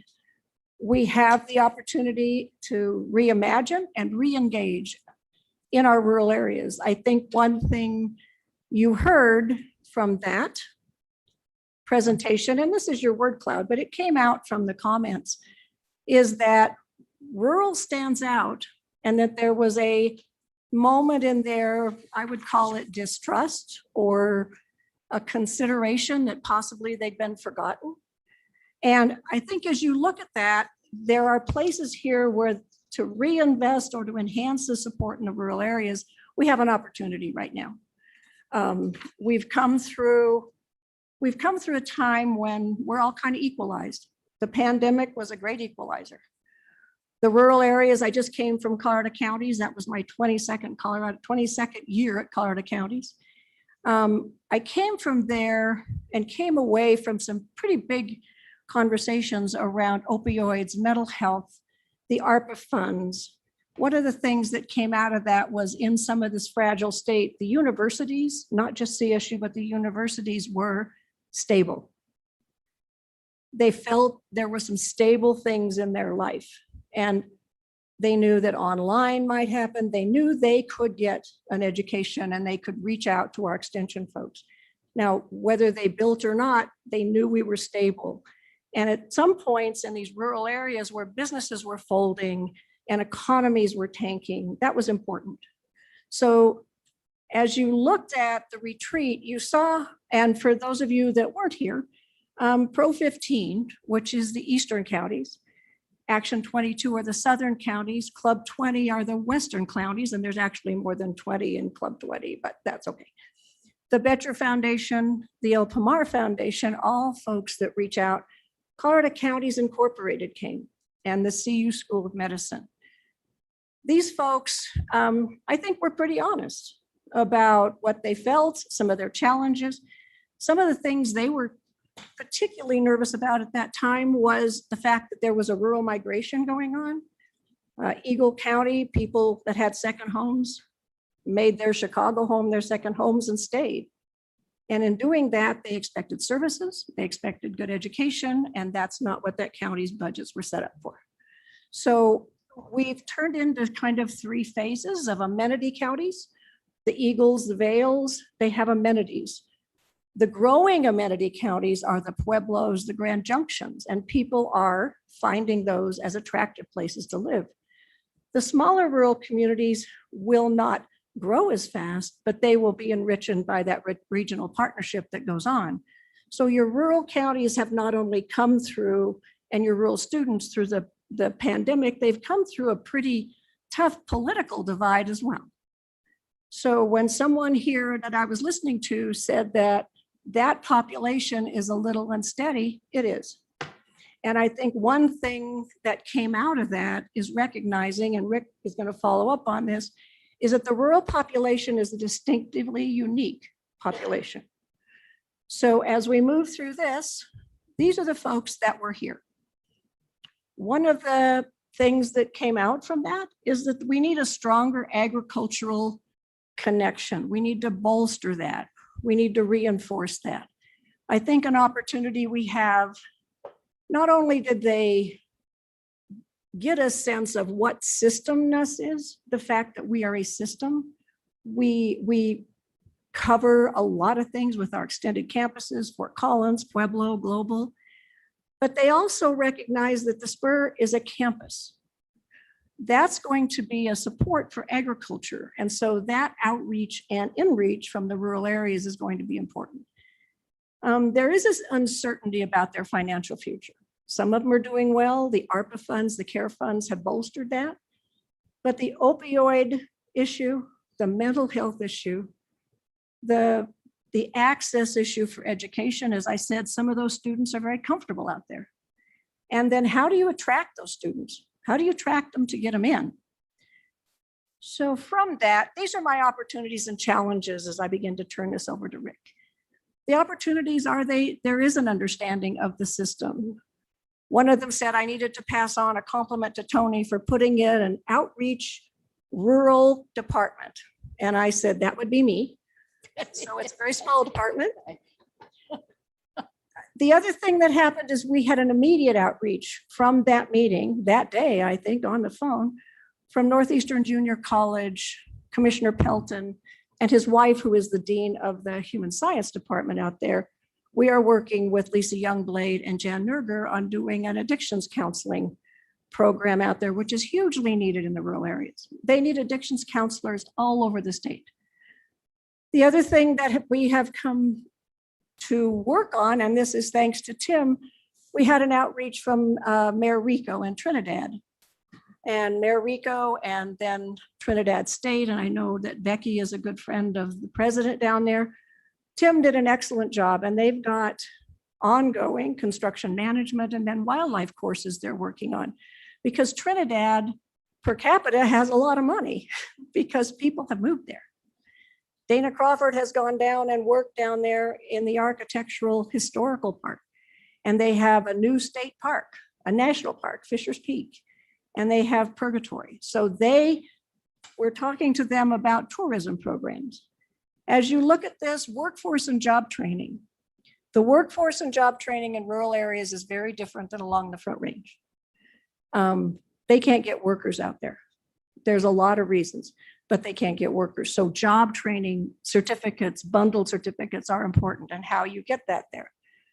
And then, as I said, connectivity, and we began that right after that conversation. The system we're working on an initiative Rick will talk about for connectivity and broadband, and doing an assessment as to where our structures might be able to upgrade their services to partner better.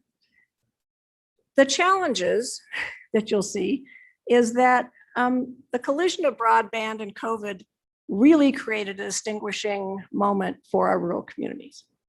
They benefited from it, and then the gaps appeared.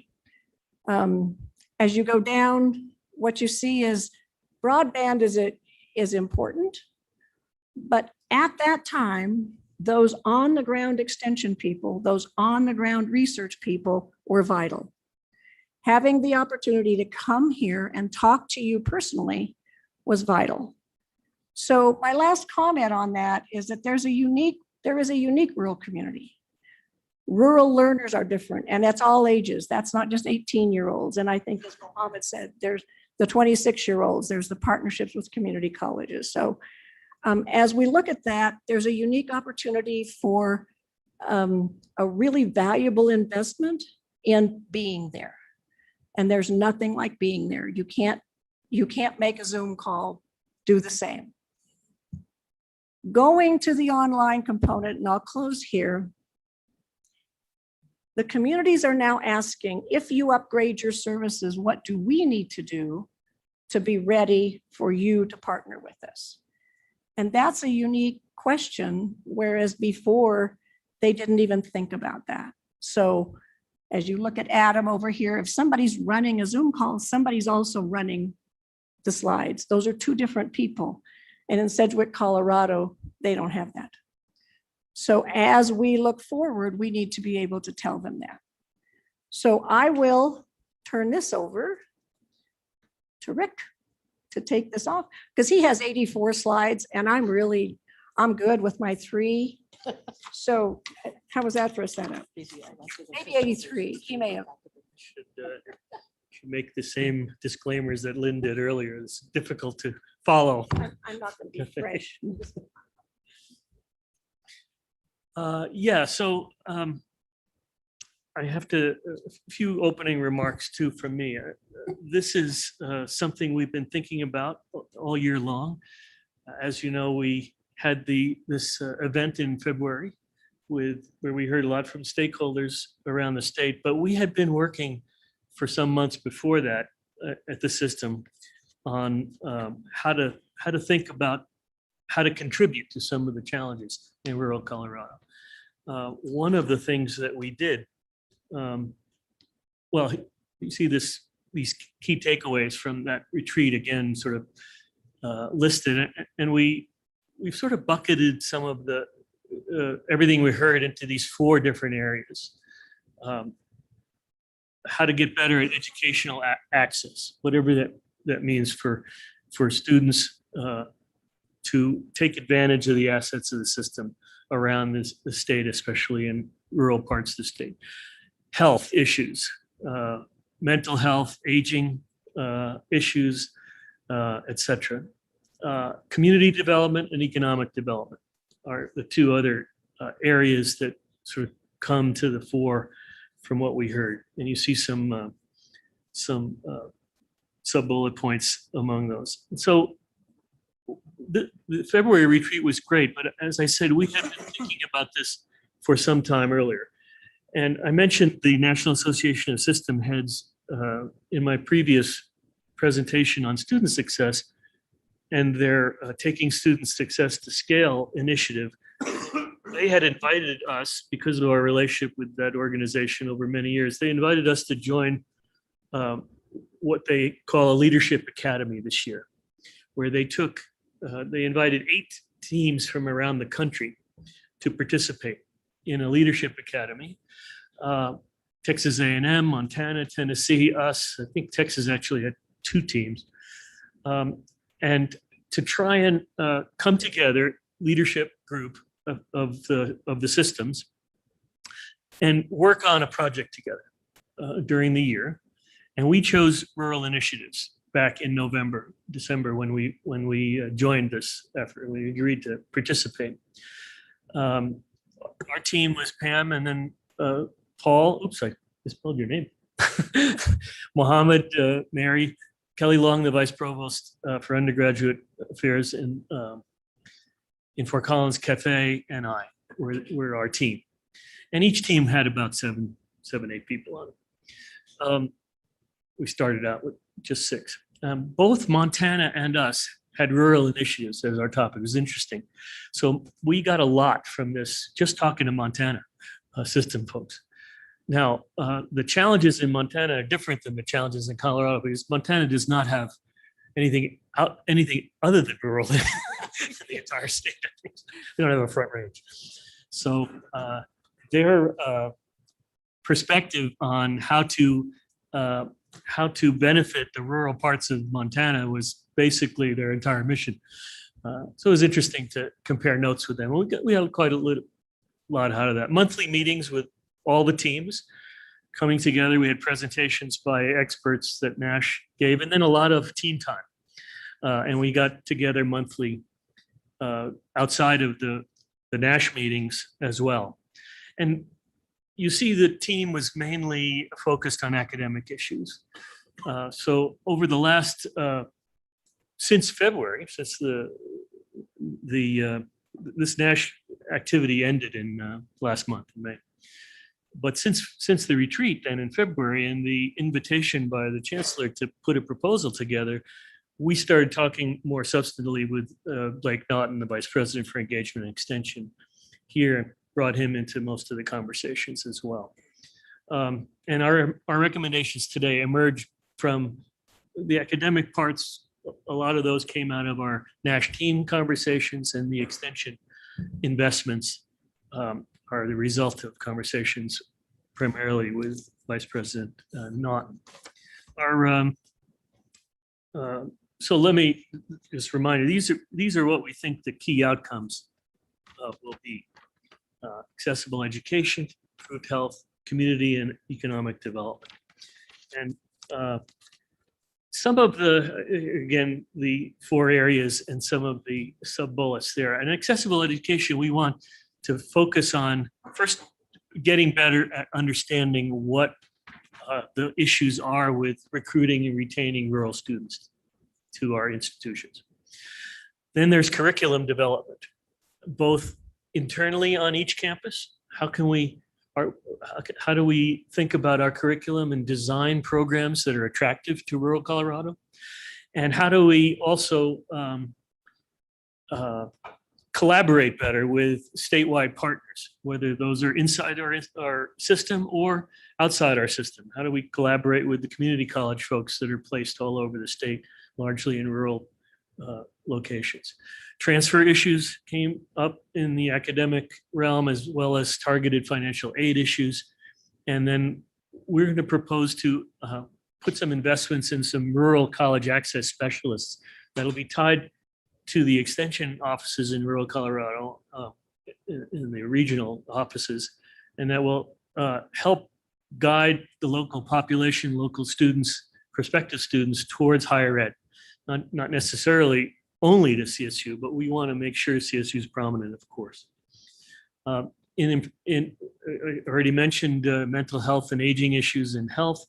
How to address the Front Range and rural divide in Colorado as part of community development issues, along with several others. And then economic development, you heard Cathay mention strongly. Agriculture is probably number one, but there are other things. And then the broadband issues. So I want to talk a little bit about all of these in the presentation. And my colleague provosts are here, as well as Blake Naughton, to answer questions. So first of all, on data. So for those of you who've seen the December reports on student success, we have not featured separate tracking of rural students. We haven't been doing that in a systematic way across the campuses. So what we propose is to start doing that in a very systematic way. Track our rural students closely, all three campuses. Understand where our weaknesses are, track their performance. Similar to what we do with all our other at-risk populations, first-gen students, minoritized students, et cetera. And we want to incorporate this data in that December annual report. We're going to use county-level USDA data sets. There are several options that we could use: census tract data, we could use this county data, but we could use zip codes. But this USDA county-level data sets are the preferred by the IR folks. They tell me that they're most reliable and easy to get reliable, comprehensive data. It's also the data sets that are used by the Colorado Department of Higher Ed when they study rural initiatives. And so I want to just convince you, as I did last time, that we do have some issues with equity gaps and performance in the institutions on student success. There's a lot of data in the next 7-8 slides. I'm just going to point out one or two numbers on each slide. You can study the tables later if you'd like, or ask questions. So this is one way in which we can divide up the state. This was the way it came to me as from our colleagues in IR. 3 different gradations of metro, 4, and then 6 different gradations of non-metro, adjacent to a metro area with 3 different densities of population, or not adjacent to a metro area with 3 different gradations. This was a little too much, so I'm presenting the data just in aggregate in the next slides. But you see in Colorado, no surprise, right? The Front Range has the density and of students, and you see where rural Colorado is, pops right out at you on this slide. So now, as I said, our analysis used the CERTS file. This is the official file of enrollments in programs for all the institutions. We use the Colorado undergraduate applications file to query the data set. We used the county code, as I indicated earlier, and we excluded concurrent enrollment folks. So these are technical details. We see these are the baseline numbers for all of the 3 institutions. 86,000 plus students in Fort Collins over these years, 25,000 in Pueblo, and 6,200 at Global over the 6 years here. So just keep these rough denominators in mind when you see the following numbers. Now, where do our students come from? Again, I lumped the 9 together into 3: metro, rural, but adjacent to metro, the suburbs, so to speak, and rural, but not adjacent to a metro. And in Fort Collins, you see that in our applicant data, 92% of the students come from metro, only 5.7 from rural, not adjacent to metro. In Pueblo, a higher percentage come from rural, but still a heavy percentage, 85+% from metro area. Global's numbers are very similar to Fort Collins' numbers, even more from urban areas in the state. So taking that into account, these are our admission and yield rates. So the admit rate is how many students from these who apply are admitted, and then the yield rate is how many of those actually show up and say yes. And you see that the three highlighted in yellow numbers are the rural not adjacent to metro numbers, and you see the gaps here. We have a 7+% gap in Fort Collins, 12% gap in Pueblo, and another 7% gap in Global. So we're not doing as well in attracting rural students to any of the three campuses statistically.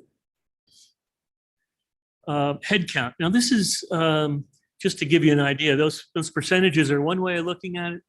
This is the actual number of people. So over these years, you see out of the 5,000 or so students in Fort Collins, a couple hundred plus are coming from rural, not adjacent to metro to Fort Collins.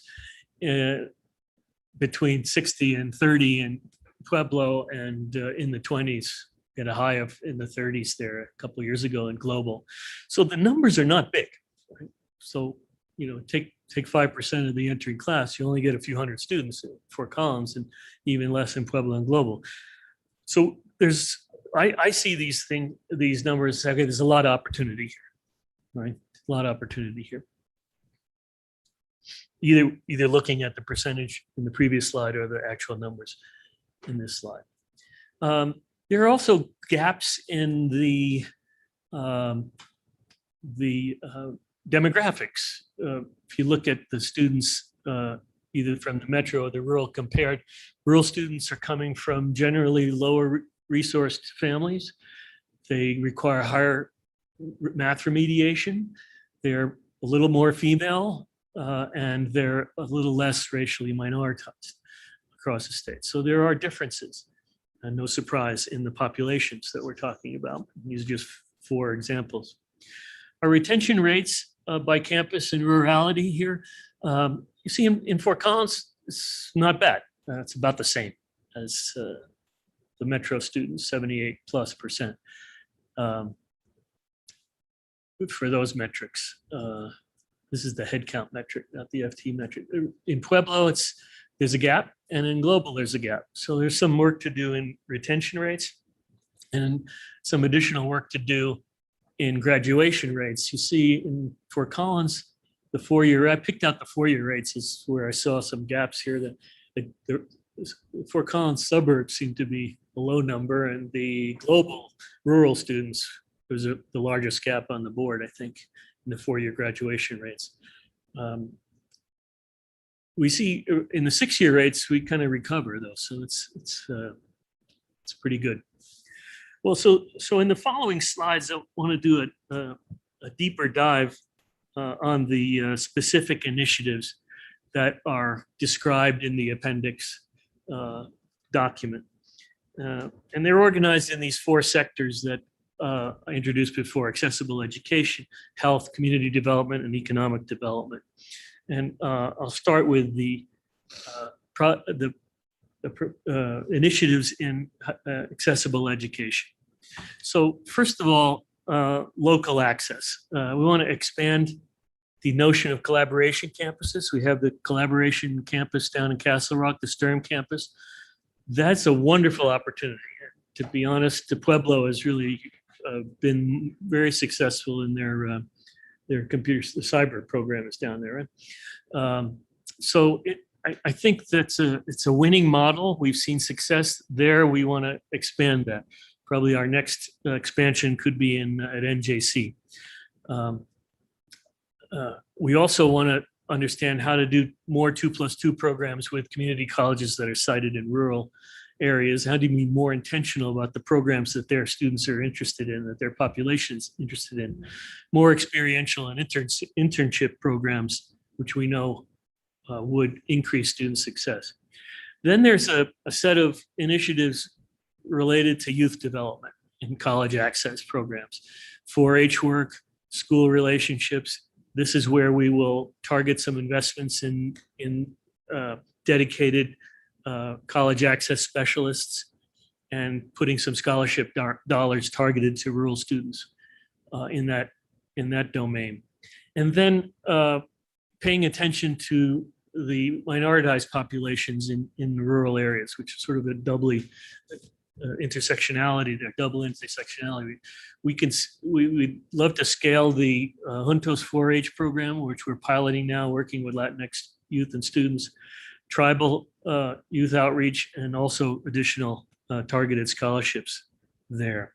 And part of this is part of especially the expansion in the curricular domain is going to be to both develop and to disseminate curriculum more broadly. So I'll just put one slide here, a couple slides about curriculum development. And we talked a lot about this over the course of the spring in the NASH conversation. So we want to establish degree programs and other credentialing opportunities either at the campuses or in partnership with local providers that are attractive to rural students and address the rural workforce needs.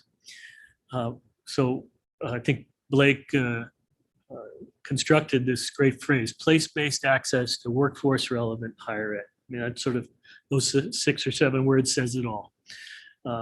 That's what the market is asking us to do. That's what we heard in February. And I think we can respond to that. 2 primary mechanisms I want to point out. First of all, I mentioned the collaboration campus model, which is a sort of targeted partnership with the community college and their facilities and running our programs at their facilities in partnership with them with either 2+2 programs or other ones. So we're looking to Northeast Junior College. We're already in conversation with their addictions counseling folks there, as Cathay mentioned. Spur is going to be an asset in this regard. And then there are also Western Slope opportunities, we think, as well.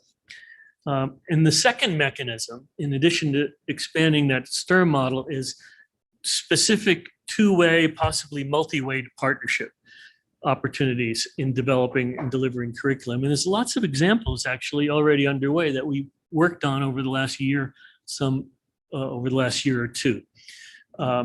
We're developing a partnership in mechanical engineering with Adams State and with Pueblo.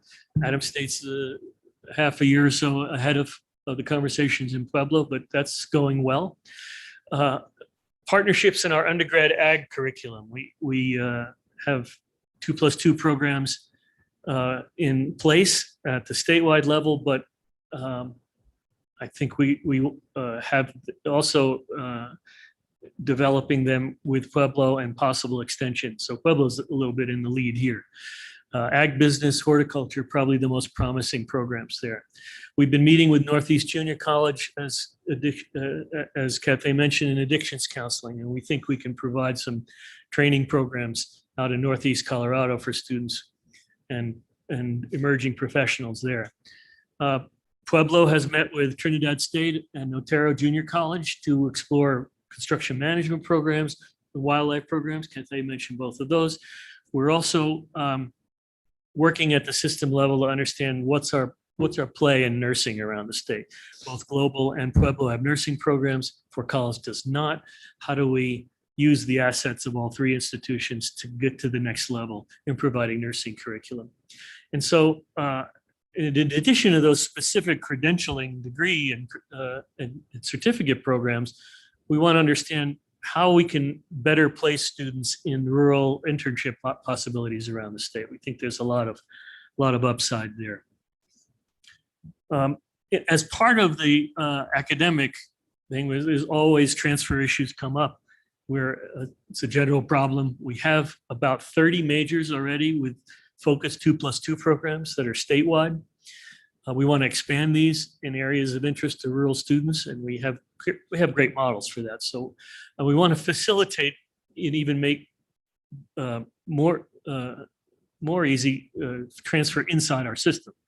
And we're in good conversations. There are some pain points for that. Mary and I have been discussing where to focus first, and we've started with business programs with Global and with Fort Collins to get over the hump on some of those. We think we can make some great progress in the next year or 2. Mary has some fantastic experiences from Cal Poly on that issue. And finally, recruiting and retaining rural students. So again, on the academic, we want to invest in these college access specialists who will be sited out in the rural communities. They'll be living out there. Start with one in the Northeast, one in the Southeast, and one on the Western slope. So want to start with 3, and you see what they'll be charged with there. And these other issues that I think I mentioned earlier on an overview slide. Also want to, that final bullet about the success of our rural students, we want to make sure we retain them. So I want to concentrate a little bit on first-year programs for rural students.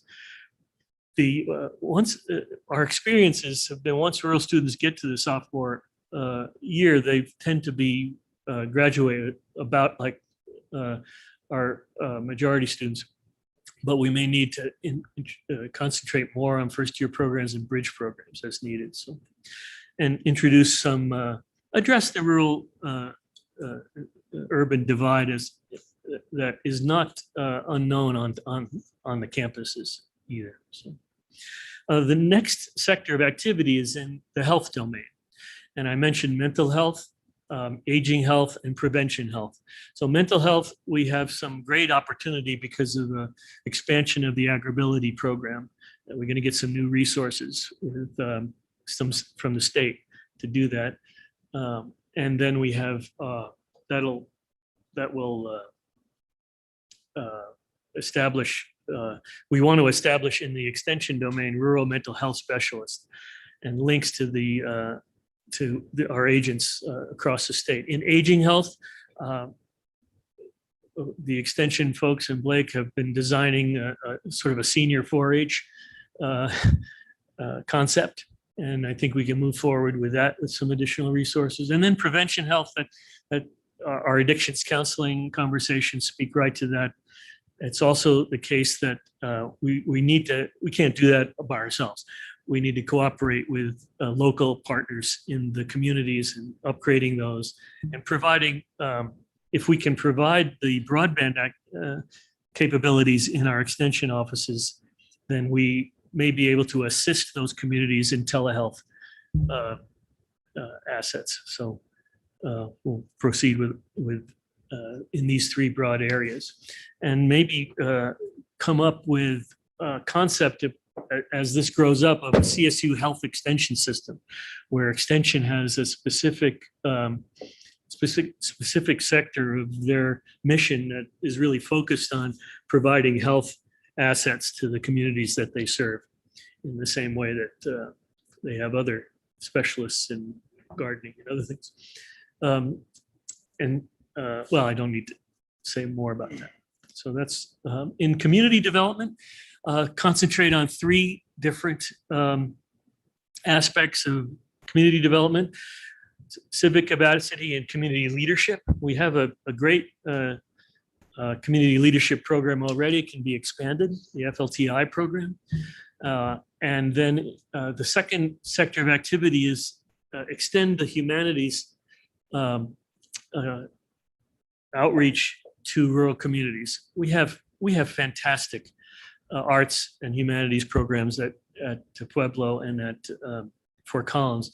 They don't get around the state enough, and it's a shame that the rest of the state doesn't know how good the programs are in Fort Collins and in Pueblo. So part of the game is to do that humanities outreach, honoring the history and cultures of the rural communities as well, and connecting to health too. We started a couple years ago with a pilot program in the dance arenas, and now we're dancing all over the state on and off as the months go by. It's kind of fun to see the dance faculty make field trips. And finally, civic dialogue. And I think you heard a focus on this from the morning CST plan, that is something we want to be known for across the country, and doing it in our own backyard here is necessary. So finally, the economic development opportunities are manifold. So want to expand the Regional Economic Development Institute capacity, work with industry and agency partnerships, focus on agriculture as the top, but not exclusively. And so we have a lot of assets there, but we can enhance. And you see that in the center of this page here, the agriculture development, especially with the big producers around the state, without leaving behind the smaller players in the space as well. And then you see the broadband access coming to the fore here in this economic development. We think that helping to bring broadband to these communities will be critical going forward. And I have, so these are the sort of four things here, just a different way of displaying them. I want to talk a little bit about the broadband because our goal for this is to have every non-campus location, so that we have staff at the extension offices, the agricultural experiment stations, and the Forest Service facilities that are in virtually every county in the state. They're going to have a high bandwidth broadband on site suitable for two-way video classroom and meeting activity. This is our goal. And if we can provide that, we'll significantly upgrade these communities' access to broadband and some of these ancillary applications like telehealth. What we were doing this spring is that we have submitted a planning grant. We engaged with a consulting firm that has experience with grant submissions to the Economic Development Office of the Department of Commerce, the federal grant. We've got a planning grant. This planning grant will enable us to do a comprehensive inventory of the broadband assets all across the state in every one of these locations. So we'll know what each one of these sites needs. And then we will go after the implementation grant, which will be 10 times more expensive to actually pull it off. We think that by the time we finish the planning grant and we know what we need to spend money on, there'll be other opportunities, but federally to fund the implementation space. So stay tuned for more activity here. So these again are the key outcomes. I won't spend more time on the overview. Again, the detail is in your appendix. Let me just talk a little bit about the budgets that we're imagining. So this is a sort of a functional view of the budget. So in the various things that I've been talking about, here's how we might spend the money over 3 years in curriculum development, in transfer issues, in scholarship dollars, in recruiters, in the health domain, in the community development domain, and in the economic and broadband domain, with a little bit of money for initiative infrastructure. So this is, if you think about sort of what we would spend the money on, this is one view. If you think about the organizational view of the budget, this is a slightly different slice through it, and I didn't want to overlook the fact that the biggest numbers on the board are going to be spent in our extension division, and that's appropriate for a rural initiative for a land grant institution. So, and you see some of the other the way the other ones shake out as well. And so I want to, because the extension budget is more than 2/3 of the organizational view of the budget, I wanted to have Blake has prepared this, the specific extension budget, et cetera, here in this third budget slide on how these funds would be spent. Again, this is all fleshed out with next level of detail in the appendix document, which contains the details of the proposals. Sustainability. Let me talk about, now many of these investments are in one-time costs. The broadband cost, for example, the seed dollars for some curricular partnerships, some money for facilitating meetings with faculty to discuss transfer, et cetera. We think the scholarship and recruiting dollars are going to bring in revenue in the same, so there's the same ROI that we talked about last hour with higher retention of students are going to bring in more tuition dollars that helps pay for the initiative. Same thing here. Scholarship dollars and the recruiting dollars are going to bring in revenue. There are grant and contract funding opportunities in this space we're going to need to go after. Philanthropy will be a part of the sustainability of these. And the campuses will need to reorient to the extent that there's still a shortfall, reorient their permanent base budget allocations and highlight these investments going forward in after year 3 as well. So this is a little window about that. So what are the basic metrics for success here? I didn't make a slide on this, but the basic metrics, rural on the student side, rural student enrollment and their success, which we talked about, all the metrics associated with that. On the curricular side, new curricular programs and new curricular partnerships with other institutions. And so we can measure how much credit hours and degrees and certificates are being granted in partnership with other rural institutions around the state. There's a suite of health-related partnerships which come out of the health sector of the initiative, which we can try to measure the efficacy of those by the relationship with those health partners. And then finally, in the leadership and other community development, we have metrics of participation in those programs. We're proposing to take the existing leadership program and scale it up. How many folks are taking advantage of those leaderships, and then opportunities, and then what is the impact of the graduates of those programs.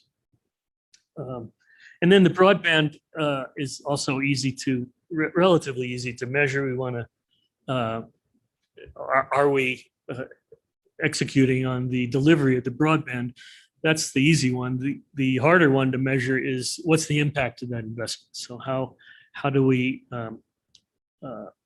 measure the activation that's provided by this broadband access?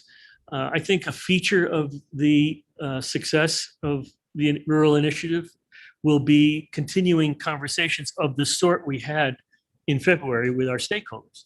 I mean, we need to be constantly understanding from their perspective, how we doing? Is what we're doing of value? Is what we're doing seen by the communities that we're trying to serve as being effective in their community? So that will be a component of the metrics for success too, our conversations with our stakeholder partners. So with that, I'll close the presentation part, open it up for discussions and questions. Blake is here now. Where's Blake? Right next to me to answer the extension related questions, and my colleague provosts are here as well to do the academic ones as well. Thanks. Yeah, sure. Blake, would you mind just saying a few words about the impact on extension statewide? I think that'd be helpful to folks to understand sort of what this investment buys them.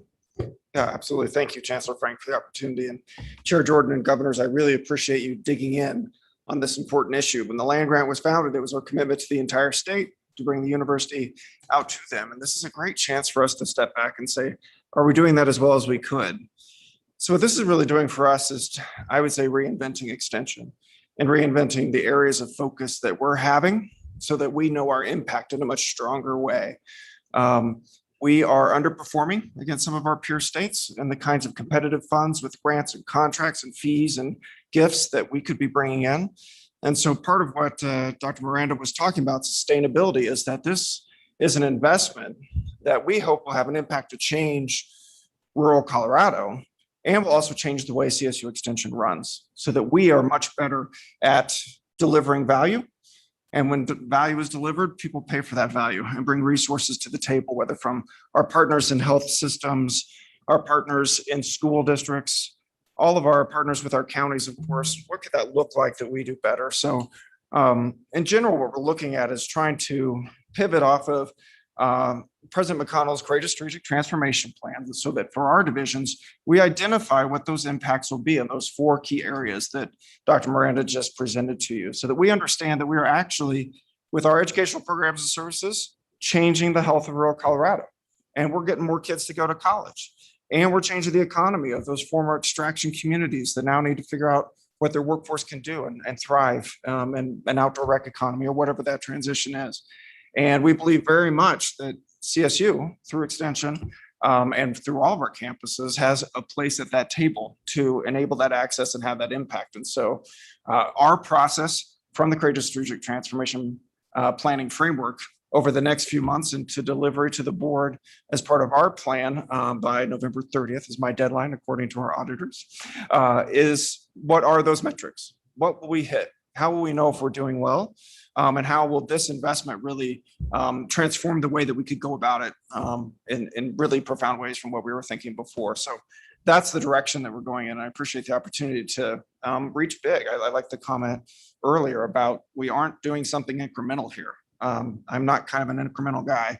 This is really about us having an impact enough that people recognize CSU in their communities in ways that they don't right now. Thank you. Questions from the board? The audience, Armando? Thank you for the, excuse me, thank you for the presentation, and thank you, Blake, for mentioning that this isn't incremental, that it's transformative. And I'm going to tell you, coming from a rural community in Colorado, we need this. In some communities, there's a slow fade, and in some communities, there's kind of this unexpected vibrance. It's not the same all across the state. Some are experiencing some population growth, and others are experiencing aging communities where the pillars and institutions of that community are going away.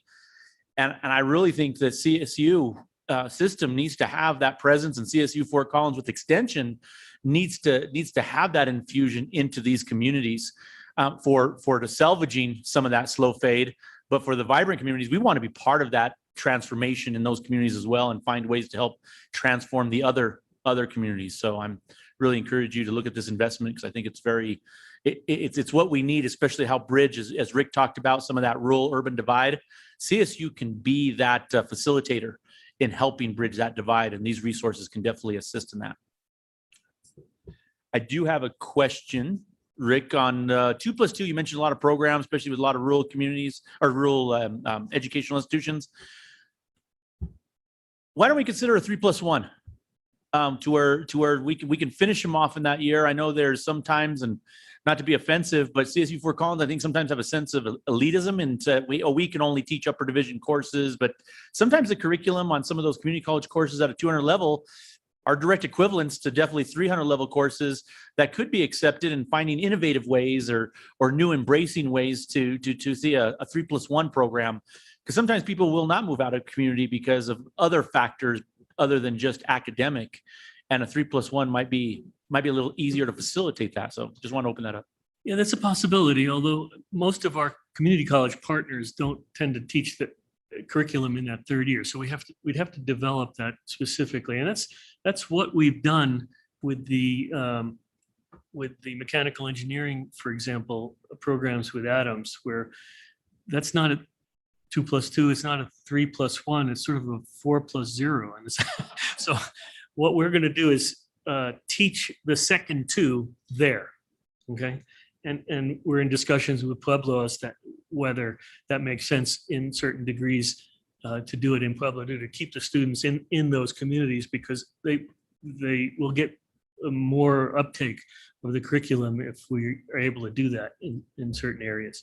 So there are some innovative models out there. I think that experiment with Adams will be interesting to watch how that works. But yeah, I think that's a reasonable question to ask. The 2+2 programs, some of them are general across the state, that any community college and any 4-year a student from many community colleges can go to any 4-year in history, and the curriculum is offered. The first two are offered almost everywhere. The second two are offered almost everywhere, and it's a statewide articulation agreement. Others of those 2+2 programs are specific, there's a single or a small number of community colleges only partnering with Colorado State, for example. And I'm proud to say that of the 30 or so programs that are available around the state, Colorado State has by far the most participation in the 2+2 articulation constructs. Other questions, Steve? Thank you, Dr. Miranda, for the presentation. I think it's very timely. I think it's critically important. To follow up a little bit on some of the comments that Armando made, I think rural Colorado today feels like they're under attack, and from a variety of sources. And I know we, as a land grant university, have to be careful about the politics that we get involved in. But there is a very strong feeling in rural Colorado that our Denver legislator is not doing us any favors. I mean, we've had a meat out day. He bought meatless burgers for everybody that was an employee of the Colorado Department of Agriculture. And I think the timing is perfect right now to allow CSU and our extension service to help bridge that rural urban divide. I think it's a deeper divide today than it's ever been. You know, the pause ballot initiative 16 issue that's battered around the state. If it's successful, it will eliminate animal agriculture as we know it today in the state of Colorado. So I think the timing of this rural initiative couldn't be more unique than what it is. There are real challenges that rural Colorado faces with respect to this rural urban divide. I would encourage us as a Board of Governors to most definitely support this initiative when it comes time to vote on it tomorrow. Thank you, Governor Gabriel. I Thanks, was Steve. afraid there with your opening comments, I was afraid you were going to also accuse me of being a politician. And if two of the board members call me a politician in the same afternoon, this is a career-ending afternoon for me. Maybe you need to be a little more of a politician, Dr. Rick. Yeah, I don't think that's, never mind. I'll leave that alone. Any other questions or comments?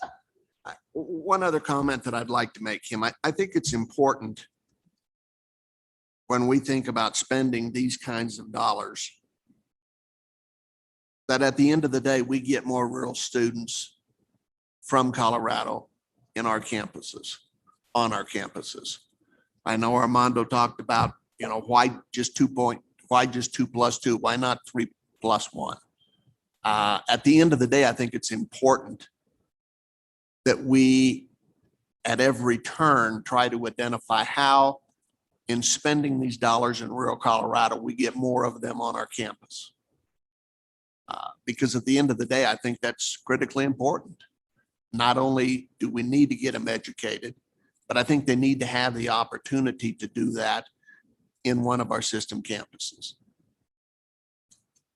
And I know we're not supposed to be political, and I know we're not supposed to share political views, but I think about a lot of the information that we've gotten from our Department of our Department of Agriculture since we have a new administration in place.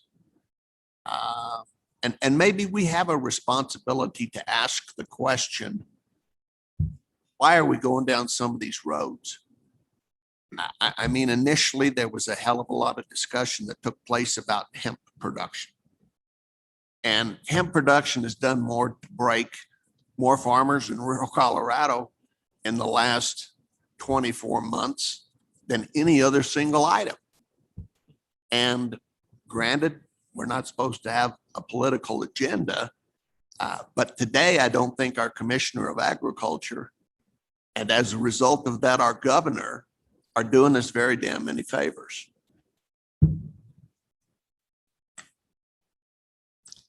Thank you, Steve. Any other questions or comments? I'd actually like to make a couple. And one, I applaud you for not being incremental, but more comprehensive and audacious. I did have this feeling at the same time of that conversation we have about policing, that they're expected to do way more than they have the bandwidth, the capability, the funds, you name it, for. And I found myself thinking, gosh, rural economic development. I mean, there are things that certainly if we have a health practitioner program, we can be moving people out into communities for internships and practice and that kind of thing. But it is a comprehensive program of a lot of things that made me think, where are the rural or where are the community development block grant people to, be stepping in and doing their job? Where are the public health people? I'm not saying that I'm not supportive of this, because I am, but I do feel a little nervous about CSU and the system taking on such a breadth of responsibility. I also wanted to say that I agree with you about getting students on campus. I spent the weekend with family, one of whom lives in rural Delaware, and she has a bachelor's degree and a good job, and her daughter is now gone off to college to a very good school and is doing really well. But one of the things she said is, I think it's really important for all kinds of people to move out of their towns, which they often don't want to do, so that they have an experience in life that is different than just what they had in their rural community, because it gives them a sense of more options that maybe never having tried it, they are less likely to believe that it might be something that they enjoy. And if they don't, they can also, move back into their rural communities.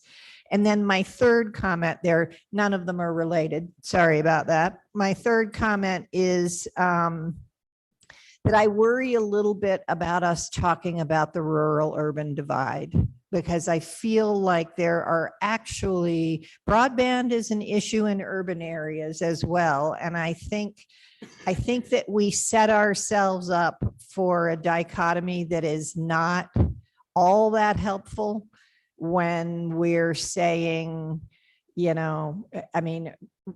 urban people also have lots of infrastructure issues, just like rural people do. And so it's really, are we as citizens going to fund and work on things across our citizenry that benefit us as human beings who, we hope will be healthy and capable and educated and good citizens, more than if you live here, you should get money, or there you shouldn't, or I'm not sure that that's helpful for our overall thinking about things. So those are my three very not hanging together comments about the conversation today.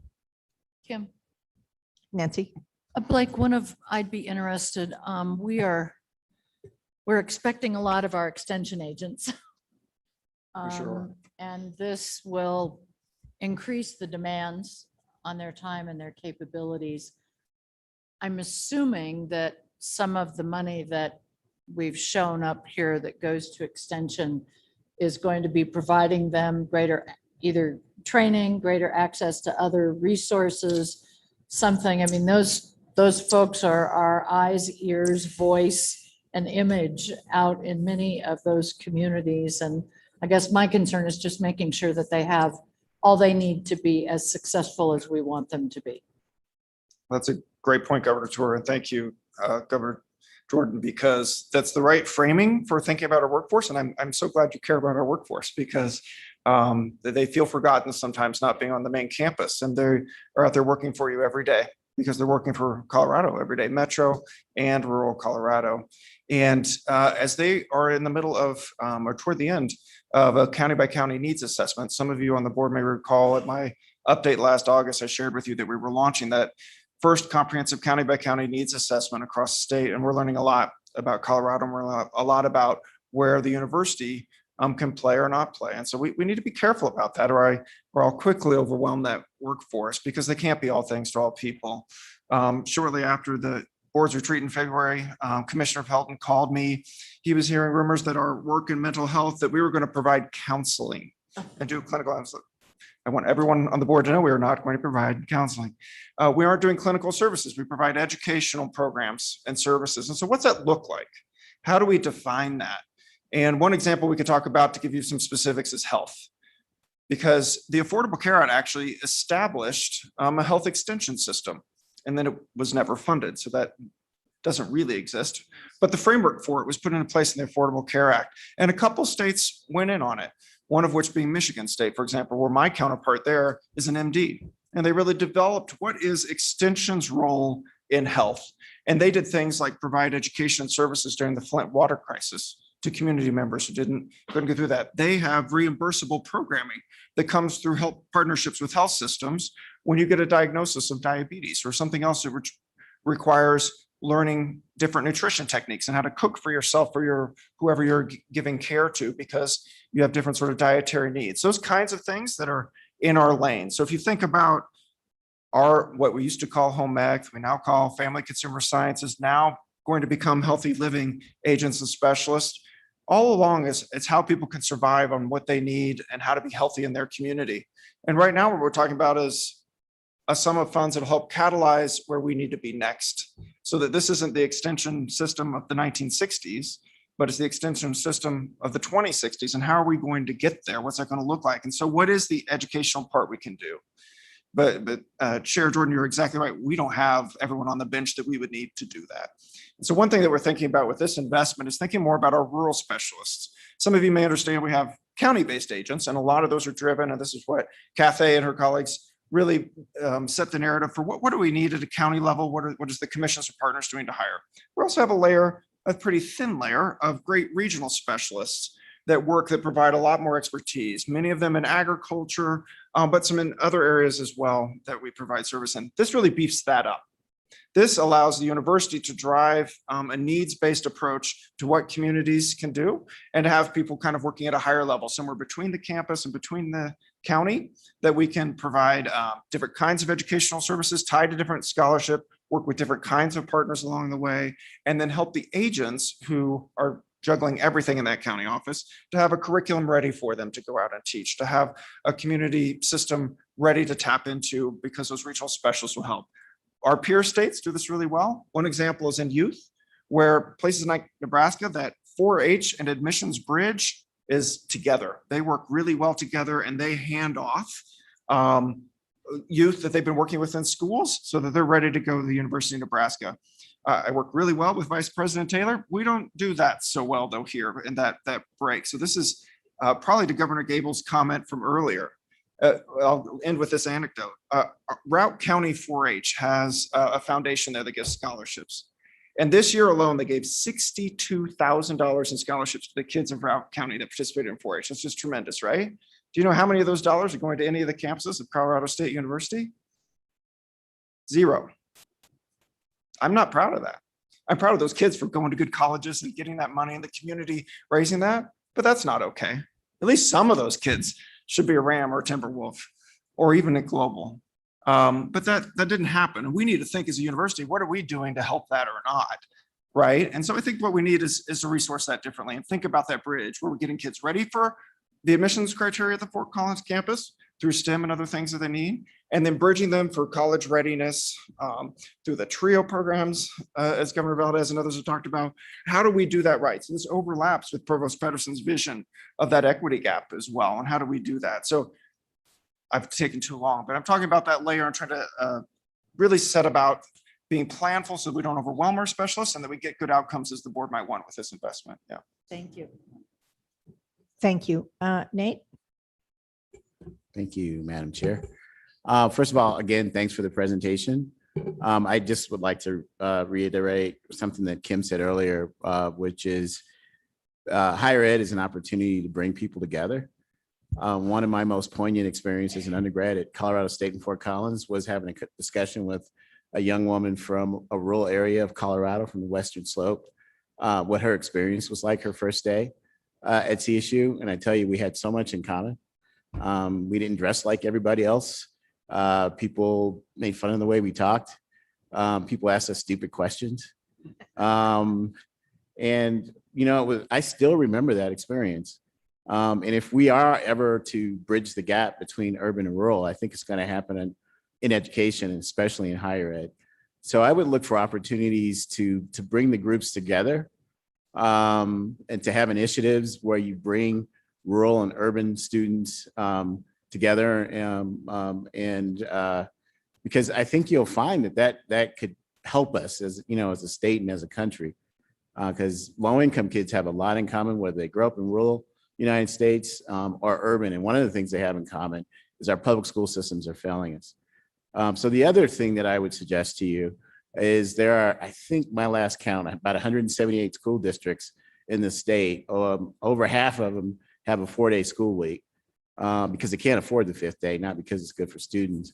If there's anything that higher ed can do to be creative and innovative to help, especially our rural areas with that 5th day, something creative, that would be something that I would, you know, suggest that we look into. And lastly, I would love to know how you're defining rural, because I was looking for that in the presentation and I couldn't come up with a definition for rural.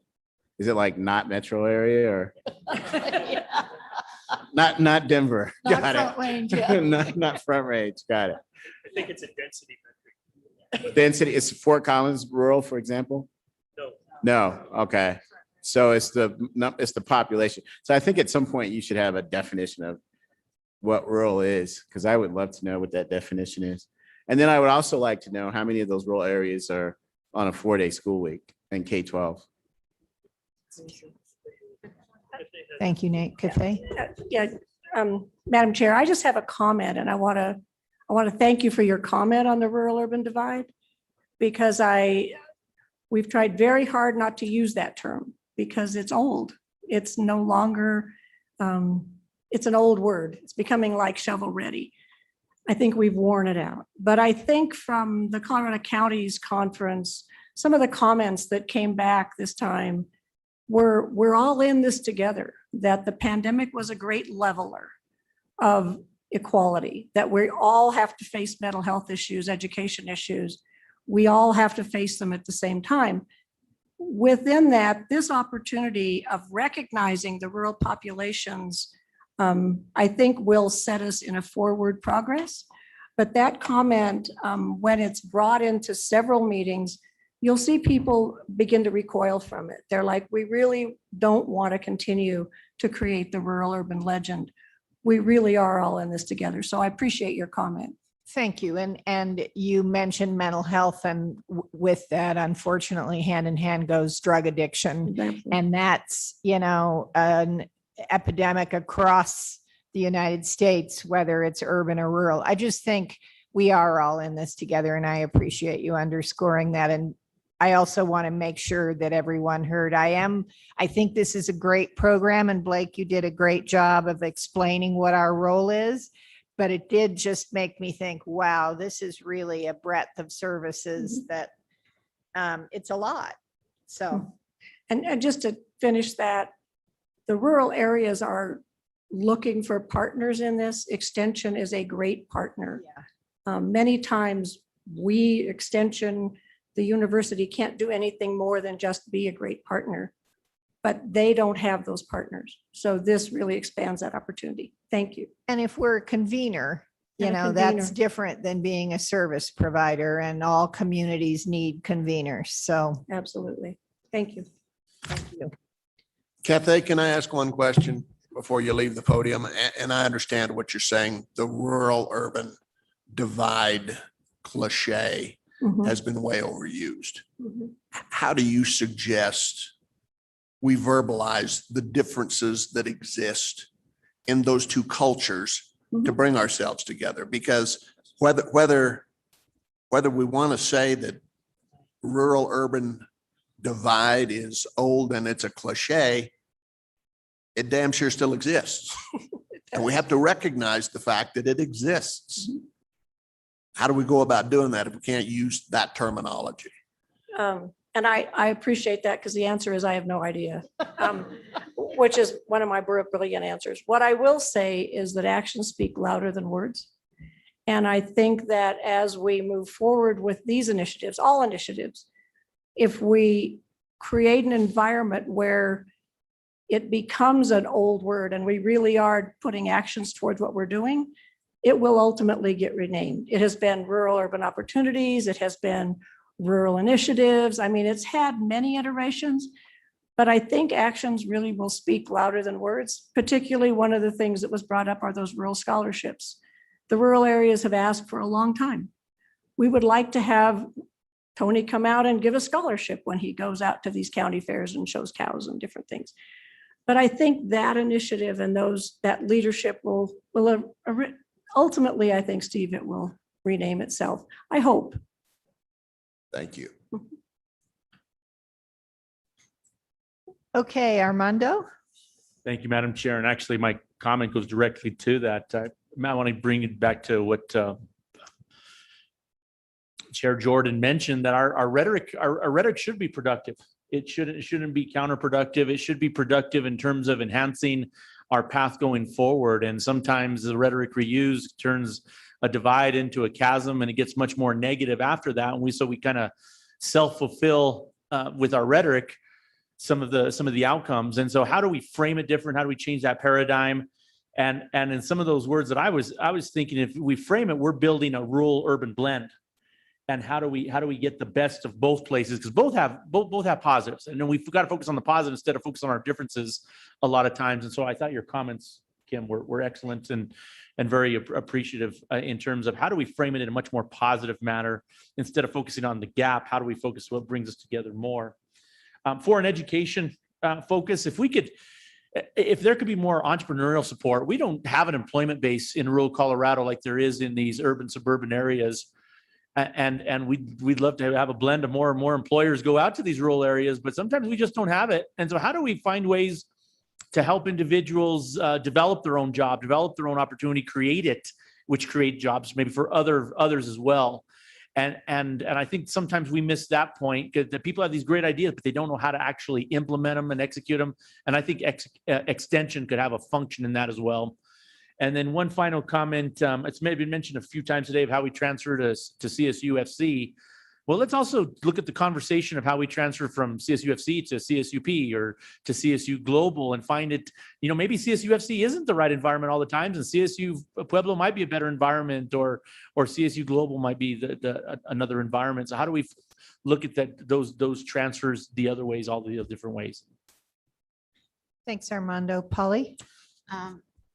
I think I probably ought to share that I'm probably the most urban person here, because I live only 8 blocks from here where we are right now. I walked here this morning, and I've lived there for more than 20 years. However, my roots are rural.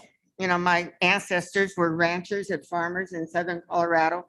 My father was a farm worker. My parents were I was born on a farm in Weld County. And so I was a 4-H member. But I'm still urban. And when I was in the state legislature for 12 years, I was a suburban legislator. And I might say that I've always been concerned about our rural communities. It didn't matter whether I was living in Weld County as a 4-H member when I was an urban 4-H. I lived in Greeley, but as state legislator, representing Adams County, parts of Adams County, I was very concerned about the rural areas. I carried legislation that focused on that. And today I still am, because I don't see us as separate. I see us as one community working to do what's best for all of our communities. So I think it's important not to use, and I respect you, Steve, I really do, but I think for me, it's better to be positive and talk in terms of that are more inclusive and find those things that we hold in common. I know there are some folks in the state legislature that are not sympathetic to rural areas. And I know there are some folks in the state legislature that are not sympathetic to urban areas and that are not sympathetic to suburban areas. However, I think it's critical that we all recognize that we don't have to focus on that. I'm quite willing to go talk to those legislators that I think might not be sympathetic to our concerns in rural areas. And I think I can be persuasive at times, not always, but sometimes I can be. And I think that's true of all of us in terms of how we address, the different communities. But I think what is most important is that we don't hesitate in terms of talking to the different communities and recognizing that we as Coloradans and as folks that care about Colorado State University, it doesn't matter where we live. We probably have a lot more that we hold in common than that we disagree upon. Although I admit there are disagreements, but that's true. I mean, I don't think I've ever agreed with anybody my whole life, including my father, who I had great arguments with when I was in the legislature. But I just wanted to share that because I really do want us to focus on those things that we hold in common and recognize that we all, I think we all share some of the same values that we need to work on. Thanks. Anything else for the good of the order? Chris? So I'd like to just make a comment. I definitely agree with that idea that we shouldn't have binaries, right? It kind of also goes to rich or poor, young or old. I mean, we don't want to do that. I think we want to avoid that. We have almost 90 million people in the United States that live in rural areas. And I don't think they would want to be defined as, rural or urban. I would, simply reach out to students that live in rural areas. I think that's what we're maybe not doing. We've been anemic at that. And I think that would probably solve a lot of the issues. If you ask someone in a rural area, why didn't you go to college? Well, a college never came to, ask me to go to it. So I think that just reaching out and marketing, I think it's a marketing issue. One thing I just wanted to ask is, are we part of the Rural Community College Alliance? That I'm aware of. I would be a part of that. It's a great organization with over 800 universities in it. Who knew? Yeah. Send me a note about that. It'd be great. Thanks. Okay, I'm going to ask Tony to put a bow on this for us. And I think that will be the end of today's session, and we'll begin again after we have dinner this evening. But we can talk about that when Tony is done. So one response to a specific question on the lack of fifth day programming. One of the things we're actively working on out of Spur is the possibility of developing fifth day curricular programming to be delivered. And that's part of the broadband issue that's out here as well. Called Fridays at Spur or Fridays from Spur or that sort of thing. So what you've seen here in this presentation, 4 foundational cornerstones, if you will, the areas of education, healthcare, community development, economic development. In terms of the specific objectives, Rick's right. If you look through the appendix of your materials, each of those 4 areas has multiple plans and each of those has specific objectives. So this is one of those cases where there are so many things to measure. It doesn't lend itself well to a slide with like 3 things. Here are the 3 things we're going to measure, student retention and equity gaps. Take the equity gap to 0. Pretty simple to measure, right? This one is a more complicated set of measurements, but there are plenty of things out there to measure. The sustainability aspect of this question. And the last one, we were able to say, if we retain these 4% more of these students, this pays for itself going forward. This one's more complex than that. You heard Cathay talk and somebody asked the question about community grant writers and development officers. And this is a theme, boy, Blake, it goes back here in Colorado, at least 20 years for me. I'm sure Colorado's not unique. Rural communities don't have those resources and would like them. And this is always or is frequently something we're asked to provide. I bring that up because I think at the end of this 3-year pilot, we'll have more data back on how effective some of these programs were around rural community development and rural economic development. But it's also true that this program and parts of it may not completely pay for themselves. And that's okay. We have historically taken on new projects where we thought they aligned so well with role and mission that we were willing to allocate resources as they came in to fund a project. And that brings me to the financing of this, which is the close. This project looks for about $9 million over a 3-year period. So if you were to say, is there some part of this that's not going to get funded? You know, you could envision fairly easily carving in a sustainable part of this into a budget 3 years from now, 4 years from now, 5 years from now. But for right now, the pilot asks for about $3 million a year for 3 years. If you think back to the first presentation, that was around 12 million a year for 3 years. So we've got a total of roughly 21 million that these plans are requesting to be funded over a 3-year period, about 7 million a year. And what you'll see in the proposal tomorrow in audit and finance, and maybe Russell will wish to comment on this tomorrow, is the idea that under the investment committee's leadership, we've generated what, Henry, approximately $70 million in profits. Now that's by you making the decision to take some of those resources out of the treasury and invest them in a very conservative, very rational way. Those decisions have resulted in these resources being there. And as I mentioned to all of you in our pre-board meeting calls, we think this is a great place to fund this initiative 1 year at a time for the next 3 years. We think that makes a lot of sense. And we think that spares the reserve at a time when we've put a lot of things onto the reserve that haven't completed, that are still sitting there. So I think we've got a path forward to fund the last of your strategic areas of investment. I think these are good plans. They're measurable plans with good outcomes. They tie the campuses in very directly to what you all were interested in when you and your predecessors set these plans. And I think we've got resources to drive them forward and see where they take us in our next iteration of this. So tomorrow in audit and finance, we'll have 2 action items, each requesting one-time funding for a 3-year period to be pulled annually out of that fund to fund these 2 initiatives. Questions I can answer for anyone on that? Who knew we had so much insight? Foresight. So this was a dense day. We got through CSU Fort Collins strategic first attempt at a first pass for us at their strategic plan.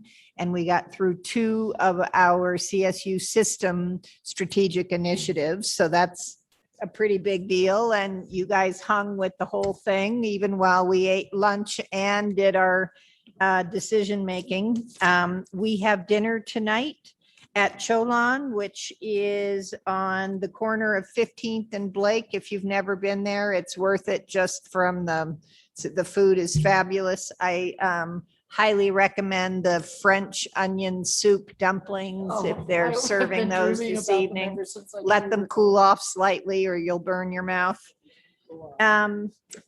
And we are slated to be there at 5:30. We will commence tomorrow at 9 a.m. I thank you for your patience with me on my first day as chair. And we'll see you before too long. Thank you very much. Thank you. Oops.